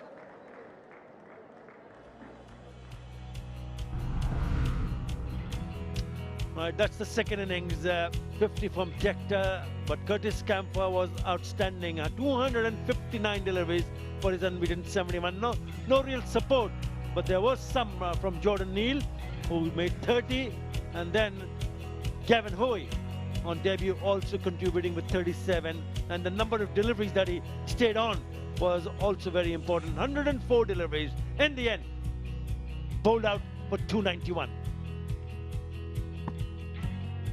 Yeah, they battled hard. Well, Harry Tector and Carmichael initially 51 of 68, 41 of 85, Camphor and Harry Tector. And then the lower order, 81 deliveries, 105 deliveries, 85 deliveries. And then Camphor and Hovey, the last fight before they fell, 54 runs of 191 deliveries, kept on frustrating Bangladesh until they were bowled out in the 114th over for 291. Yeah, the only bowler not to pick up a wicket was 𝗂𝗂𝗂. He was unlucky. Remember, he did saw a catch being dropped earlier on. Taijul Islam led the pack with 4 for 104. And also, what about Hasan Murad? I thought he was brilliant with the ball. 4 for 44 in 22.3. And a wicket for Khalid Ahmed and maybe Hasan Murad. These are the session highlights. Unbeaten batter looking very good. That one really took off from the surface. And it was that pair once more that went on to just hang in there, drifting down the leg side. To get them at bay because they were stubborn and they really played beautifully.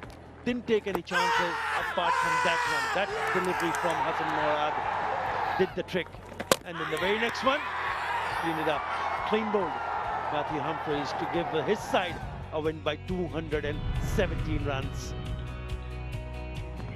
The Bangladesh batted first, a couple of centuries there. Liton Das 128 and Mushfiq getting 100 on his 100th test match. Compiled up to 476 silent with 265 courtesy of Tucker's unbeaten 75. Taijul getting a 4 in that. Then Bangladesh batted quite a bit, 297 for 4. That's when they declared the lead of 508 runs courtesy of Mominul's 87. And thanks to Camphor and a bit of resistance at the lower order, they batted out 113.3 overs Ireland until they were bowled out. In the end, Bangladesh winning this match by 217 runs. We'll take a short break now and come back with the post-match presentation.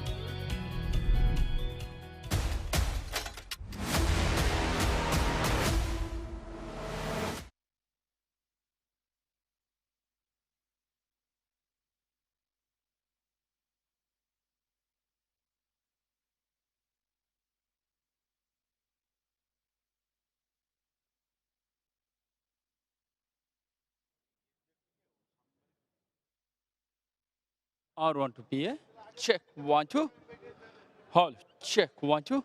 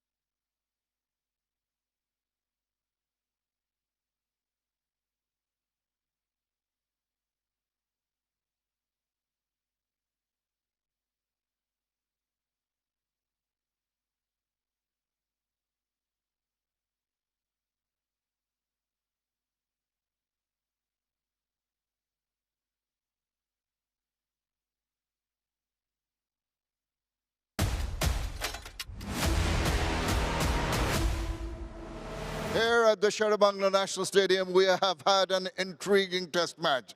It was a fight for the Irish, and they really fought hard today, but eventually they could not manage a draw they would be targeting at the end of the day.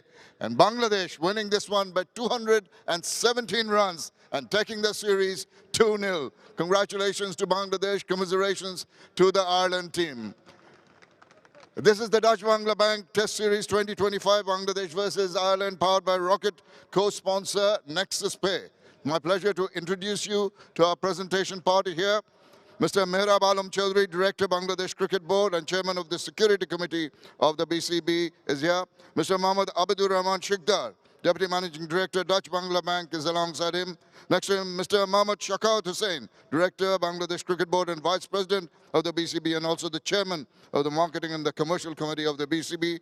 And alongside him, Mr. Fayazur Rahman Mitu, Director, Bangladesh Cricket Board and Chairman of the Disciplinary Committee of the BCB. Thank you, gentlemen, for being here with us. But I'd like to request the Ireland captain, Andy Balbirnie, come across and have a few words. What a fight, Andy. Let's start from the end. The manner in which your guys played today was, it was a revelation for all of us, and the grit and the determination that they showed must be lauded. Yeah, I think so. I think at the start of the day, the main word we had was fight. We knew that we'd be up against it for most of the day, but I think the application by Curtis and Gavin was really amazing, and even Jordan, the way he played as well, but particularly Curtis to be out there for as long as he was. Didn't look like he was going to get out. He could have been there all day and even into tomorrow if he wanted. But yeah, a lot of resilience, but at the same time, I think we were outplayed, and I think Bangladesh were definitely deserving of their win. They are deserving of their win, but you've got to take a lot of positives, particularly in the manner, the technical aspect of it. You think that on the fifth day, the ball was going to grip and turn. Maybe not as much as expected, but still there was enough in it to help the bowlers, and to overcome that with your skill set must have been pleasing for you. Yeah, it actually played a lot different to what we thought. We were kind of expecting it to turn early on in the match, but it did turn, but it wasn't like turning for the whole game. It was a pretty good cricket wicket, and yeah, I think we enjoyed the challenge. The challenge for us is to keep playing, first-class cricket, test cricket, to improve the young guys and get miles into the legs that will help them win games for Ireland in the test match arena. Yeah, going forward, you will have some concerns, understandably, particularly with the top order, because it was the bottom order which really put up the hand for you guys. But if that can be, the bottom order is added on from a good start from the top order, that must augur well for the team. 100%, and that was probably the difference in the two teams. I think a lot of their top order batters got big runs in the two test matches. Our guys got starts and looked like they could get big ones, but just didn't. And that's fine. We've got to go back and work hard and make sure that when we get those opportunities again, we make them big hundreds, and that's the difference between the two teams, definitely.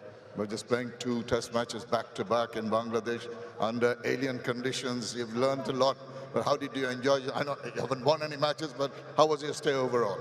Yeah, it was really good. The T20 guys have got some cricket to look forward to, but we've been really well looked after. We love playing cricket in such a passionate, cricket-loving country. And yeah, we're just, anytime we get to play in these sort of places, we learn a lot and we enjoy the challenge. And we hope that you get that chance very often. Thank you for your time, and wish you and your team all the very best. Thank you very much. Thank you very much. Andy Balbirnie, the captain of Ireland. Now, there's quite a few honors and a crest to be given away, and you know who I'm talking about. It's the man playing his 100th test match. Mushfiqur Rahim stands out amongst all the Bangladeshis, and he's going to be honored here by quite a few crests to be handed over. First one, Mr. Shaukat Hussain, on behalf of Asif Mahmood Shaji Bhuiyan, the Honorable Advisor of the Ministry of Youth and Sports, is going to hand over a recognition crest. And Mushri, you'll have to keep on coming back. The next recognition crest is to be handed over by Mr. Arifur Rahman Babu, President of the Bangladesh Sports Journalists Association, BSJA. Arifur Rahman Babu handing over. Veteran journalists, liked by everyone, Arifur Rahman. Thank you.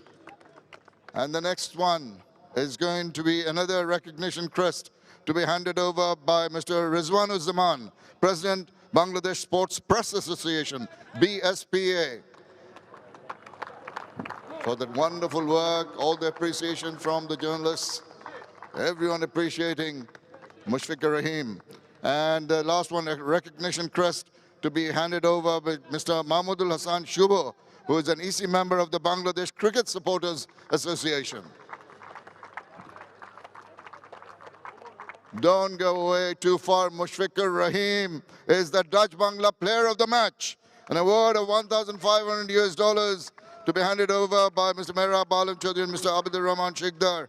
And the crest to be handed over by Mr. Shikdar. Mushfiqur Rahim, 106 in his 100th Test match and 53 in the second innings. Oh, it's marvelous. Tremendous achievement by this great player. Mushi, if you'd like to come across and have a few words.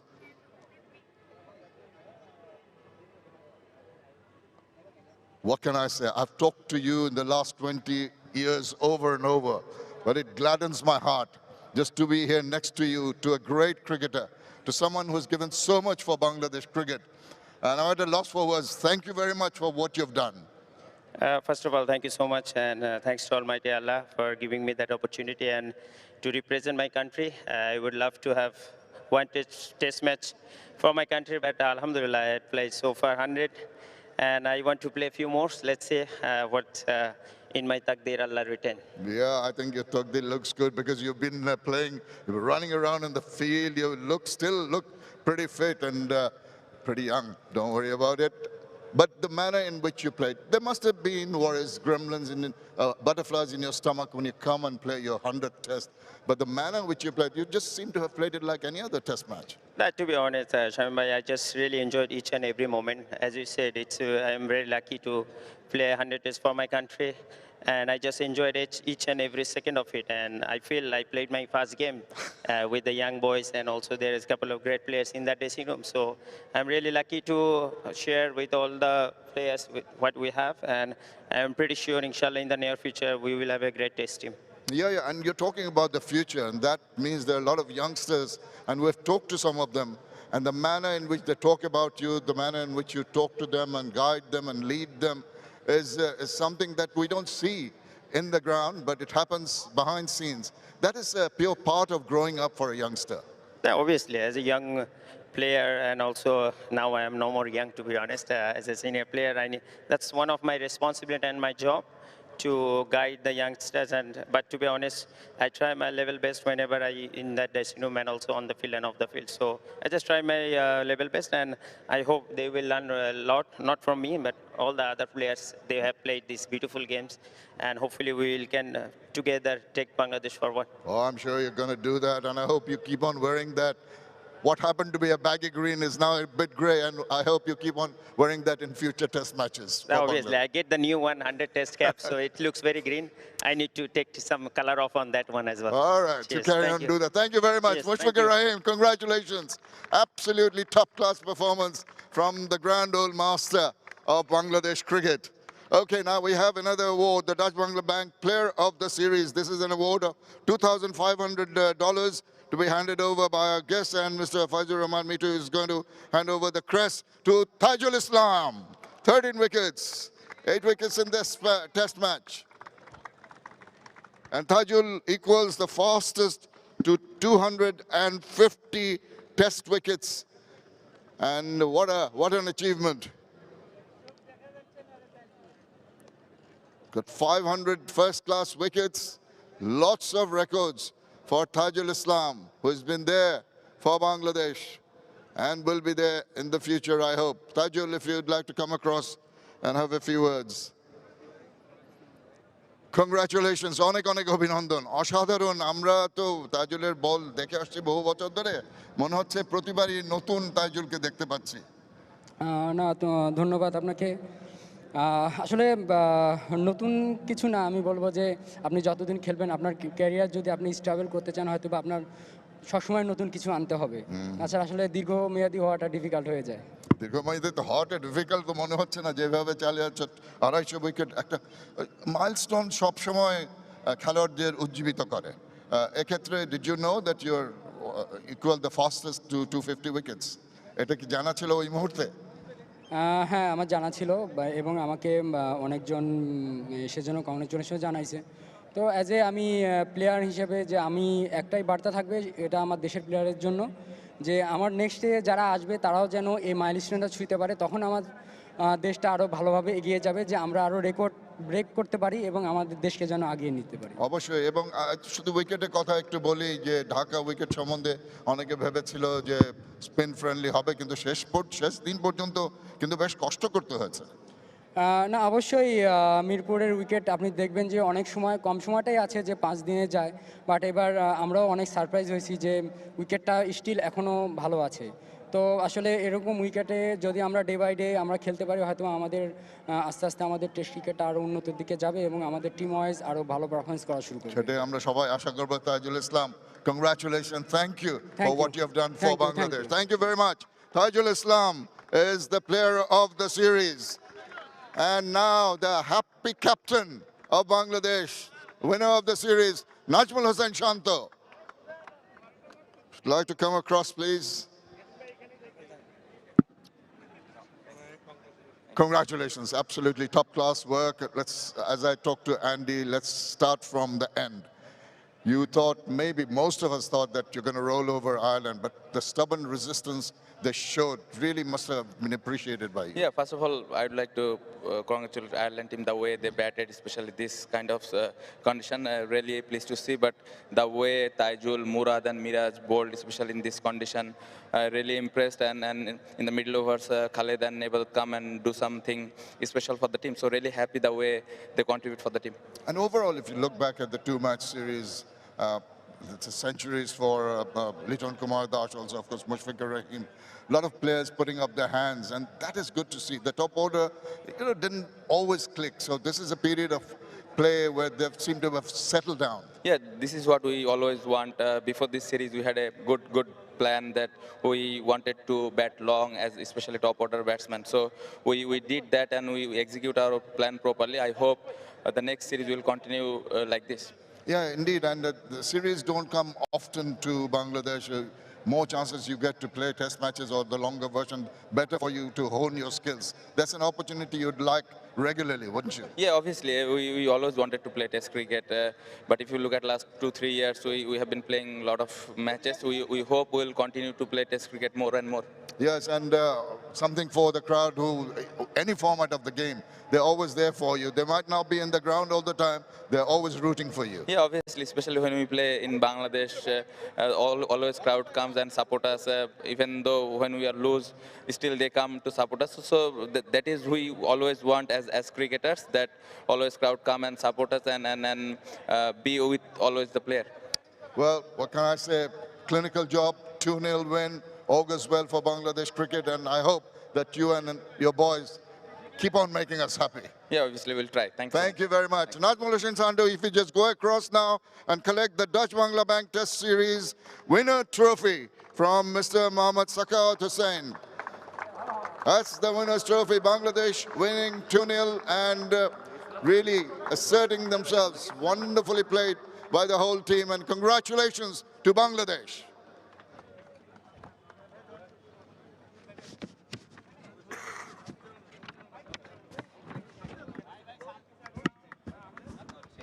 Yes, Bangladesh, the deserved winners of the Dutch Bangla Bank series. They win this second test match by 217 runs. They clinched the first one also by a massive margin of an innings and 47 runs. As a result, Bangladesh, proud winners of the Dutch Bangla Bank series versus Ireland 2025. First one was played in Sylhet, and the very last one here in Mirpur Sher-e-Bangla National Cricket Stadium, only fitting because it is the Bangladesh legend Mushfiqur Rahim's 100th test match. Yeah, debut test series for Hassan Murad. What a story.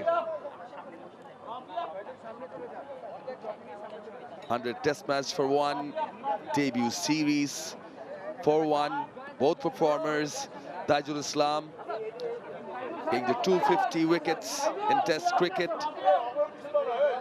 fastest, along with Rangana Herath, who was formerly a coach, spin bowling coach of Bangladesh.